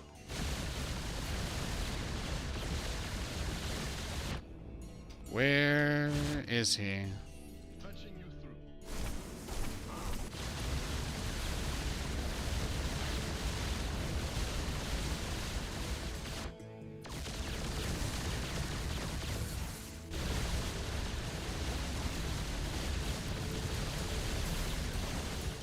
attack. What do you think? He just went back here, probably. No, I really don't know. Oh, he took the gold? That was his idea? Acknowledged.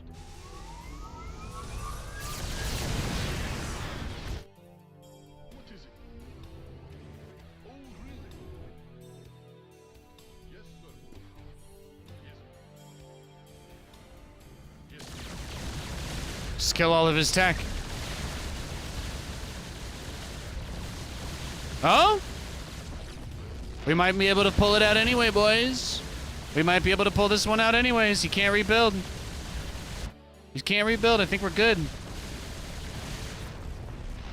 I think all of his Phoenix are gone, so all we have to do is just trim, and then TP back.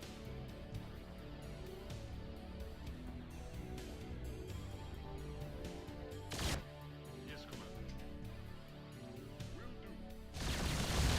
Where is he going to expand now? Ah, my gold.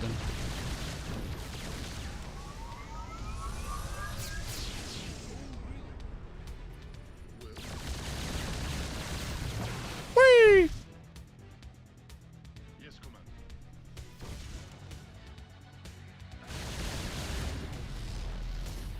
What is it? What is it? Well, you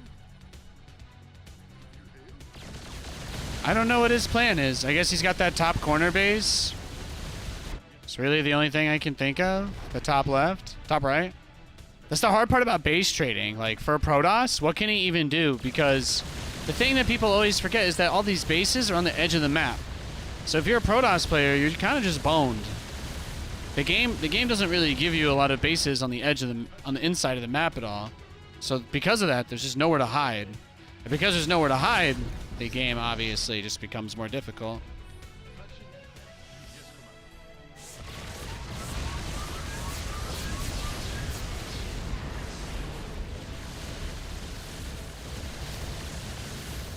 But you have to just assume that his nexus is just hidden somewhere in the middle of the map. Somewhere unpathable, I guess. Our SCVs are under attack. What is it? You hail?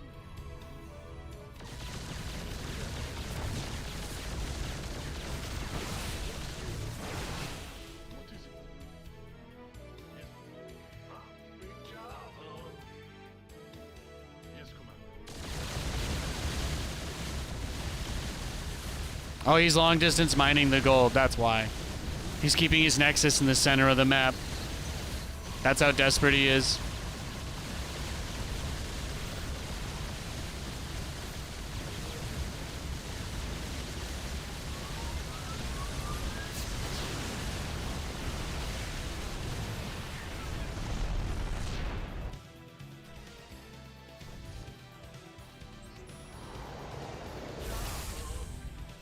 Yes, Commander.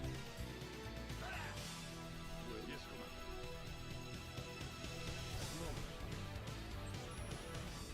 No, but this is his plan. No cap. That's what he's doing. He's just gonna keep his nexus in the dead center of the map and long distance mine until he can build enough stuff to kill me.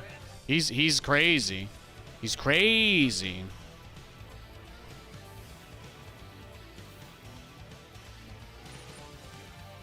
Add-on complete.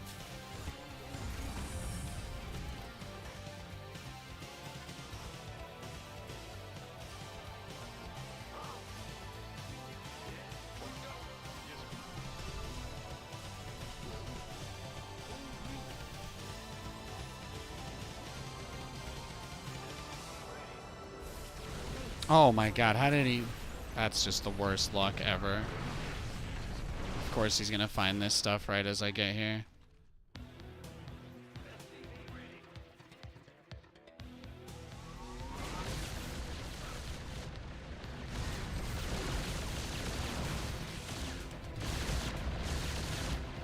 Oh, he took the real gold after that, is my guess. Yeah, that makes sense.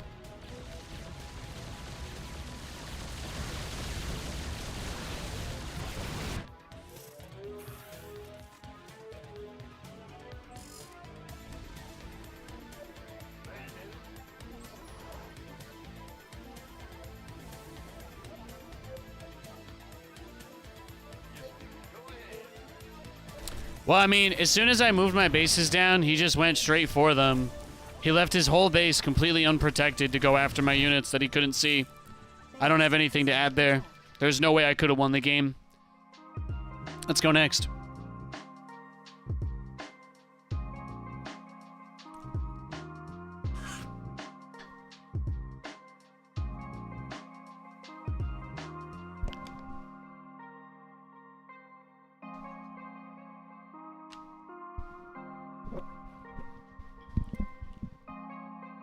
Sometimes it'd be like that. All right, we got to Zerg this game.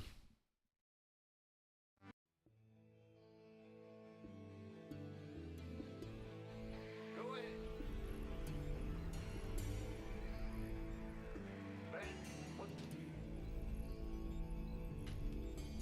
Huh? What? Man, SCV ready here.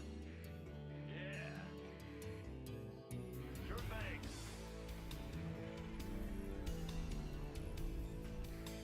What's SCV ready? What's go? Go. What's go? Man, what? SCV ready?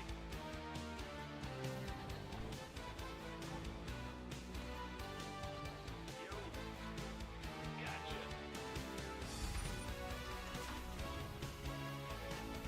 SCV ready.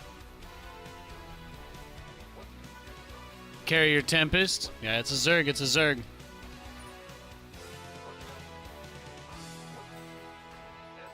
ready. Big job, huh? What's going on?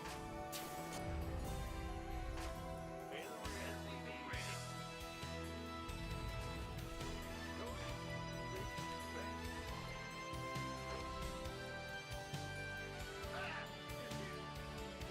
SCV ready. What?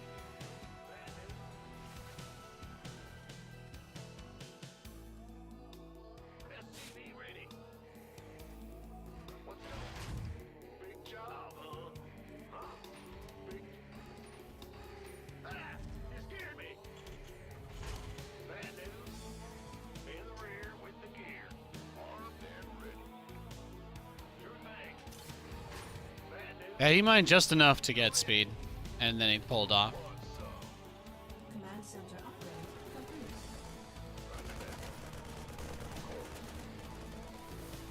Hey, Kelleriente. Thanks, cutie. Thank you, thank you. In the rear with the gear. What's going? You gonna give me orders? SCV ready.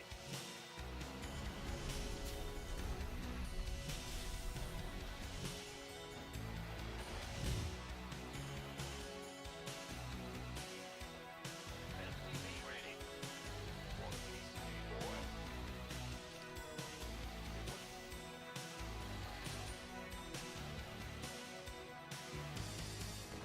SCV ready. Command center upgrade complete. This better be good. SCV ready.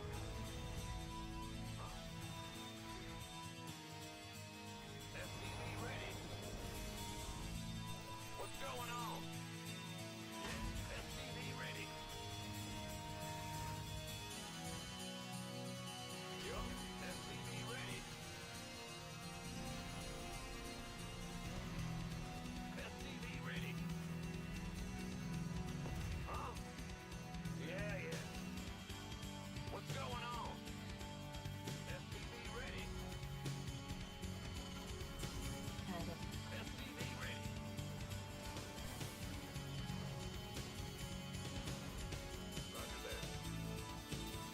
Give me your overlord, please, sir. Thank you. Thank you. I appreciate you paying the overlord tithe.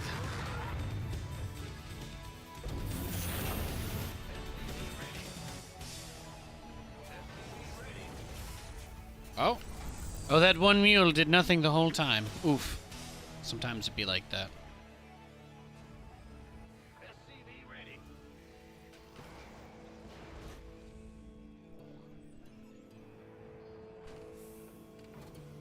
No link speed, even as early as he took that gas. So it's gotta be like Nidus, right? Can't really be anything else this early.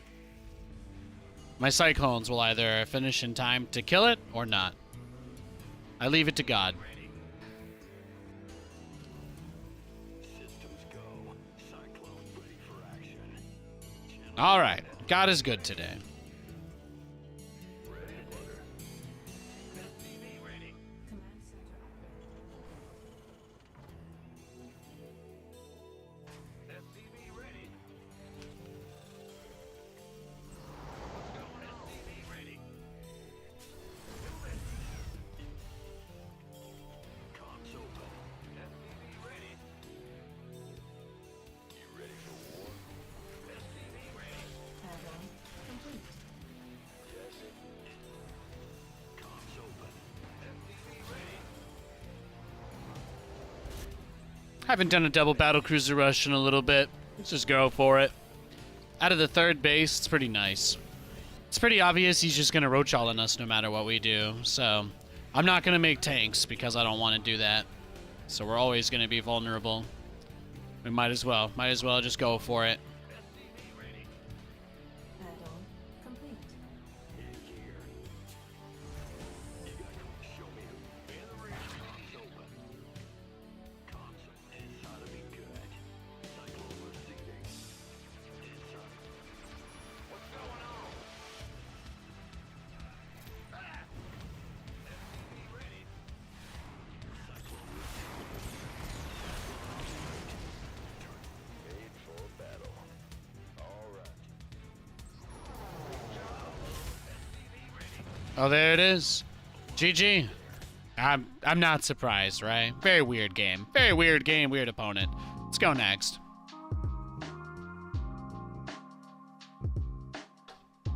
I assumed it would be some kind of two-base all-in, and it was, so not surprising.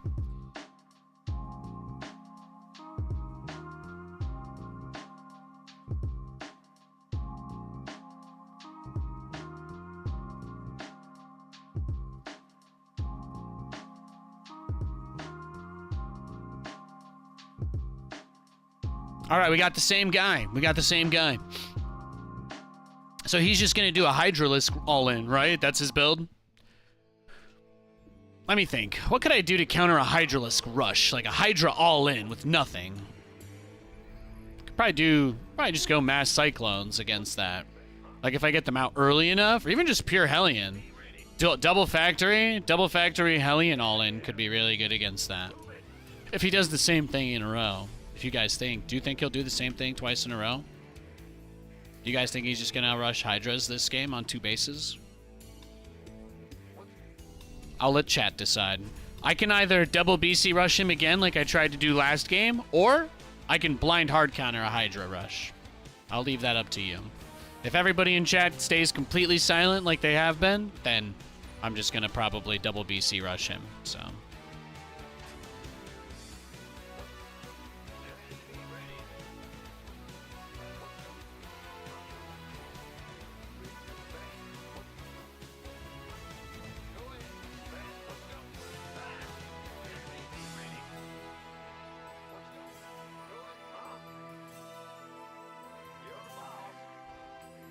You want double BC rush? All right. Sounds good.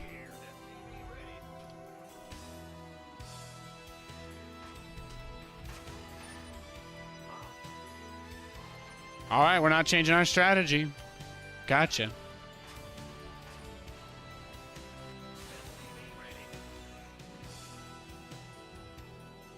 Two factory tank. That wasn't an option, silly. Why would I want to do that? Silly goose. In the rear with the gear.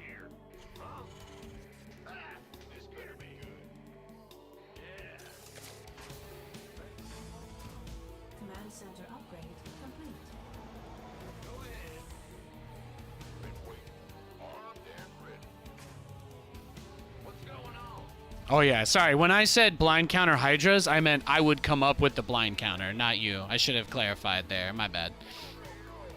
If I take your advice too literally, we will never win any games.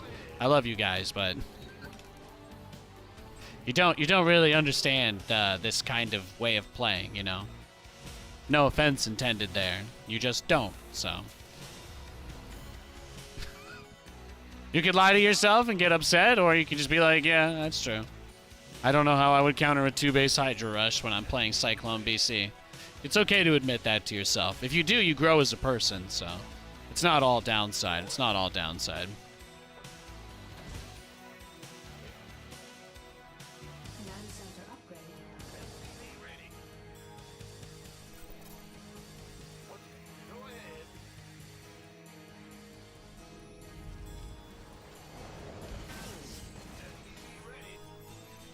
Oh, you're good, Chicane. Most people who played Terran have never attempted my style either, so even Terran players don't really get it.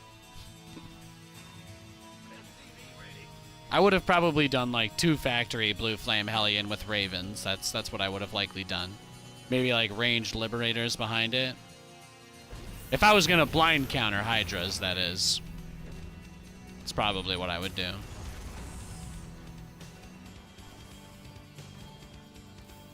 You'd lose to literally anything else, but you would win pretty easily if you were against Hydras, so you got that going for yourself, which is nice.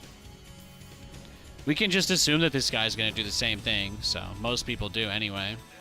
It's not a very surprising thing.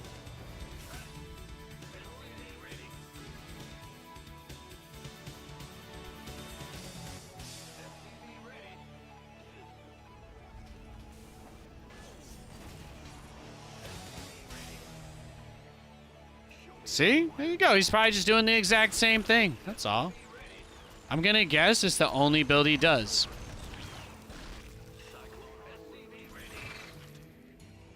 Right? Most likely.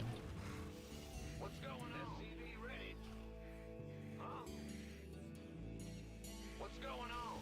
SCV ready. What I could do is try to put a few, like, Widow Mines behind my, my base if he tries to dive me really hard. But I think this is about as fast as I can get the battle cruisers out, so. You'll notice that this game I skipped the 3rd base. I took a 3rd pretty quickly in the last game. SCV ready.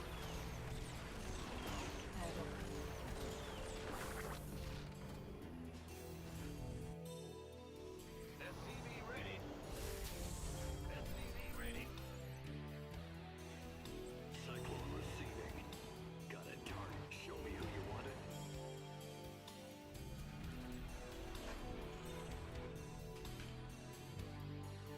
Very early lair, Jesus.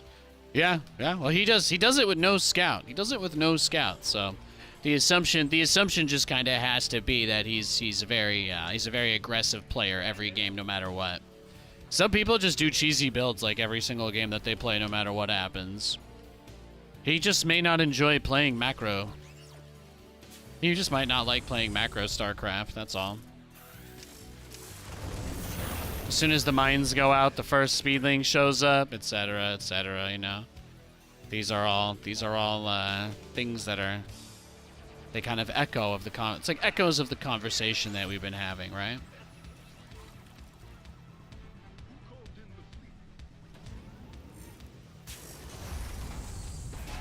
Nah, let's go, YOLO. I don't give a shit. What you got, boy? Where's your Hydras? Yeah, there they are.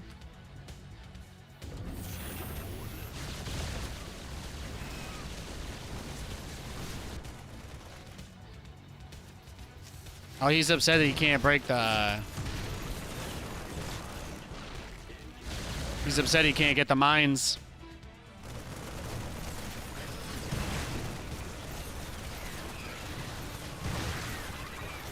Oof, bro. Oof.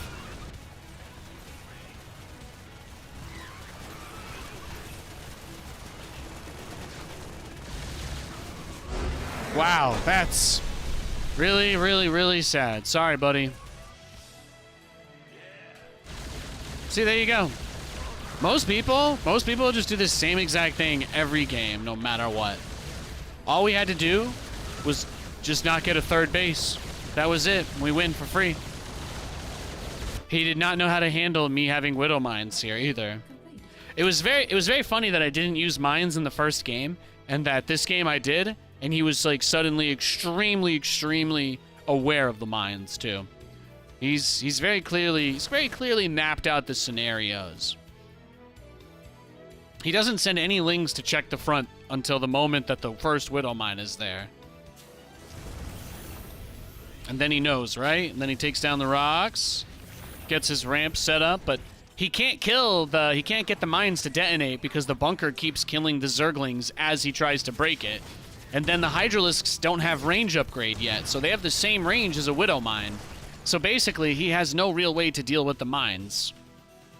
So yes, he killed 2, but he had to trade 2 of his Hydralisks for them because there was no other way to get the shot off. Now he sends more lings, and you can see that's when things get tough for him because I also have a hidden mine in the back, so... All of his Zerglings are dead. Now it's just a handful of Hydralisks against a fully repaired and surrounded bunker. And you look at the bunker and you say, Nathan, this is an ugly wall. But the truth is, he's just straight up in a spot where he can't do anything. Like, he's so choked up. There's no way through that. There's no way through that. GG. Great game. I feel like if you get the BCs fast enough, you can punish people that do that stuff. And the other big thing, too, to keep in mind is that I went for fast armory so that those Widow Mines would stay invisible after they shot. And I got +1 vehicle armor. I don't think it was done by the time the game ended, but I was getting +1 armor for my BCs. So all you need to know about that is they would have been a little bit sturdier against the Hydras, Queens, etc. if they needed to be. If they needed to be. Was he getting range? I don't know. I don't think it matters. I don't think it matters if he was getting range because of the timing of his attack. It looks like he finished his Hydralisk den, dumped all of his money into one wave of them, and then just moved across the map and made lings behind it.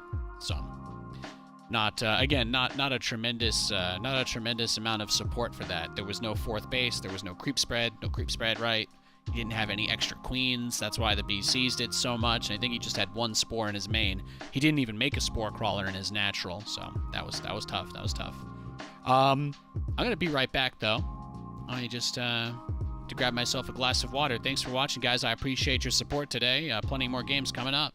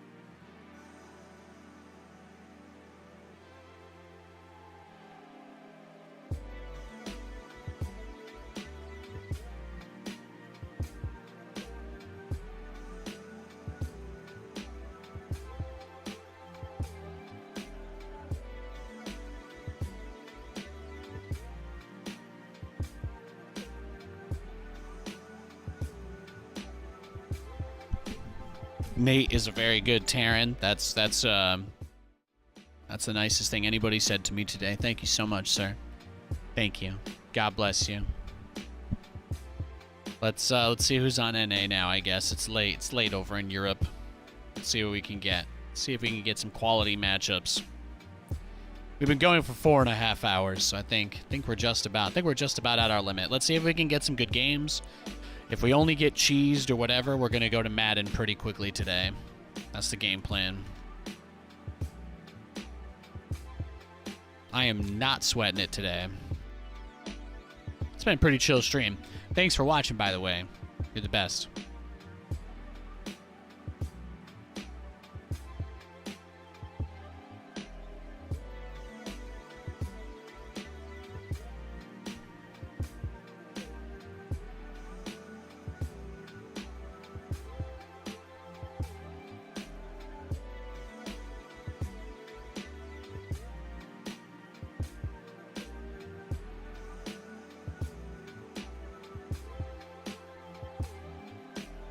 You know when Stormgate is going to be available for people to stream?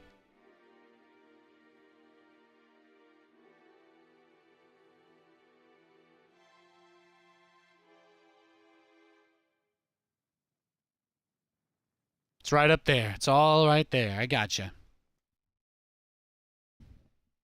All right, we got a game.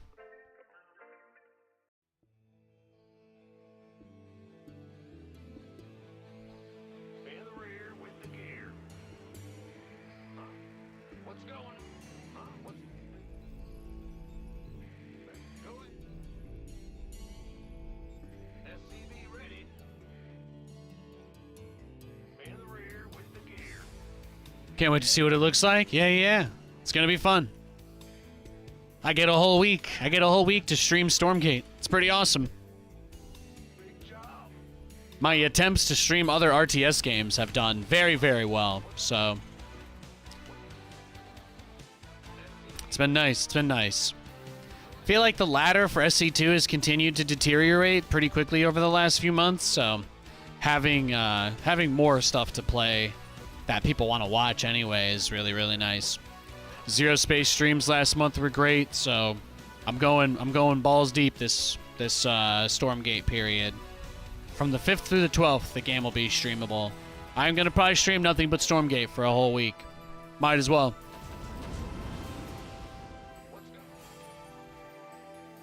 Gonna be fun. If you guys tuned into the Zero Space streams, I didn't do any manufactured content. We didn't do any ad reads. We did none of that. I just played the game, talked about what I felt as I was going through it, and that's what we're going to do with Stormgate. I have not played a ton. I have not really played all that much. You guys may have seen I streamed some of the co-op with Zombie Grub last week. That's it. That's most of my Stormgate play since the pre-alpha. I did play a lot in the pre-alpha and competed, but we're too close to the game being in some sort of state where I can, you know, teach people about it. So I want to learn the game on stream like I did Zero Space.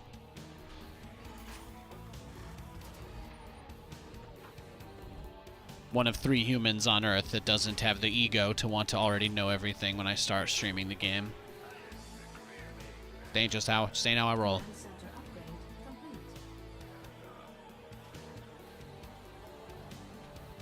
Protoss.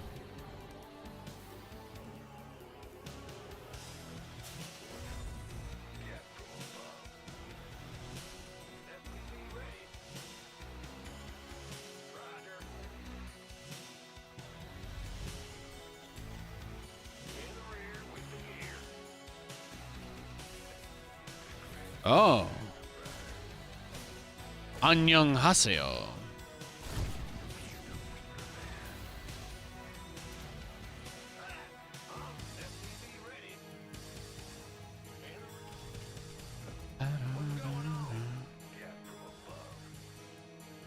Oh, yeah. He mined my patch. Add-on complete.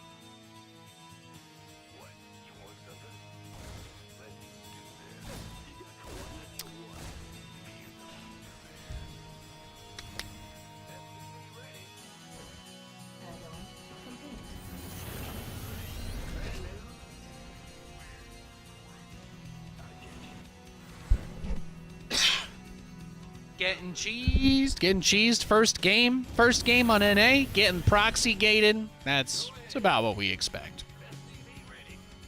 If this is all we get, we'll go play Madden's faster. I know you guys don't like watching this stuff. I don't like playing it that much either, to be honest.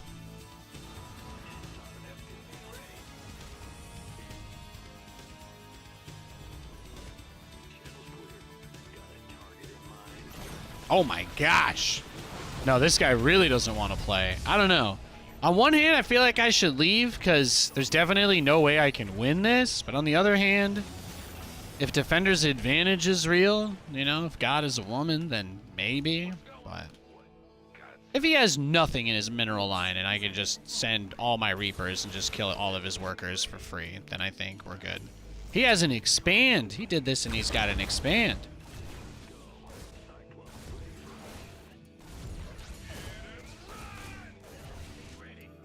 Ay, ay, ay. Yeah, no, he is crazy. This is one of those guys that, like, bought all the Nickelback songs as ringtones on his freaking phone. What?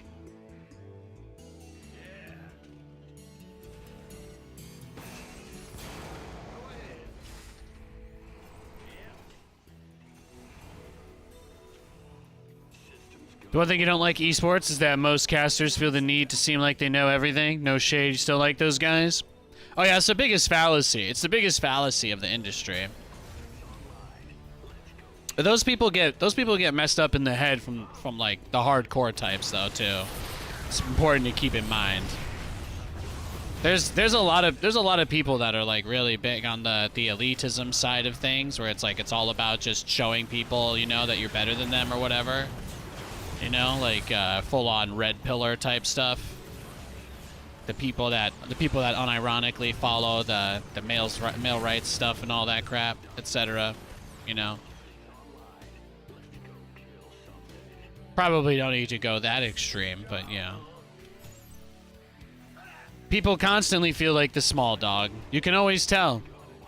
You can always tell.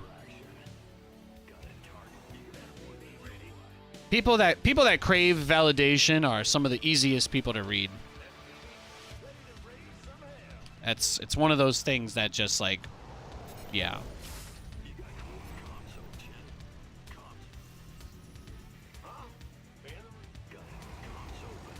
You can always find the guy that likes to hear his own voice the most. Doesn't take a lot of work.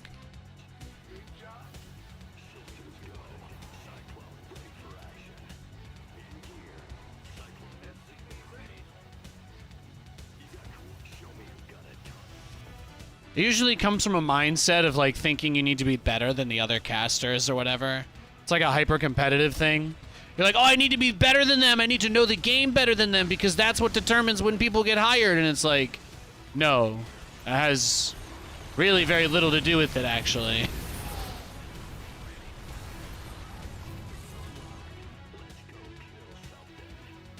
But if they think it matters, if they convince themselves it matters, then yeah. Then it's a big deal.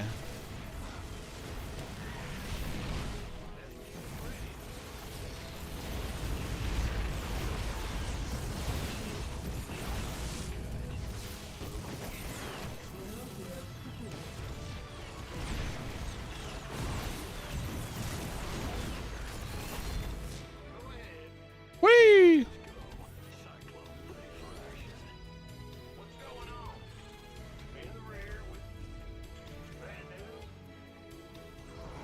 This guy's been trying to kill me since this game started. Just been a non-stop all-in is what it feels like. The show isn't about you. The show isn't about what you know. The show is about the people here playing and the people watching at home who care about them. If you're gonna say something, if you're gonna study and try to have your fast facts ready to go, and they're only things that are Googleable, basic stats. Oh, the last time these guys played, he destroyed him. These guys have played 420 times in their career. It's like, yeah, that's cool, but anybody can look that up, you know? Do you have something that's actually interesting to say, or is the stat relevant because something happened that was related to it? You know, they want to hear about the players that they like. You know, they want to know more about them. That's like a huge draw. All the people that care about, oh, how smart the casters are, how qualified they are, all those people, those are the people that do nothing other than watch and play the game already anyway. So their opinions literally do not matter. Because they don't care anyway. They already know all that shit. That's the whole point. Is it important for everybody who tunes in to know the exact amount of value that a specific upgrade gives every game that it's researched? Is it really that important? Do you really think everybody wants to hear that every single game? Really? Every game without exception? No, of course not. But if that's the only thing that you think matters, then you know, you got something you got to keep in mind. Being a good caster is about being a good teammate. The games sell themselves. You don't have to sell the game. The viewers aren't there to listen to you. They're there for the game.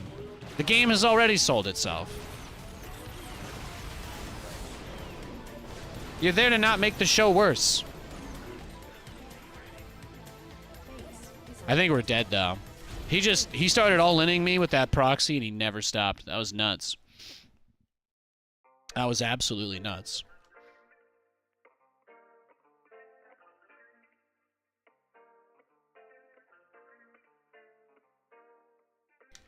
But, like, people will take what people say in Twitch chat during tournaments seriously, even though every other website, people are like, man, there's so many bots, even though you can't even post or make new accounts without paying. But they're like, no, this free website, Twitch, this free website that, like, you don't even need to make an email. You don't even need to verify your email to go into a Twitch chat and say racist stuff and get banned. You guys really take Twitch chat comments seriously? Like, really, though? In a tournament, in a public tournament stream, with thousands of accounts that have no verification at all, just say whatever. Do you think that counts as feedback? Do you think that qualifies as feedback?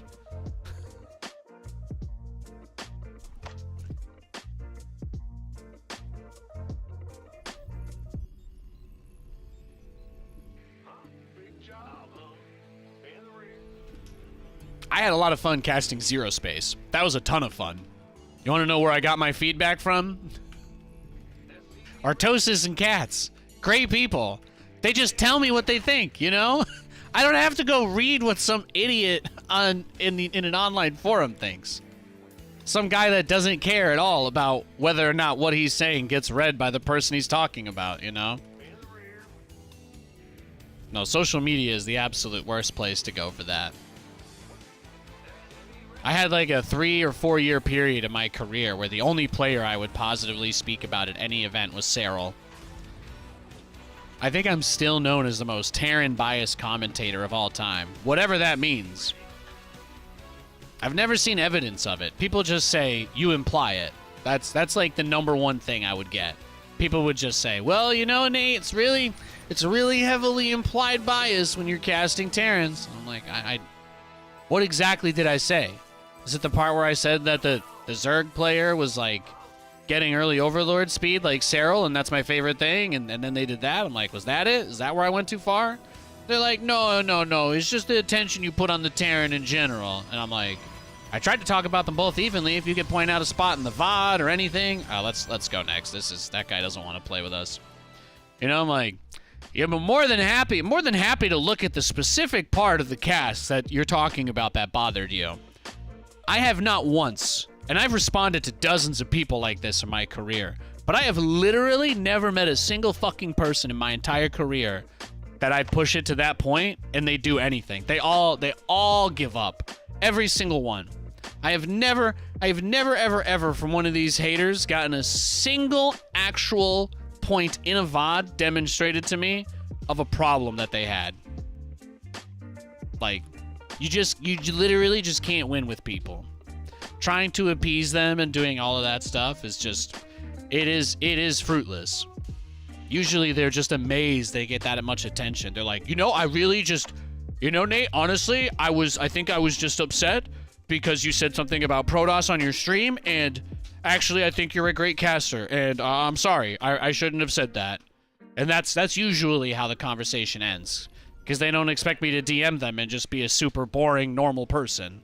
They're like shocked that I don't just run into a fight with them for no reason. It's kind of like how all those people that think that I believe there's a cabal of Zerg players controlling the game. Like, what evidence is there? The joke I made that I apologized for and deleted? And then everybody said it wasn't a joke because I talk about it all the time? It's like, okay, yeah, but then where is me talking about it all the time?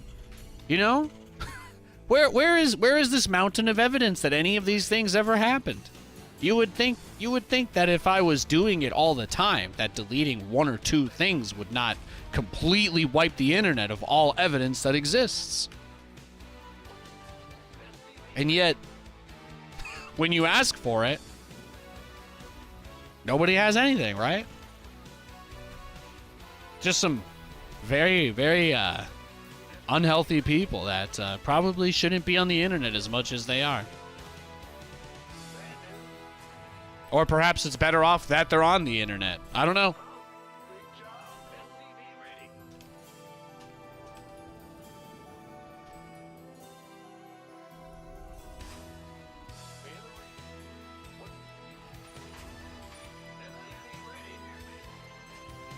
Oh yeah, spoiler, you guys should know this, but they liked my zero space casting. I was very happy with that.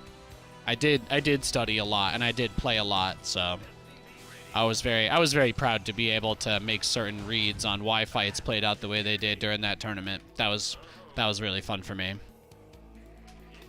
I mostly just tried to explain when things happened why they kind of played out that way a little bit, since I figured most people watching wouldn't have a lot of experience with the game. So that was the direction that I took with that event. If I end up doing like Stormgate casting, you should expect something similar.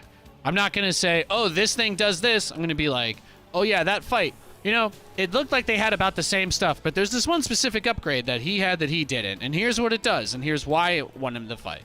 You know, that's the kind of angle. It's the kind of angle that I went for with that event.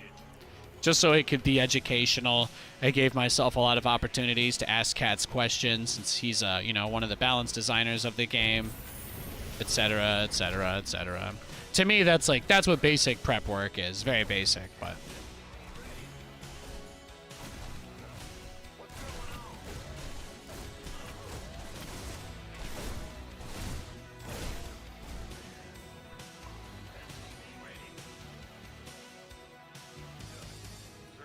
your hard work paid off? Hell yeah.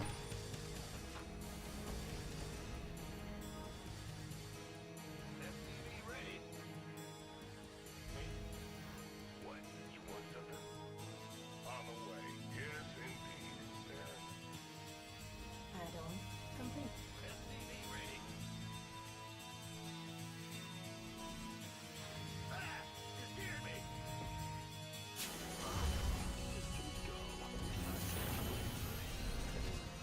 No, Nate, what are you doing? We already know it's Bonk. Nate, you're playing Bonk. He's just proxy DTs. It's the only thing he does. Ready for pickup? Add-on complete. Where's the alert? Add-on complete. Picking up. Wait. Stop. Now what? On my light flight here.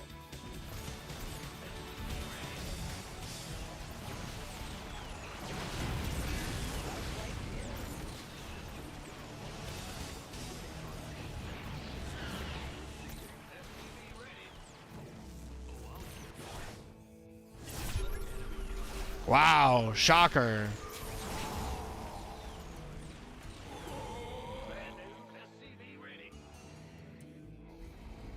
Zzz. What's going on? Should have blind countered him, huh? Probably would have put me in a really good spot here. That's okay. Gonna guess he's got the pylon around the third, fourth-ish. It's an awkward situation, but it's fine. We know he likes to go charge first. Recently, he's been going blink after, but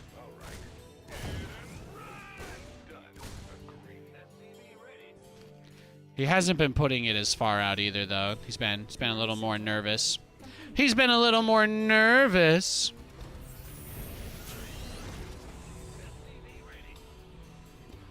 Adjusting for new. I'm listening. On the way. Go. This ought to be good. SCV ready. Yeah, console. Research.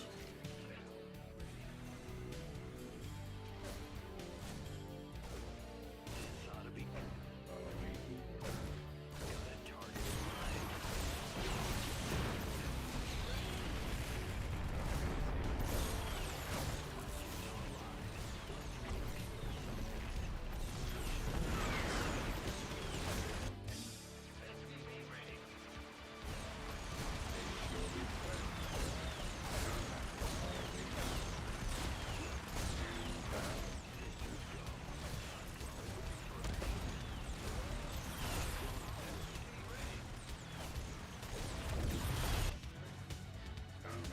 What's going on?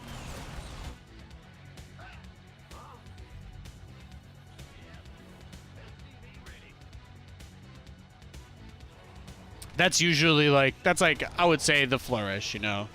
It's the closest thing to his signature move I have. Killing his Twilight Council, because he never builds it in his own base. And then he usually rebuilds the Dark Shrine, so that's why I'm like, kill it all. Just kill everything. He'll rebuild that Dark Shrine, and he'll act like he's the world's greatest magician when he pulls more DTs out of his hat.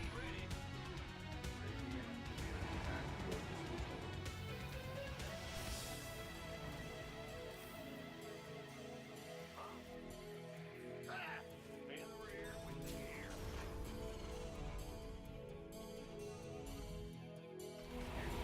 Optics online. Let's go kill. SCV ready.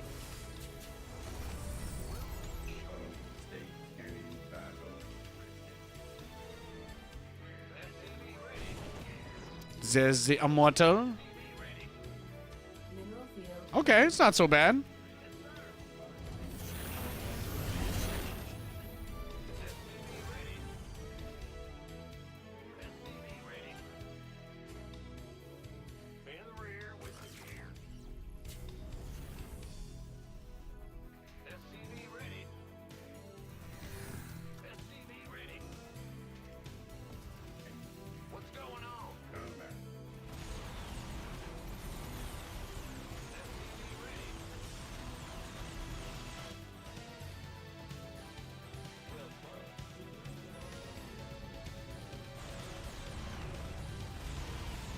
Mineral field completed.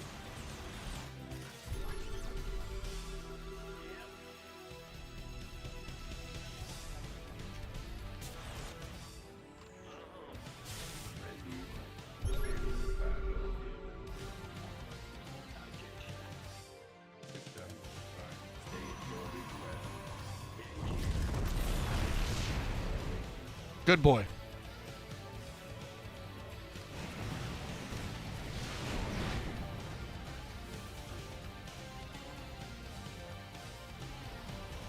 Command center upgrade complete.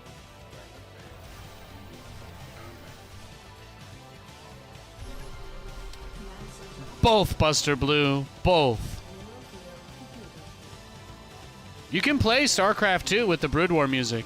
That's been a feature for several years now, actually. Pretty cool, huh?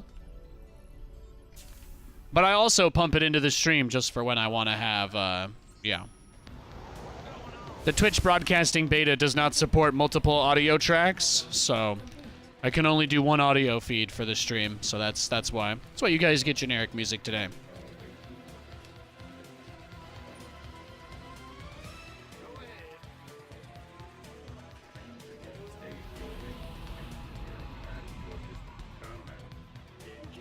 If it's too loud or too quiet or whatever, etc., you just let me know. I gotcha. Command center upgrade. The transition has begun.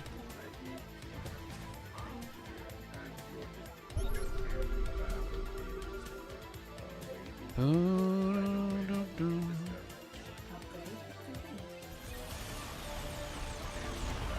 It's perfect? Hell yeah. Good.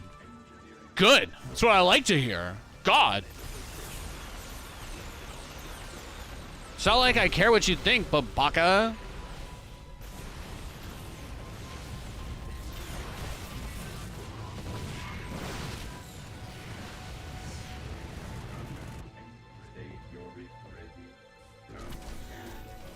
Rutro. Yeah, no, we are cooked. That's GG. I don't have anything even close to this. He is about to, yeah, he's about to give us a. We are dead. We are super dead.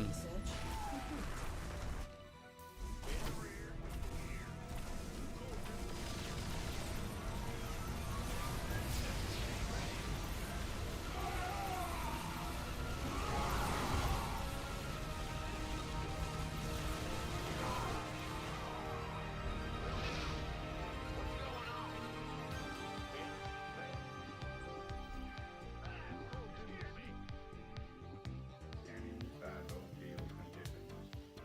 Upgrade complete.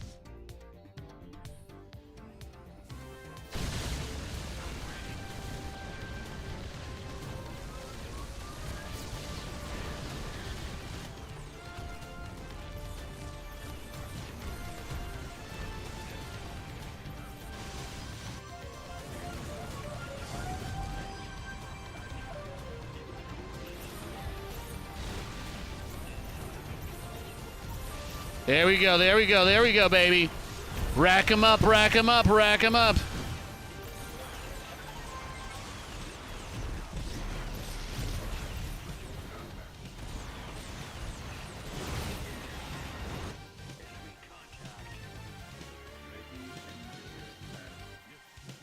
That's the hard part about the situation. He put himself in. Oh, now I have 3 armories, too.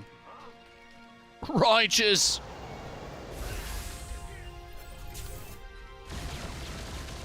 Pew, pew, pew, pew, pew, pew, pew.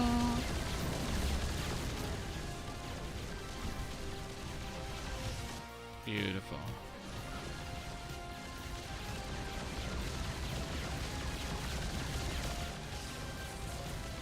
Base is under attack.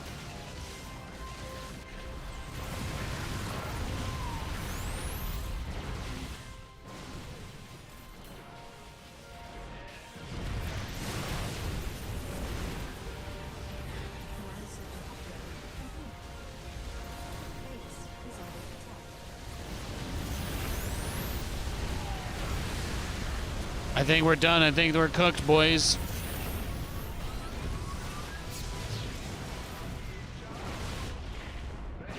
Base is under attack.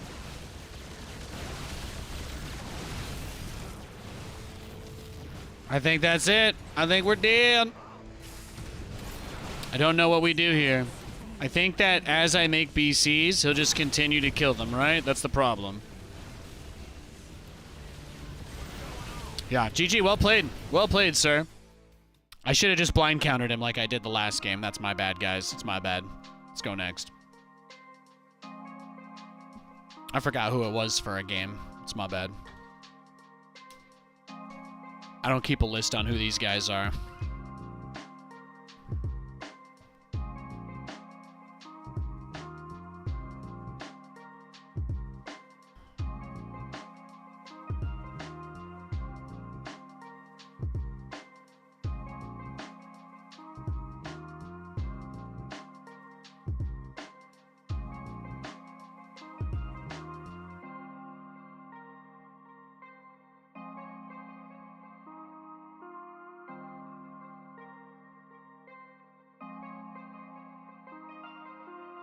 All right, let's go. Bad news?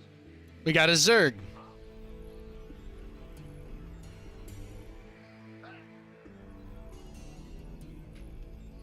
What's going on?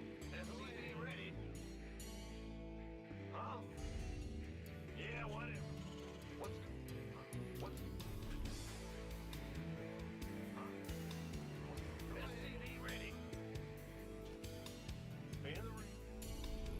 Oh yeah, Zerg, Nate, Zerg. Move it. What's going? Huh?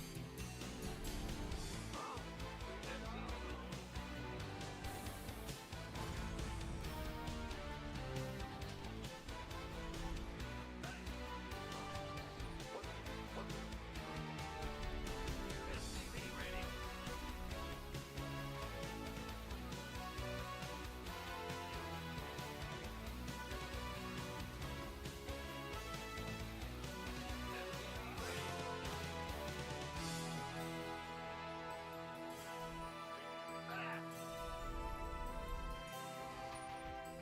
What's going on? SCV ready. In the rear with the gear. Yeah. SCV ready.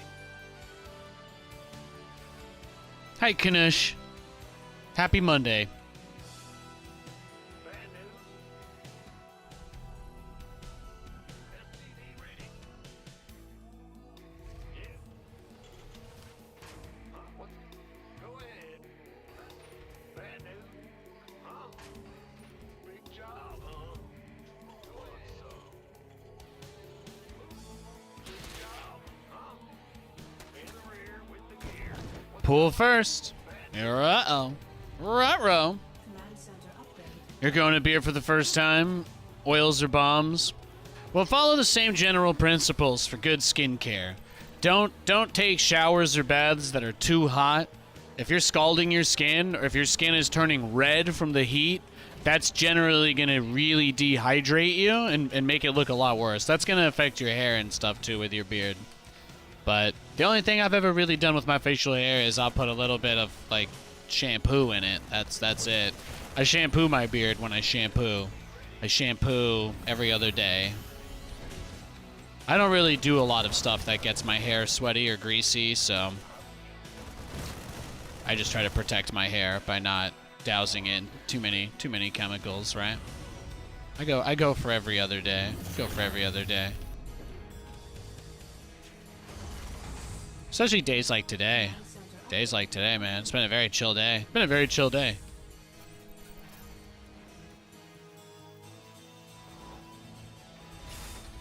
I don't think you guys would want to listen to what I'm listening to, but the fact that this allows me to listen to something else is also kind of nice. I think it's just a little snap from the monotony for me. I'll DJ for you guys Wednesday through Friday. That's the plan. Bad news. What's going on? Add-on complete. SCV ready.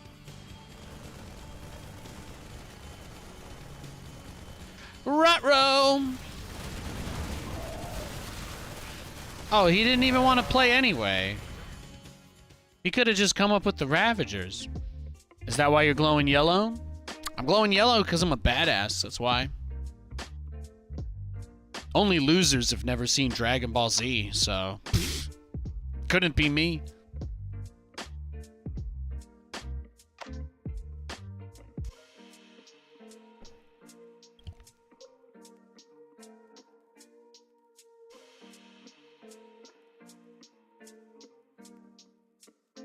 You're sporting the oil? Nice. I've had people give me like beard oil as a gift. It can be nice, but not sure if it's a daily thing or not. Nah. I ascribe to less is more. I keep in very, very, very good health and very, very, very good skin.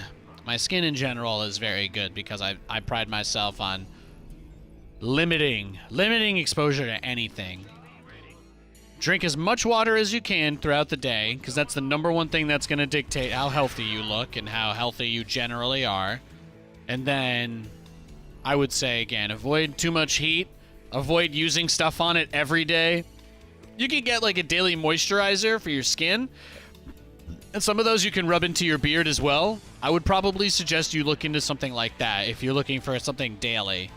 If you want something that's like a daily use. Most moisturizers are just that, moisturizers. So they're usually deliberately a little bit less harsh chemically, since that's just meant to help with dryness. But you don't want your beard or your hair follicles to get super dry either. So you don't want your beard to be scrapey or scratchy. You don't necessarily need to use beard-specific stuff because it'll benefit from moisturizer or shampoos like anything else. But kind of like shampoo, don't overdo it because you'll dry. You know, if you use shampoo all the time and you don't have any of your natural oils or anything stripped from your scalp, then you know.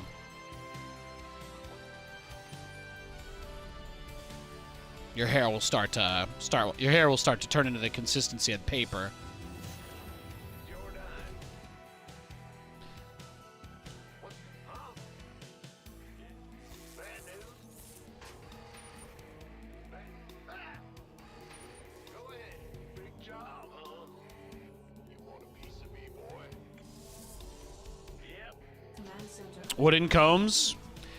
Yeah, I don't know. Everybody's preference. Everybody's preference. I got like a beard brush. Somebody, I think it was a couple years back, somebody got me like one of those kits from the fancy place at the mall that sells the razors. You guys know what I'm talking about.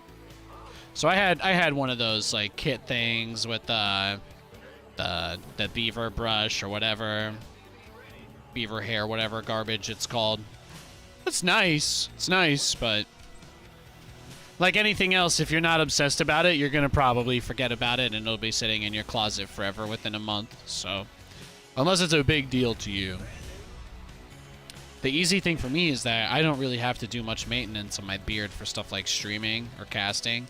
The video bitrate that is allowed to go through the internet would never really let you guys see exactly how I look anyway.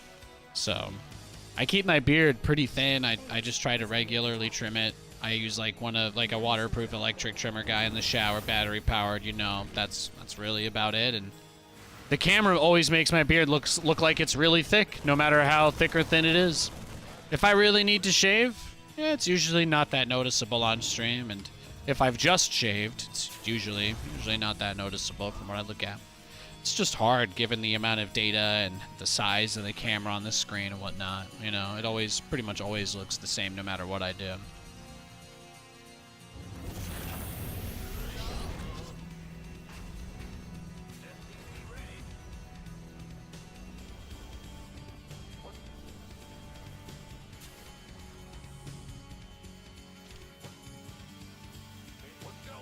It's like how those people that are germophobic and constantly washing their hands and limiting their exposure as much as possible.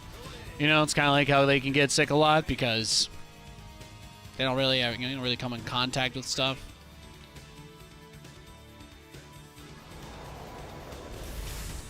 Can also be really harsh on your skin, on your hands to do that a lot too. People don't really realize that. A lot of the little like portable hand sanitizers are made with alcohol, which just dries you the fuck out. And then people are just like, yeah, I'm gonna hand sanitizer every 2 minutes. And then they're like, why are my hands so dry? Why do they crack? Why do they hurt? And it's like, you gotta learn about some of the stuff you're putting on or in yourselves.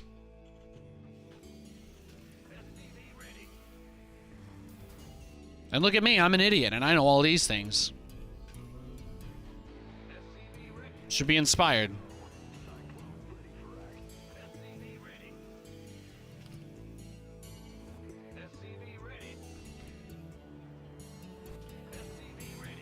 Getting abused by Protoss has put me on the defensive. What's going on? SCV ready.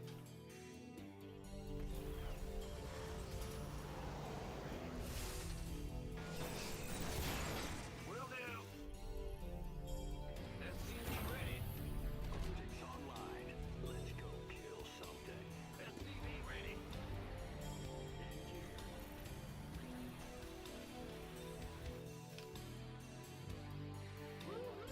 This is just the greedy defensive into 3-base BC rush. This is what I do when building Cyclone stops working for the day. Damn, he waited. The patience, the patience.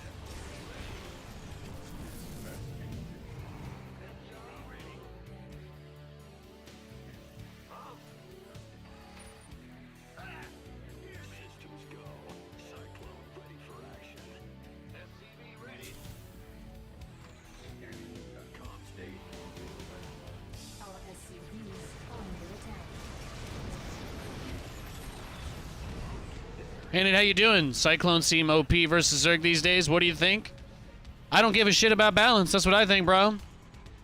If we're gonna get the old Cyclone back, then I say, hell yeah.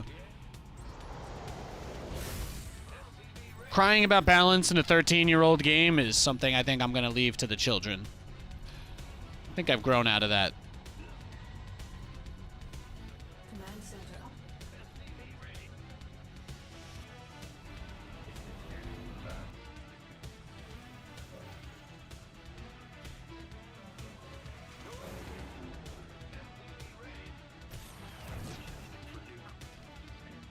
What's going on?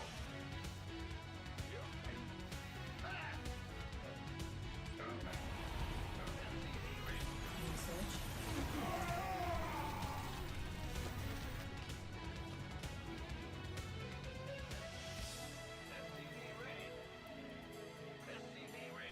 Love your opinions, Nate.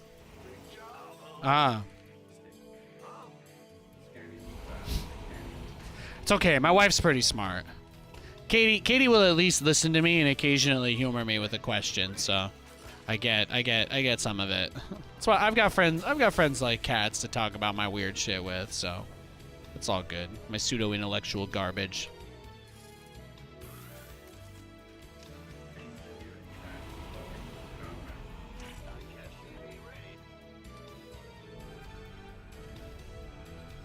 Here we go. This is it.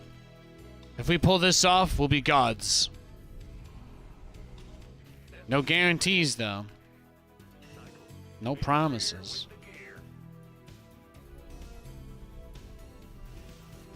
Add-on. Command center upgrade complete. Mineral field depleted. Upgrade complete. Here we go. Oh, we should. There we go. Yeah. We can make the teeniest extra delay for that.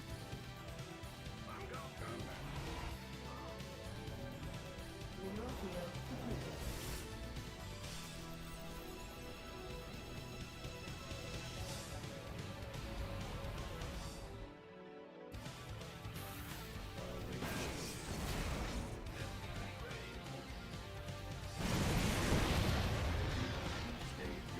I'm also just like way too innocent in some ways too, you know?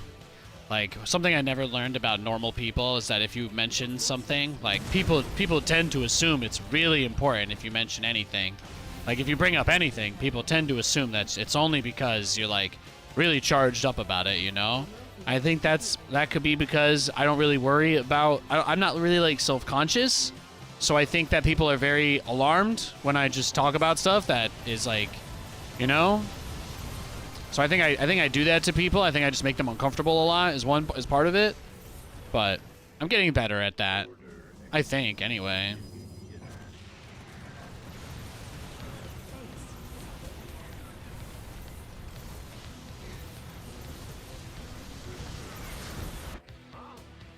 I have to be like, Katie, I'm gonna mention this skin that I think looks really cool in the store, and I need you to know that I don't want it.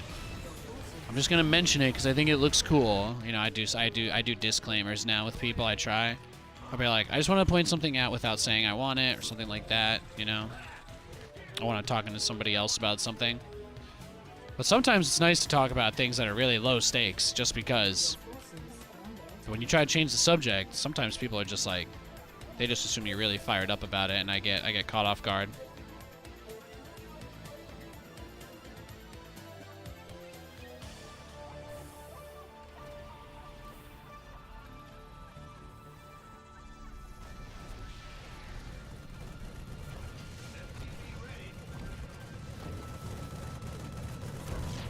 Base is under attack. Upgrade complete.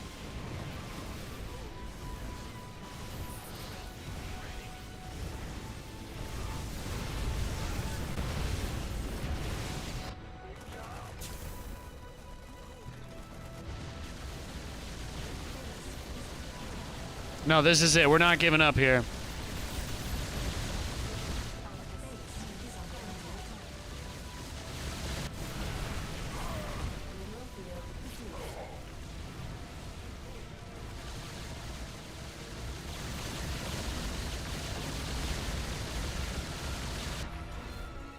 What's going on?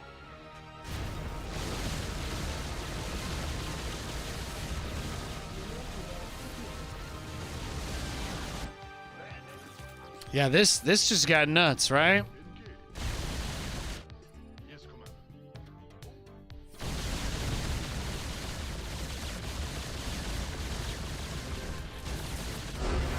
Got him. Broke his legs out from under him.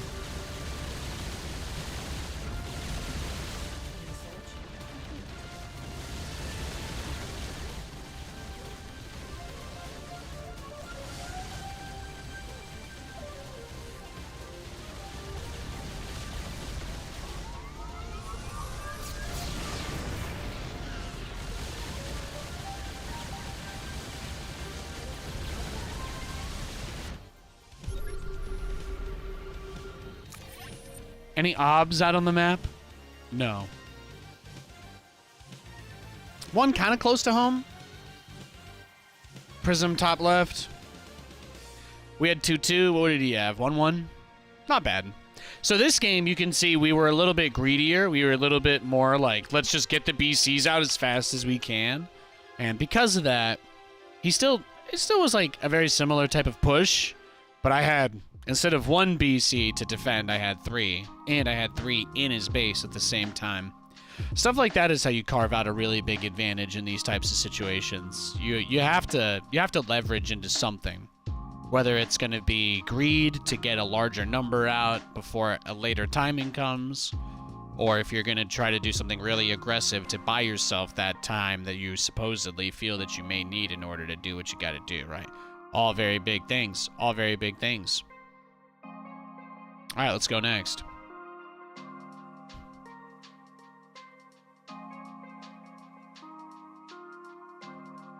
I'll just do it occasionally. Twice a week's probably gonna be fine. 3 times might be great too.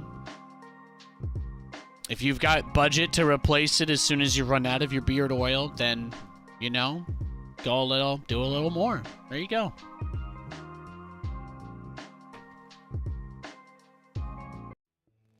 As somebody that's had like really, really thick hair my whole life, most of the advice that I've gotten was to use less stuff because typically that stuff's just like when you put more in there, you're also irritating it as well. Ah, you scared me. Gotcha.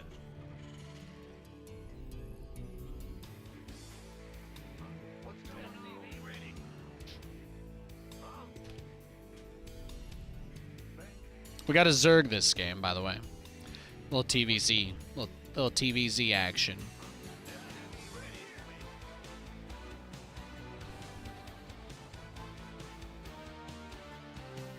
I'm gonna go command center first.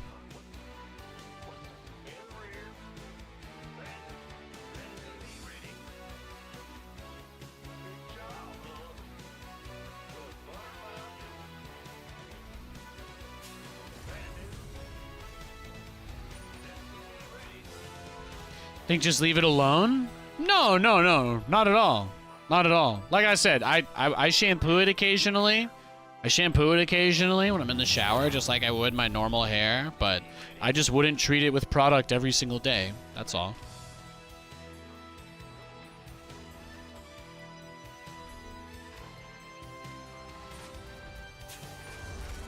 Like, I've got normal shampoo that I like, and I've also got, like, more heavy-duty shampoo for when I want to really clean it, you know? And I can get a nice expensive bottle for the second one because I don't use it that often. I have a normal routine, and then I have, like, occasionally I'm gonna nuke it. That's kind of a thing. Big job, huh? Yep. SCV ready. Bad news. What's going on? Go ahead.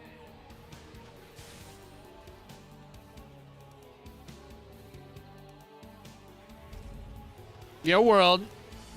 Hope the games are going well.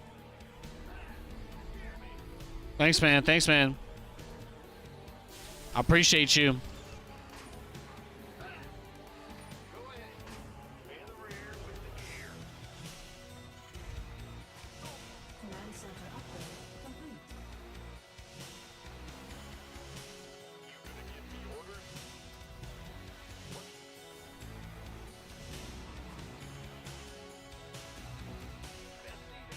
Command center upgrade complete. We're greedy, boy, this game. Very greedy.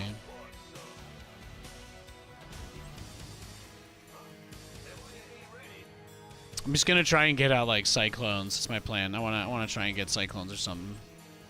Oh, there's the lings.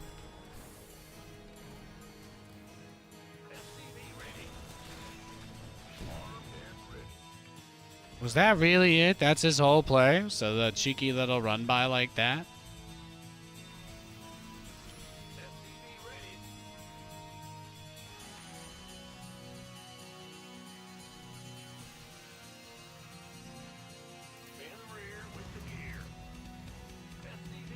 Command center upgrade complete.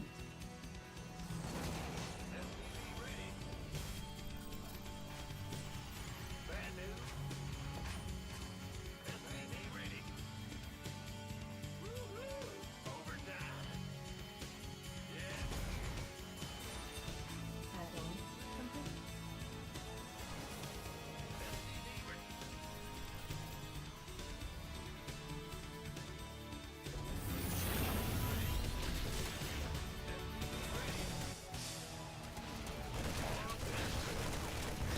Yeah, give me your lings.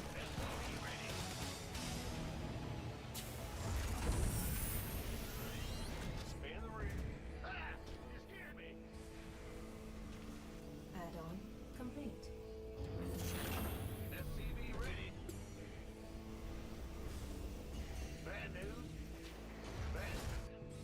What you got?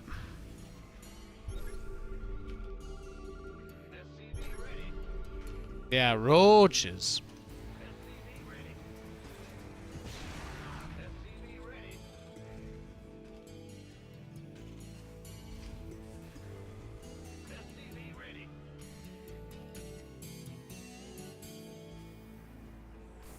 Now remember, there was no speed on those lings, so very, very, very likely that this is one of those Ravager all-in type plays. I need to be careful.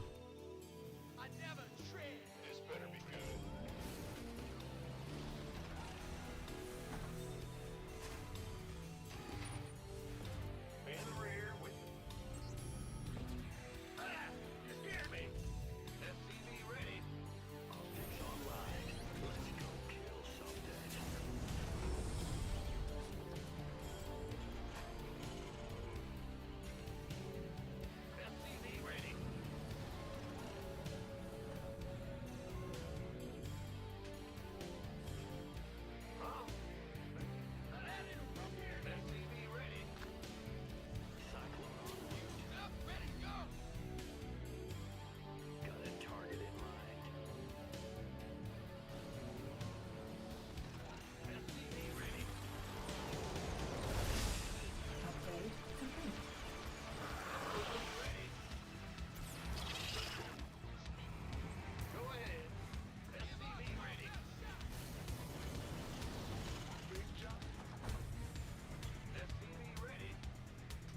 Did I skip my starport like this whole game? Yeah, but I just felt like getting 3 bases, double armory, and all my stuff together was probably one of the better moves that I could make. Only weakness doing something like this would be if he went swarm hosts. That's it. Swarm hosts would be pretty bad against something like this, just because I don't have the mobility yet to plow through a big wave of locust. That's really it. Mineral field completed.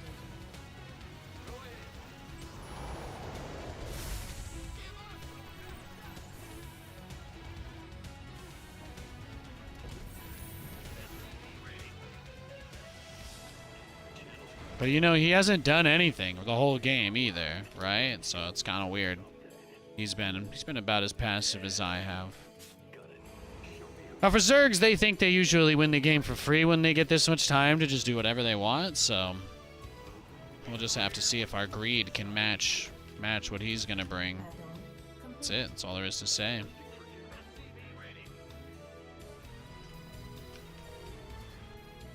Since we did deny several of his scouts, it wouldn't surprise me if he was just like, you know, extra paranoid. A little bit of extra paranoia never hurt. I do think we have Cyclone speed, so there's not much risk to moving out. Should try and do a little poke. I wanted to wait for the Raven so I could clear creep. That's the only thing.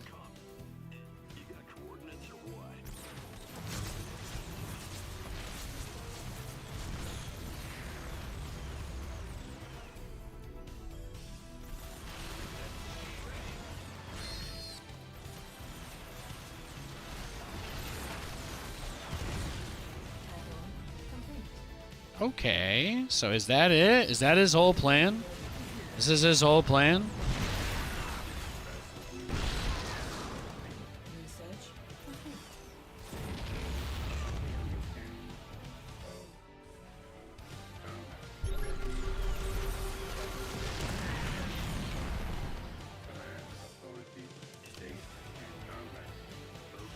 Okay, so he's just maxed out on Roach Hydra, like waiting, I guess, for Vipers, probably. It's got to be waiting for Vipers, right? Like, why? What else would he be doing here?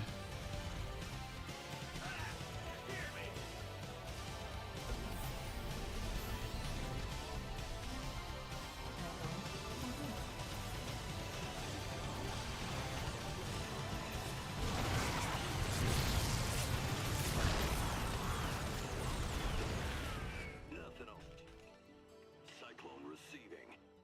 This ought to be good. I get you.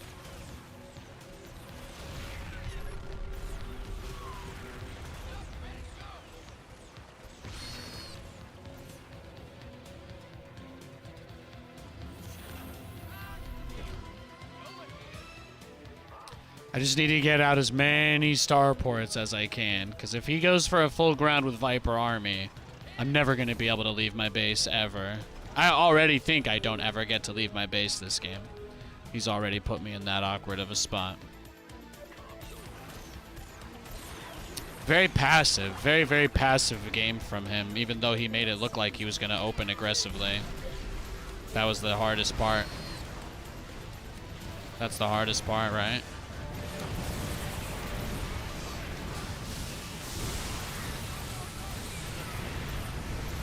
Yeah, he's just gonna go mass swarm host now, huh? Yeah, that's what makes this really, really I needed battle cruisers. This is like that one game where I should have gone mass BC, but my opponent basically was like, I don't even want to play the game. He rushed up to this army that he's just done nothing with, and he's just waiting, and now building swarm hosts, just trying to waste our time. That's it. It's like the most painful way. It's the most painful way to play a game of SC2. But if this is what he wants to do, there's not much. We don't really have that much agency here, so.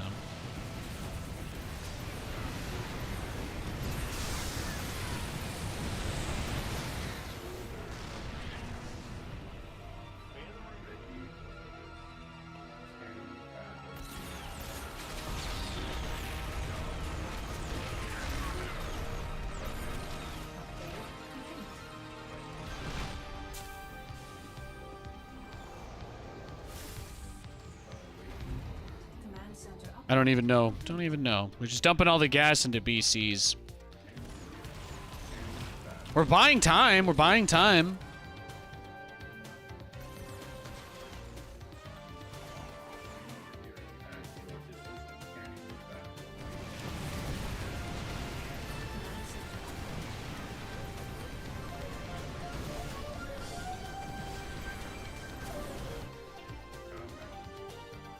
Command center. Just need a little more time.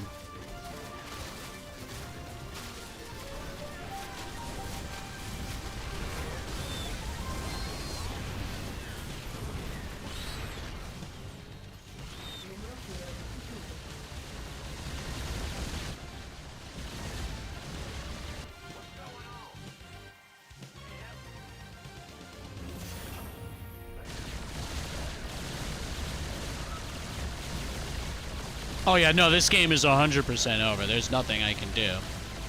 I don't think there's any way.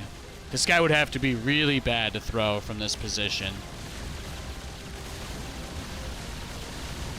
It would really take a monumental throw here.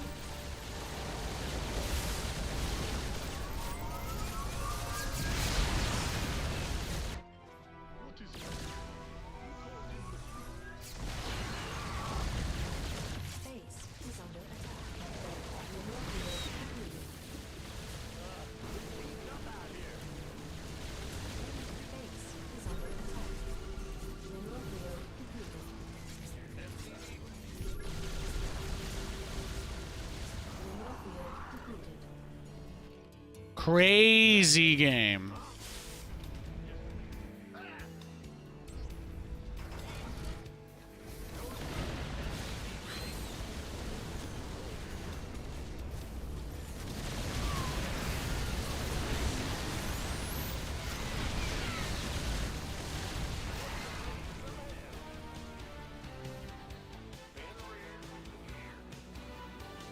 Command center upgrade.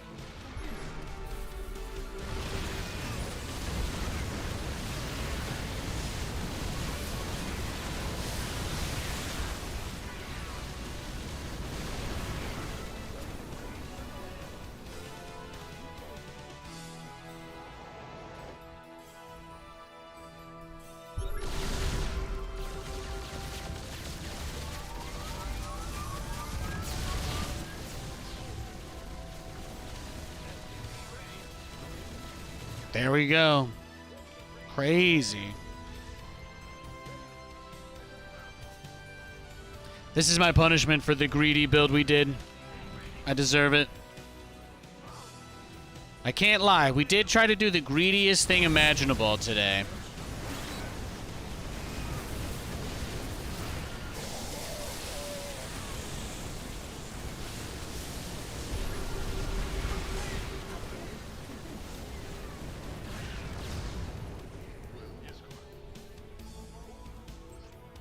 Let's see.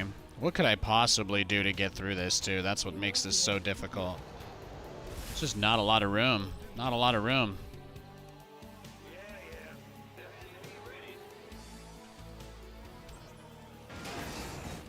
Mineral field depleted.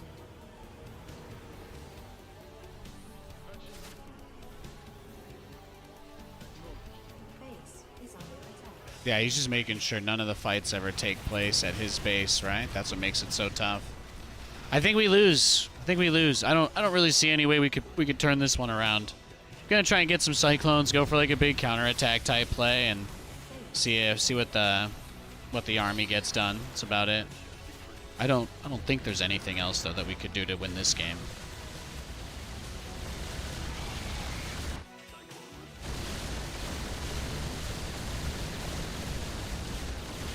Our SCPs are under attack.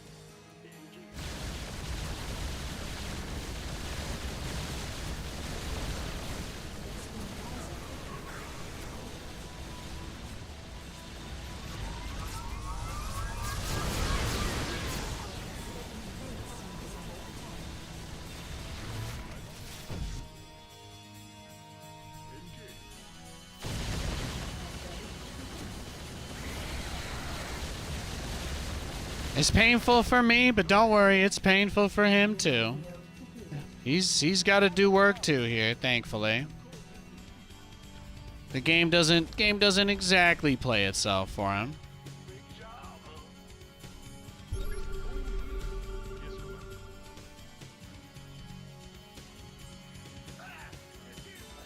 Rescuing Gaza successful.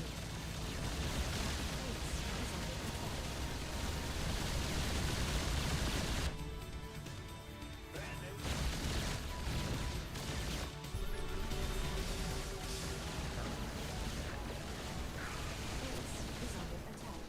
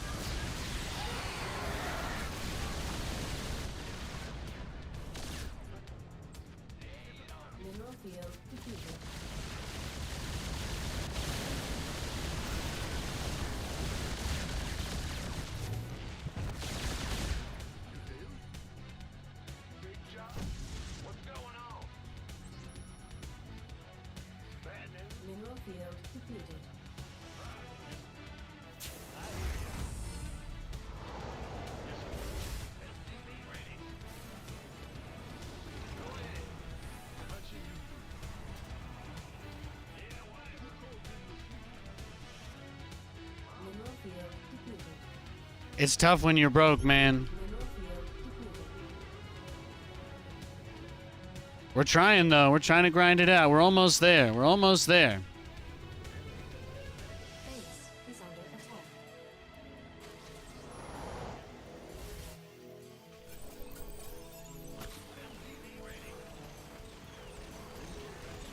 Mineral field depleted. Bad news. Mineral field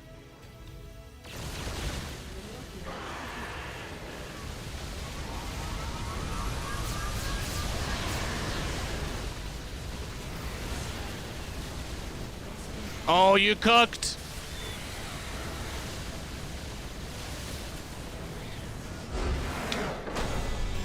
Whoosh.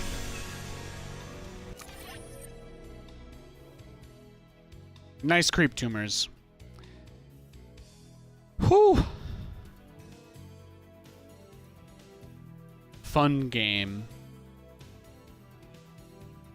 His build, man. He was like... He made it seem... Here, let's just look at the replay, because I was really confused. He did a good job at distracting me, I'll say that. He did a really good job of confusing me, because I feel like I just did not understand what was happening for a significant portion of this one. It was pool first, right?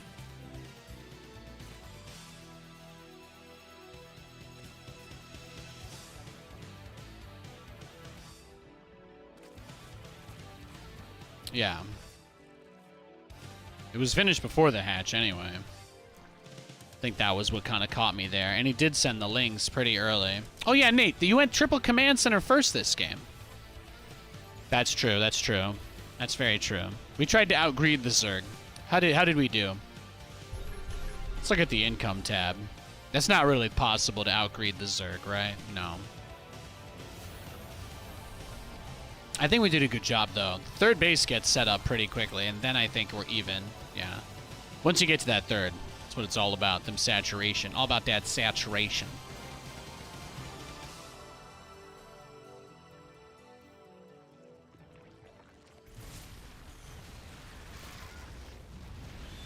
I'm just surprised he didn't try to push the issue here. I thought he would have gone for Vipers, but the fact that he built Swarm Host instead of Vipers just doesn't really make any sense. If you want to win the game in this situation as a Zerg, like, he's maxed out. He could have won this game very easily. I'm going to tell you guys the secret. Instead of making any of the Swarm Host, you make 3 or 4 Vipers. If you want to be really safe, make like 5 or 6 Vipers. And then you just Blinding Cloud or abduct all the tanks and then just A-move me with your Hydras. Because this is just 5 tanks. That's it. It's just 5 siege tanks. There's nothing else here. It's just 5 tanks, command centers. Not really a lot. Not really a lot going on. Yo, Carlino. Your team won? Congrats, bro.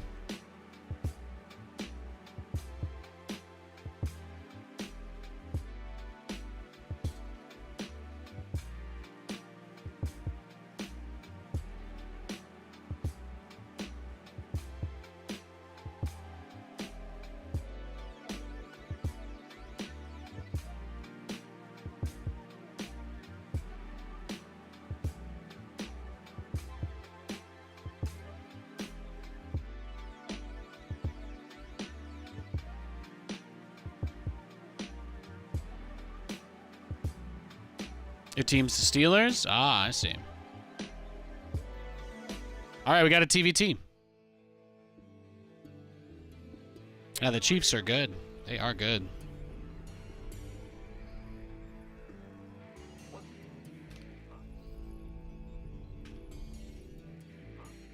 SC2 ready. Scared me. Huh?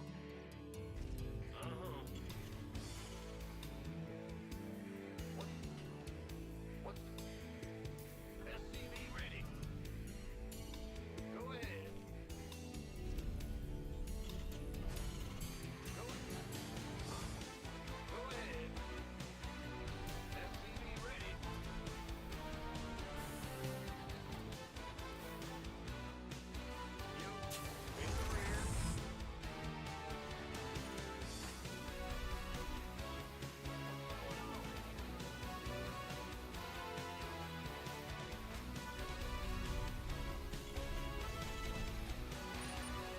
Got that Brood War Terran theme? Yeah, that's right. That's right. Hot and fresh for you. Hot and fresh for you today. So Nathan can listen to The Weeknd all day. It's a noble sacrifice. It's a noble sacrifice.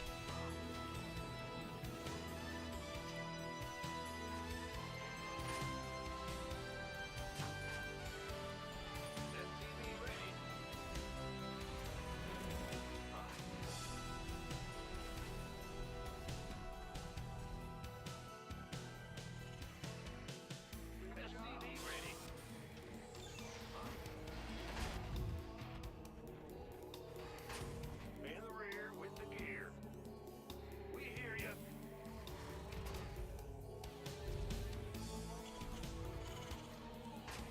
What's going on?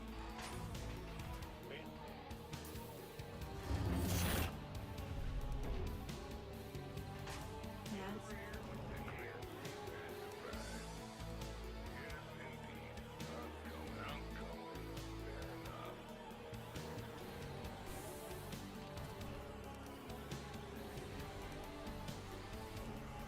Let's get the starport.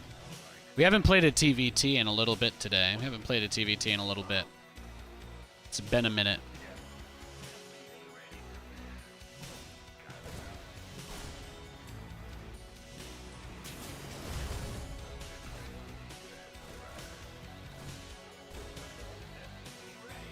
Do you think me a fool?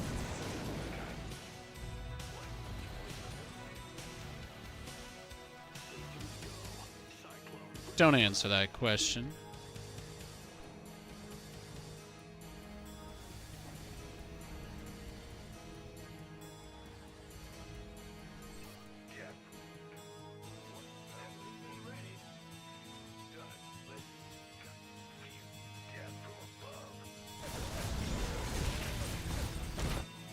Righteous.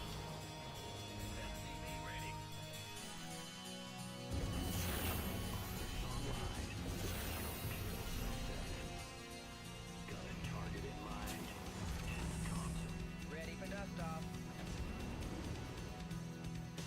Waiting on. Life flight's here.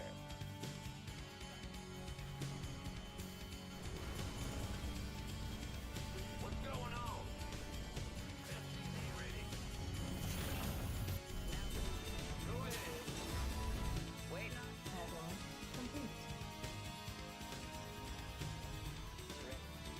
Waiting on you. Life flight's here.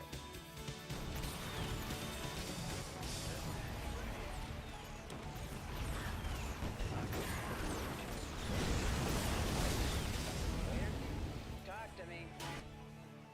Talk to me.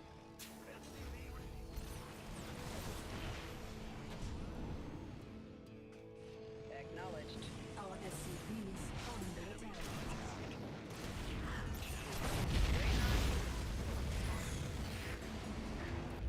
What's going on?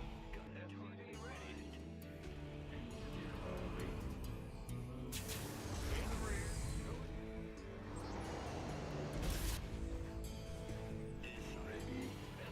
Systems go. Cyclone ready for action. Combat. Research complete. Show me who you want to die.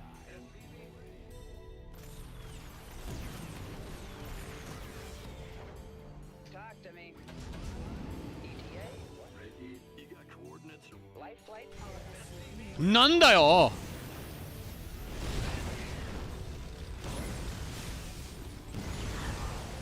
Life flight's here. Picking up. Now what? It's online. Let's go.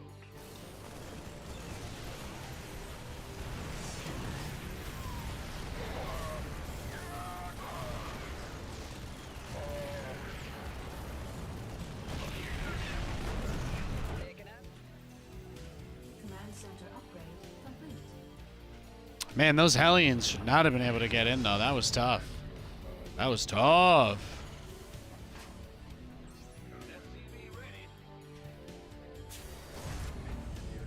I think that cost us the game. I think we already lost. He's got what, 2 tanks? I've got a Cyclone and a Raven. Mostly depends on what else he's building at home. I don't really know too much about his economy. I was just in his base, so it's not like a scouting thing. I don't know how many SCVs he has.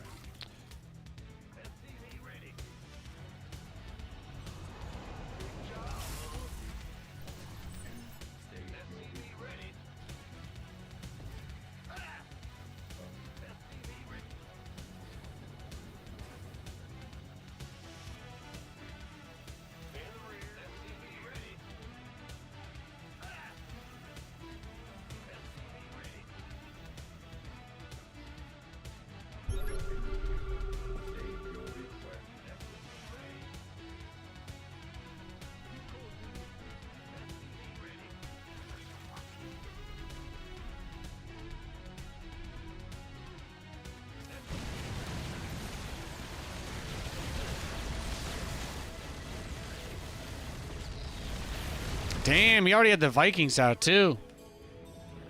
Bad luck for me.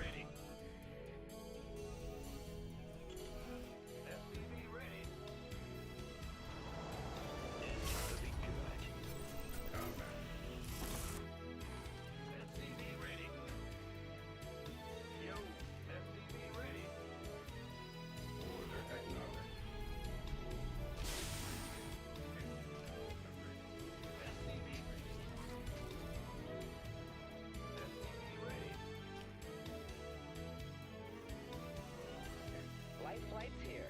Awaiting orders. System. SCV ready. SCV ready. Scanning mode.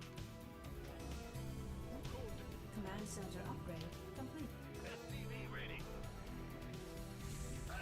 SCV ready. State your engineering.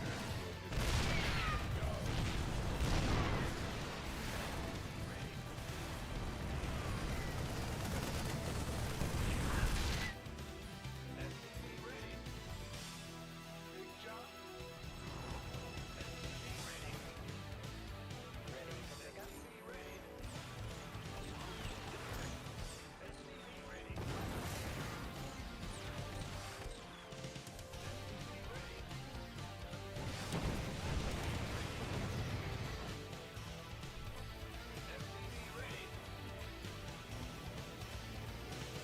Medevac to bait.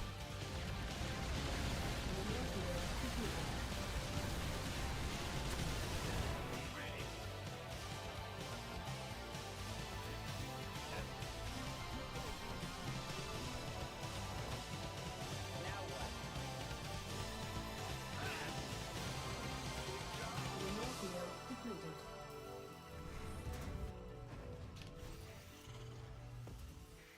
Go it. Oh, really? What's going?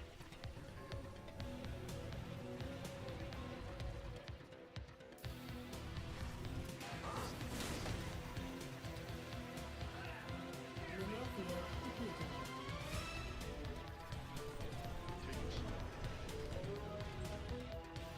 Feel pretty good about the situation, though. I mean, we were able to get up to the 3 bases. Cyclone put on a good amount of harass. Widow mines in the middle of the map have been brutal. Remote field completed.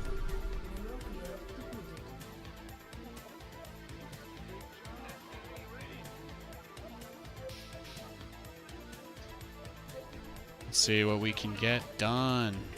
All right, let's send that medevac around towards the top side again, and we'll just continue to encroach on the map with the mines.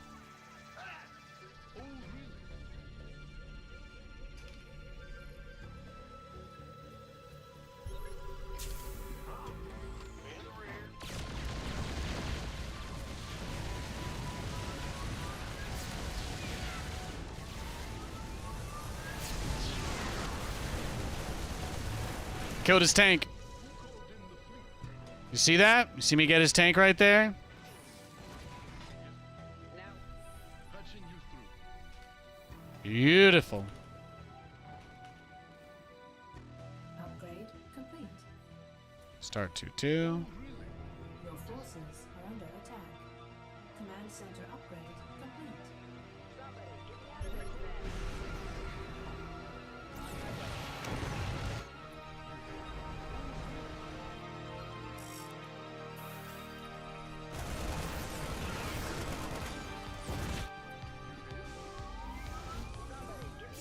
If he has no tanks, it's going to be impossible for him to deal with my planetaries, so... He only has +1 attack, too, so that means... He only has +1 attack, so he actually is not really ahead on upgrades either. These are all very good things for us. I think we just get building armor and probably start one-shotting. We'll start one-shotting his bases now, and that should get him a little closer to where we need him to be. But he's just been trapped. This guy's not been able to get out of his base all game. He's got to send out individual units to tank Widow Mines from his own main. The moment he steps out onto the map, he's in my minefield. He's in my jigsaw trap, my game.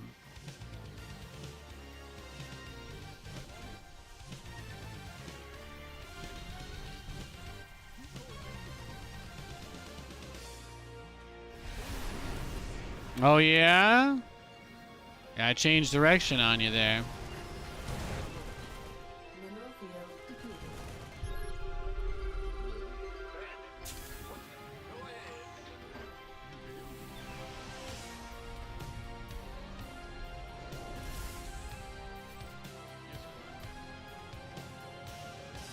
I like this like jockeying for position we're doing through Fog of War, where he's like trying really hard to zone my army out that he can't see.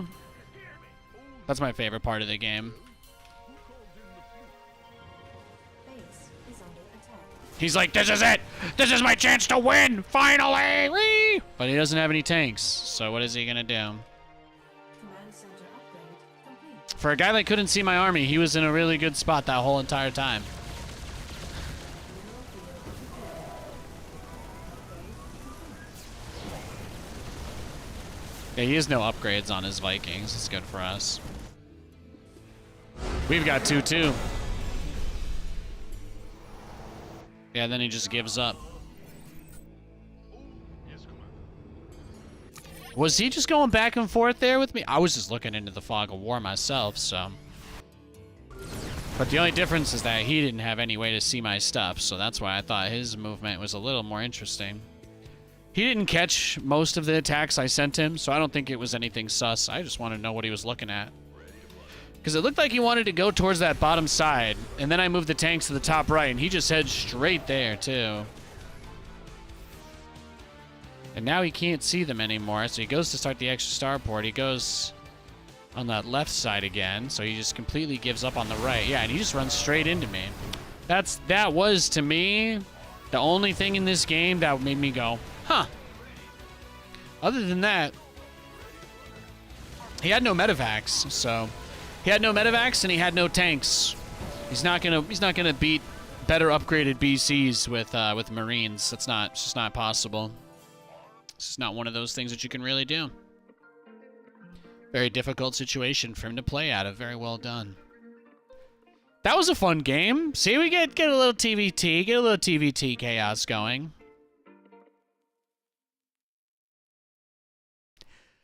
All right, I think we're probably going to play a little bit of Madden now. I'm just going to take 2 minutes to restart the PC and use the restroom. I'll be right back, guys, and we'll finish up with some football gaming, all right?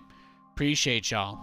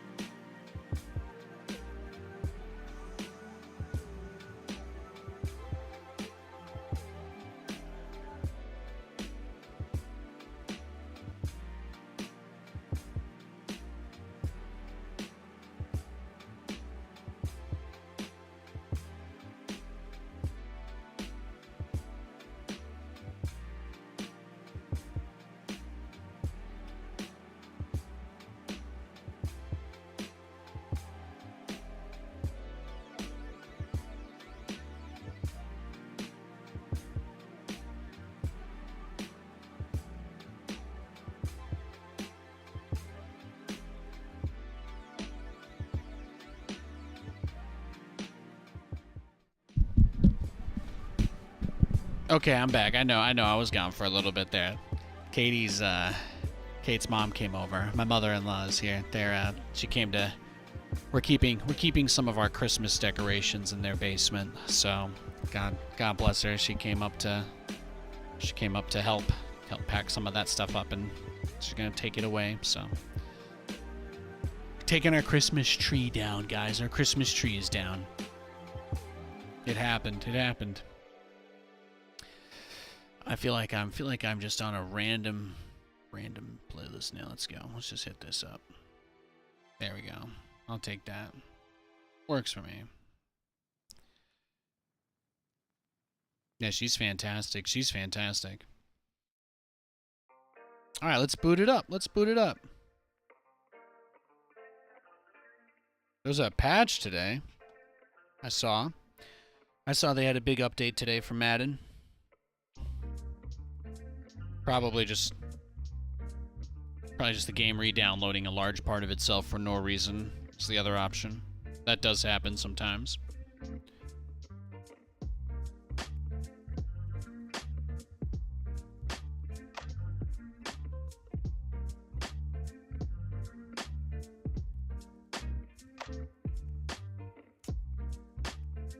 All right. I got it switched over. Just waiting for the game to load. I hope you're all having a very pleasant Monday. Thanks for hanging out. SNL was pretty good this week too, actually. It's very, very, very rare that we follow it too much, but Kate's dad texted me. One of the first times Kate's dad's texted me. He doesn't reach out to me super often. He's a little older, but he texted me that they were watching it on Saturday night. Katie and I actually went to bed early. That was one of the funniest things. We kind of gamed and partied hard all day, and we called it an early night. And then I'm lying down to go to bed, and I get a text from Kate's dad. He's like, "Dude, SNL tonight is hilarious. You guys watching?" And I'm like, "Man, now I feel old." I was like, we didn't even check. We didn't even check if it was on. We didn't even check if it was on today. It's like as much as you get anything with like topical stuff, I guess.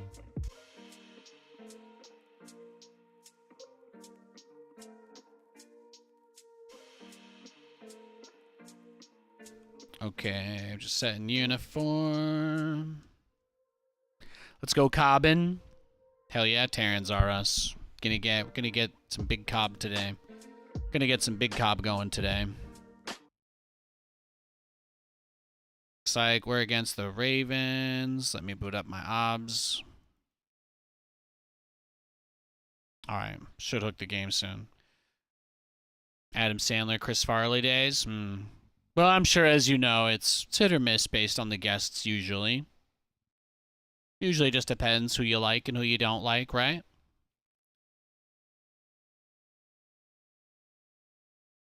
There's definitely a lot of younger people that they bring up that I don't know, that sometimes they surprise me and they're kind of funny or interesting, but I think a lot of people still go up there to like advertise stuff too, so it's never feels like it's a complete 100%. They had this Dakota Johnson person on, who's in this Madam Web or whatever movie, the knockoff Spider-Man thing. She didn't seem particularly interesting, but the skits they did yesterday were pretty fun. Wasn't too bad. Since it's an election year, you have to like mentally write off the part where there's going to be endless amounts of that now. It's unavoidable.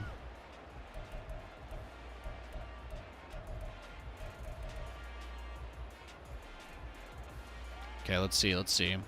Well, we are up against the Ravens. Let's see what he wants to do. Kyle Shanahan blew the lead. Oh yeah, stuff happens, man. It's crazy, right? Playoff football is amazing like that. Oh, baby. Oh, baby. You know what else is amazing? Me. First play of the game. There you go. Oh, Wow. That's it. He's done. He's logging off. He's telling his wife to get the cookies in the oven because he needs something sweet or there's going to be another hole in the plaster.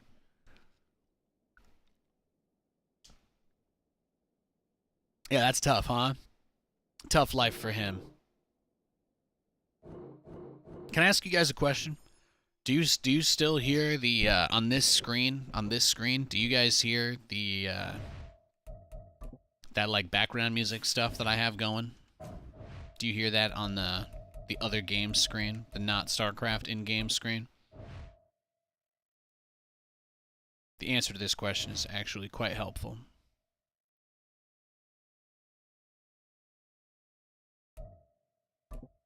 Good start. Yeah, we already got a dub. We already got a great dub. You do not hear background music on this scene? Awesome. Thank you. Thank you.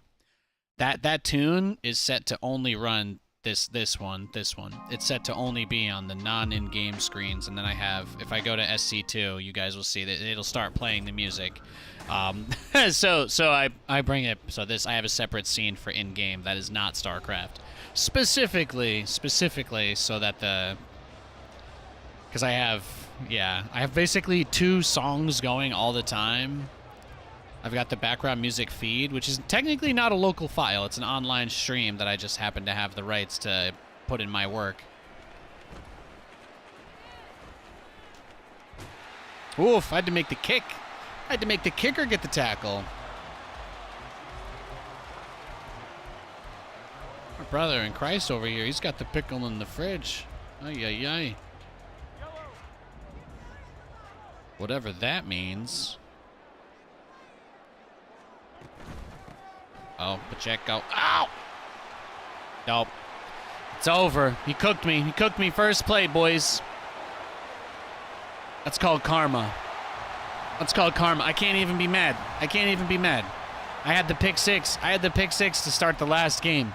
I literally can't even be mad.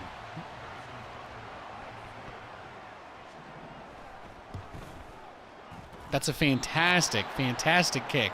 Okay, okay. He's not going to make things too tough on us. He's not going to make things too tough on us. What goes around comes around. I believe in karma, guys. I do believe all things seek a natural balance. No matter how hard you try to fight it, all things seek balance. When you're running hot, someone's going to pour cold water on you. And when you're running cold, someone's going to come out of nowhere with a warm blanket. That's the world that I live in.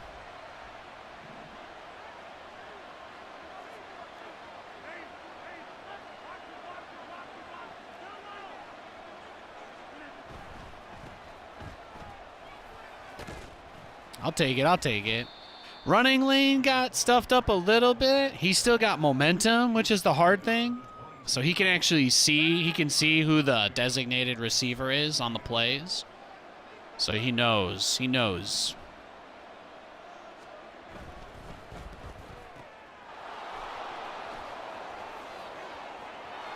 Yeah, there we go. There we go. Is there a ranking system? Yeah, you get points based on who you beat.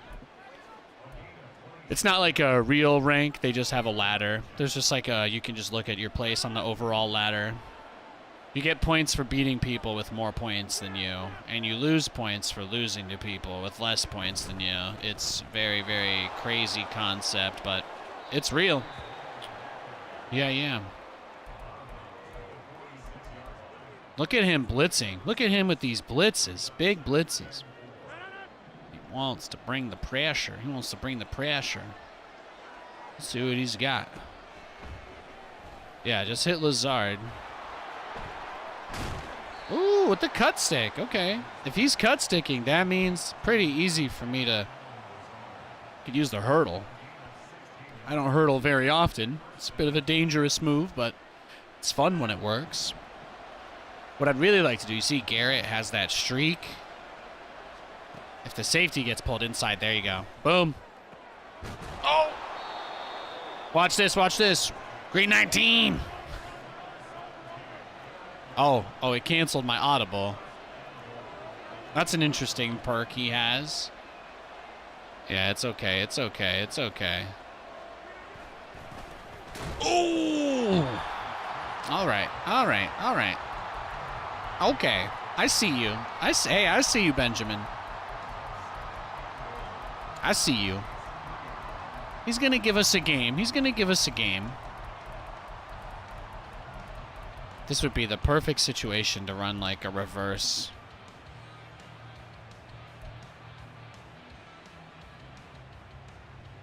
Hall looked great this season. Yeah, man. He should have been nominated for Comeback Player of the Year. He came off a torn Achilles to get 1,500 scrimmage yards. Insane. Actually insane. Just legitimately crazy. Sorry, ACL. Came off a torn ACL. He came off of a torn ACL to get 1,500 scrimmage yards. Absolutely insane. Or whatever yards. 1,500 total yards. It doesn't matter. It's a big deal. Go Brees. Brees the Beast. You guys want to hear something crazy? Can I tell you something really amazing? Jeb, remember how I told you my mother-in-law came down to help us? But wow, the kicking meter is really, really bad this game. Now I know why he missed. She brought wings. We don't have a wing place out here. We don't have a wing place out here by where we live, so we can't really get chicken wings that easily. But she brought me a bunch of wings from the local place by where she is. And by local place, I mean the nearest wing stop is where Katie's parents live, and it's very far away, so God bless. Ability to come back from a devastating injury like that is awesome. Yeah, seriously. He wasn't even nominated. They're going to use the guy that they used to peddle how safe football is. The football is safe guy gets to win. Like, you know, I'm glad that he's okay, but I really am not convinced that he should be playing football. I'm not convinced at all. I'm not even remotely convinced. He hardly played all year. It really seemed like they were super worried about him. I don't know. I don't know. Some guy at the NFL was like, if Damar Hamlin doesn't win Comeback Player of the Year, people will think that football is dangerous. And I'm like, really? That's what you guys are still trying to peddle that? You guys, I love football. I love watching it. Do I want my kids to play? Probably not. No. Play something where you have less of a chance of getting a concussion, probably. But yeah. The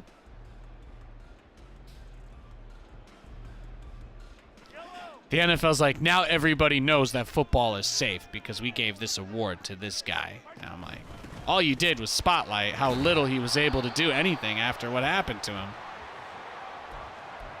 I just feel horrible. Some guy could have been on the roster that actually would have played too, you know? If they could have just made a deal to just pay for all of his medical stuff. It's a whole roster spot. That's like somebody's dream to make it into the league, and it doesn't happen because of a PR story. It's just brutal. That's just brutal. They could have kept him on injured reserve too, and they just didn't because it's so important to say that he's better. Oh, let's go!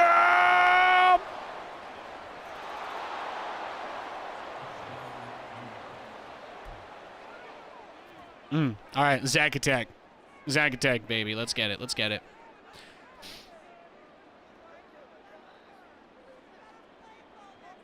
How Rodgers was rumored to come back like every week. I don't think it was unreasonable that he might have come back to play this season if we were in contention for the playoffs. That actually makes a tremendous amount of sense. It's the only one of those that makes any sense to me. To me, it always felt obvious. Like, he was going to push it and force it, and if there was a chance for us to make the playoffs, he would come back and do it. But you got to, like, there's even for his ego, there's nothing to gain if he comes back and plays, even though we're not in contention. Because then he really is just then he really is literally nothing. The reality is, Aaron Rodgers has had probably the longest recovery cycle of any Achilles injury athlete ever. And will be totally fine next year. That's how I look at it. Did he have an seemingly unnaturally fast recovery? Yeah, sure.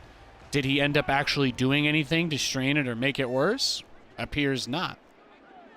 So all I know is we've just got a guy ahead of schedule. So normally an injury that takes a year and people are still nervous, I think you're going to have a full year, and then he's probably going to feel great. And I'm going to take a wild guess that he's going to very likely be wearing some kind of special shoe from now on. That he's going to be nursing that for the rest of his life, I'm guessing. He's going to feel it anyway. How many more years left? Well, quarterback's an intellectual position, really, depending on the strength of his arm, as long as that doesn't become a problem. You know, Brady made it pretty late.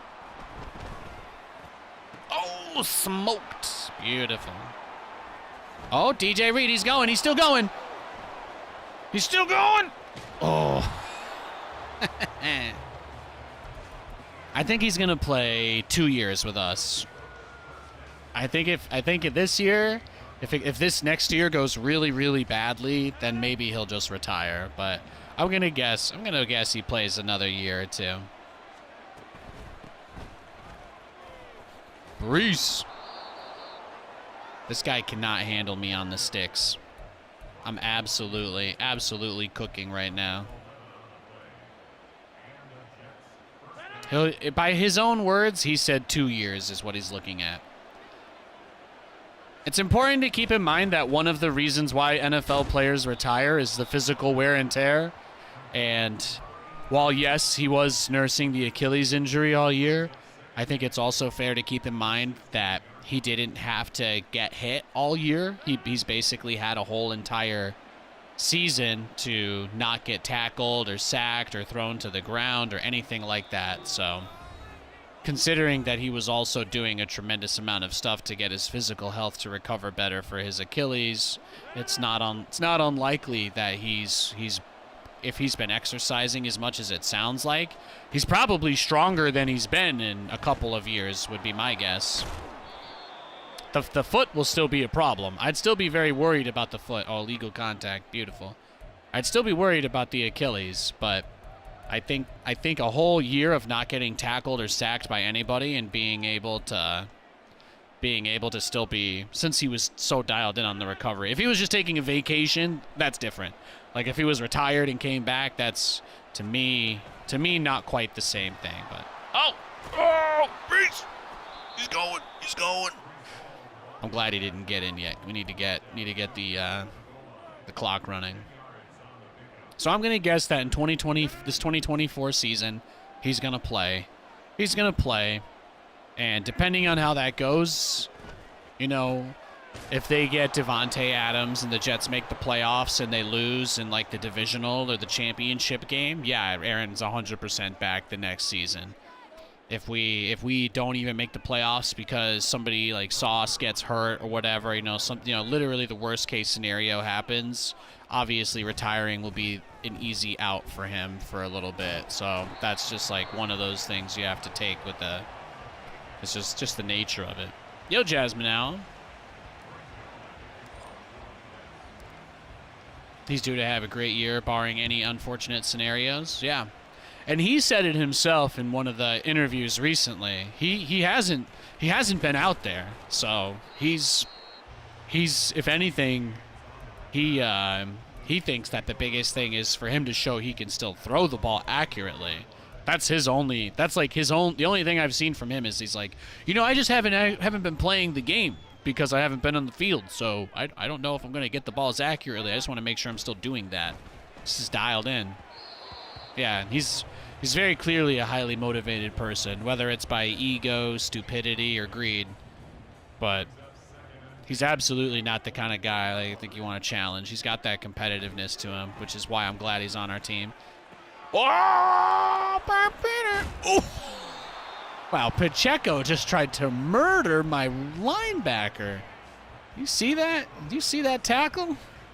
Pacheco, what the hell? What the hell? So anyway, as soon as I'm done with today's stream, I've got chicken wings waiting for me, so that's kind of awesome.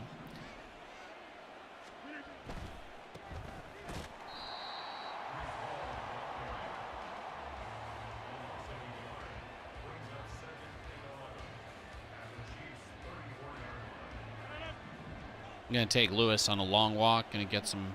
I did a lot of... I think be getting my curls in before the streams now as well. Oh. Look at this. Robo Achilles. Beep, boop.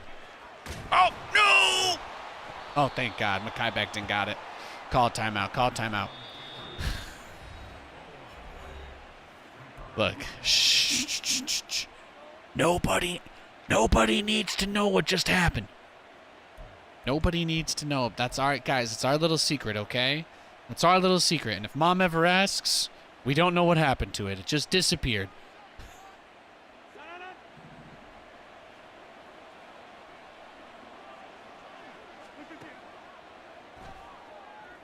You know, I really wasn't sure if that would work.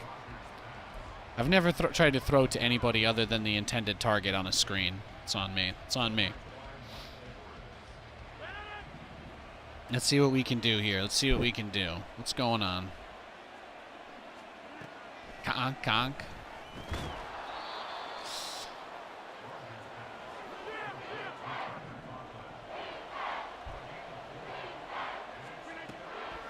Lazard. Oh, no. I had the Turbo Man doll. I had it in my hands. That's fine. Everything's okay. Yeah, this is it's so windy. Think I got it. Did I play Blitz the League back in the day? No. I only played the Blitz 64, the NFL Blitz, like the 1998 one, the original, the best one. That's the only one I've played. I never played the newer ones. Blitz the League was like, they added drugs and stuff to that, I think, if I recall correctly. You could like genetically enhance your players with like illegal chemicals and stuff. That game was kind of hardcore. If I'm remembering anyway.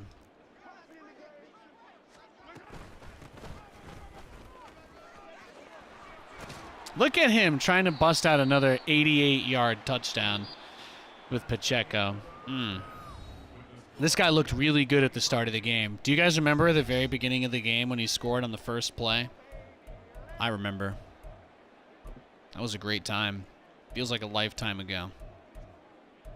I think we're going to have to defend deep pass now. They would show... Yeah, I remember. They had Mortal Kombat type x-rays. I didn't play that game, but I was really poor. But what I did have was a subscription. I begged my dad for a subscription to PlayStation Magazine so I could at least read about new games. Because we didn't really have, like, you know, good internet for a long time. And my big brother always got priority on the computer over me, so I was only allowed to use it when he wasn't. So that was, you know... That was the whole thing. We only had one computer in the whole house, but... Oh!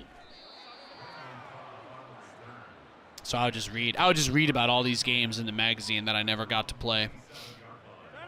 When I got the Metal Gear Solid 3 Snake Eater edition, that was the coolest thing of all time. They had, I think PSM had like 4 pages of nothing but... Wow, did I... Whoa! I think PlayStation Magazine had like a 4-page spread with an interview with Kojima about everything Metal Gear Solid 3 was going to be about. Like all the mechanics with the survival and the eating animals. And it's like, how are you going to force players to do it too often though? How much is too much? And he's like, well, you know, if the player's health status is up, the stamina is only going to affect them negatively when it approaches 0 and stuff like that. And you're like, man, this guy's thought through the game so much. I got so amped up for Metal Gear Solid 3. It was awesome. Yeah, so I had 2 brothers. I was the middle child, and my little brother also liked to play Diablo and StarCraft, so it was often competing for him. Oh, Gibson! No, come on, man. Look, I'm trying to hook it up. I'm trying to help your career right now. Do you understand? Do you understand? This other guy's doing some weird gesture with his hand. I don't know what's happening.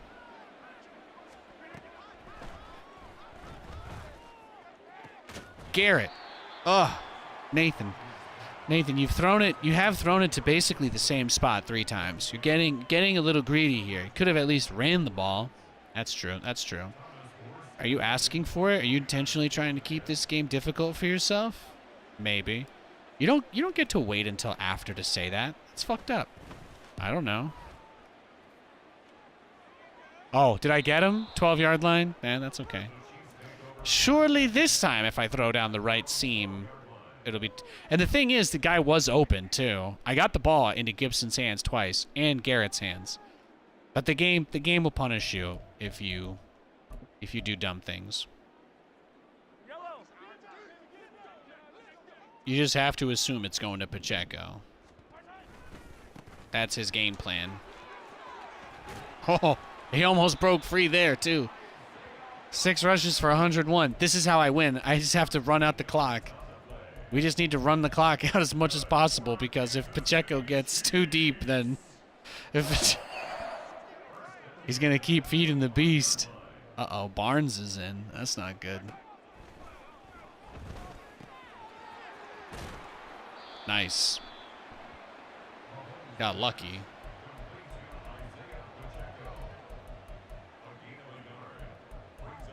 Oh, it's because his stamina's low. Gun empty, trip speed. Oh, boy. Here we go. Here we go.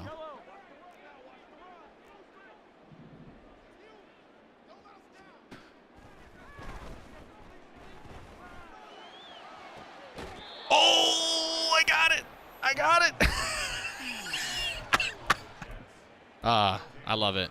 Is Nathan like wheezing to death over there? No, he's just playing Madden. Just getting interceptions after interceptions after interceptions. Look at this guy, man-to-man on Gibson. Cobb is either going to be wide open for a touchdown, or Gibson's going untouched in the first maybe 3 seconds, just straight down the field. Too greedy, Nathan. You didn't win the match. You didn't win the press. You didn't win. You got selfish. You got a little greedy there. That's true. That's true. Do you remember the conversation, the last drive we had about trying to do stylish plays every single snap and then punting? Yeah, but the people watching want me to do the stylish plays. Are you sure? Yeah, I'm pretty sure. Yeah. Oh, what? I gave up on that play before the player did. Did you see that? Style all day. Look, once upon a time, Woody said to Buzz, "It's falling with style." And that resonated with me. That really, that changed my life. Look at him go! Oh!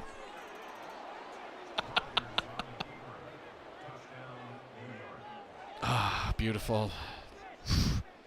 Burying him, guys. Burying him. Does this game have his desert level? Because he's in the desert tomb 100%. He's never coming out. Just. I'm impressed that he's still in the game. He must have tremendous mental strength.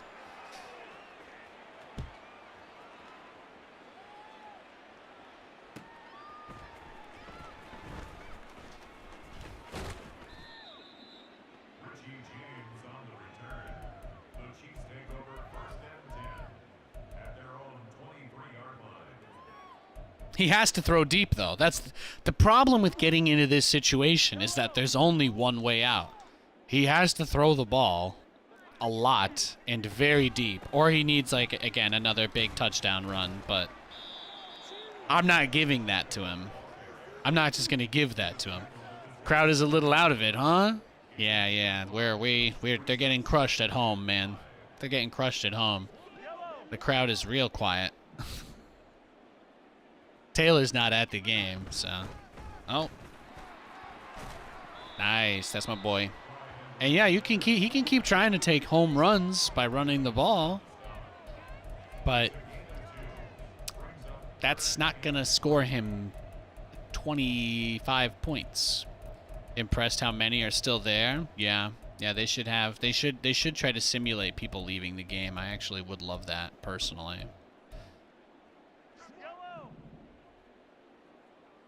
What you do is pinch the defense, and then you spread the defensive line. So it'll open up some gaps in the middle for him to do that. But it's like, oh, he got a first down. He's still down 25 points, guys. The clock is running.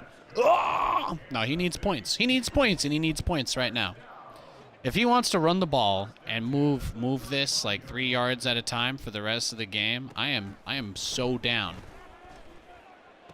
There you go. Boom. Money in the bank.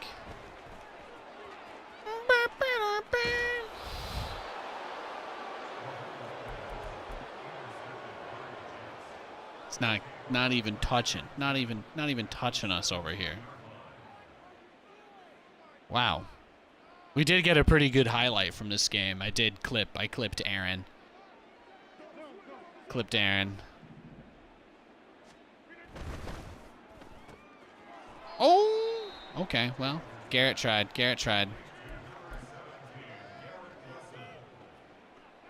You've lost track of the number of interceptions? Yeah, when he gets the ball back, we'll get to see. I'm going to try play action to hit Lazard in the corner of the end zone.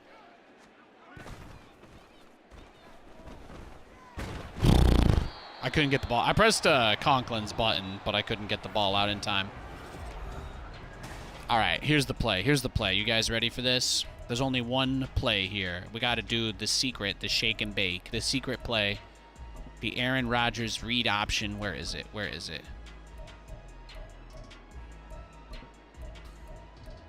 I want to hit him with it again. I'm a bad person. Where is that play? How do I find that play type, right? Option. Oh, beautiful.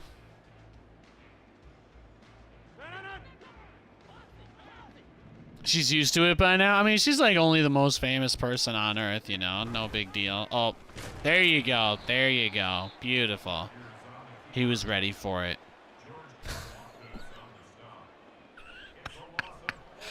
Tackling a quarterback like that get you ejected from a game, though.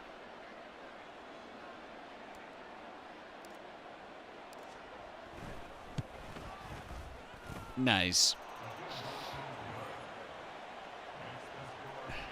If Aaron Rodgers got tackled like that in a real game, the defender's career would be over the next play. That would be it. They'd be ejected, released, and probably banned.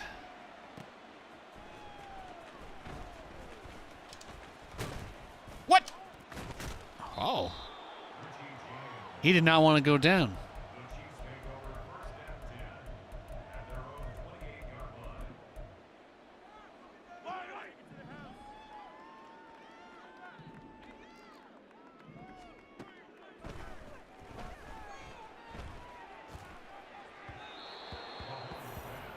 This is amazing. I can see the receiver that he's trying to throw to when he presses the button. That's what the alert is. I think that's the power-up I unlocked. Yeah, I can see their intended target for the pass.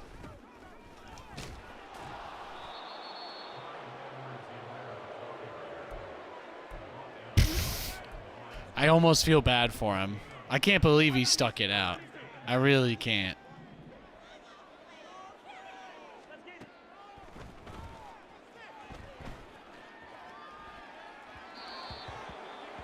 He's got Pat Mahomes, 2 for 10, 9 yards, 5 interceptions.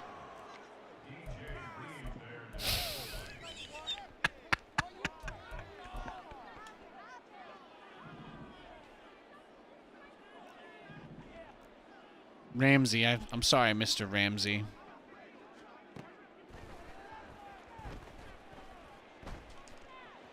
Oh!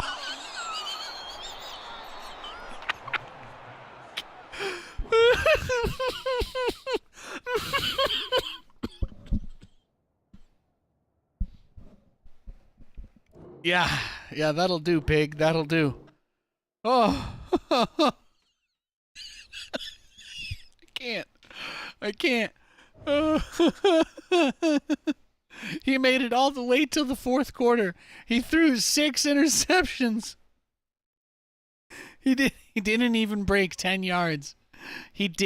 I held Pat Mahomes to 9 passing yards. And just to be clear, in the real NFL, they actually count sacks against your yards, which means that he probably was in the negative with the sacks taken into place anyway. He was probably in the negative yards at some point based on that. So, all right, guys, that's going to do it for today's show. thanks for hanging out. I really appreciate it. I really appreciate it. I hope everything is going well, and I'll see you guys tomorrow. Mondays are always the most boring day of the week, so I just took it easy today. Thanks for hanging out with me. I'll see you tomorrow.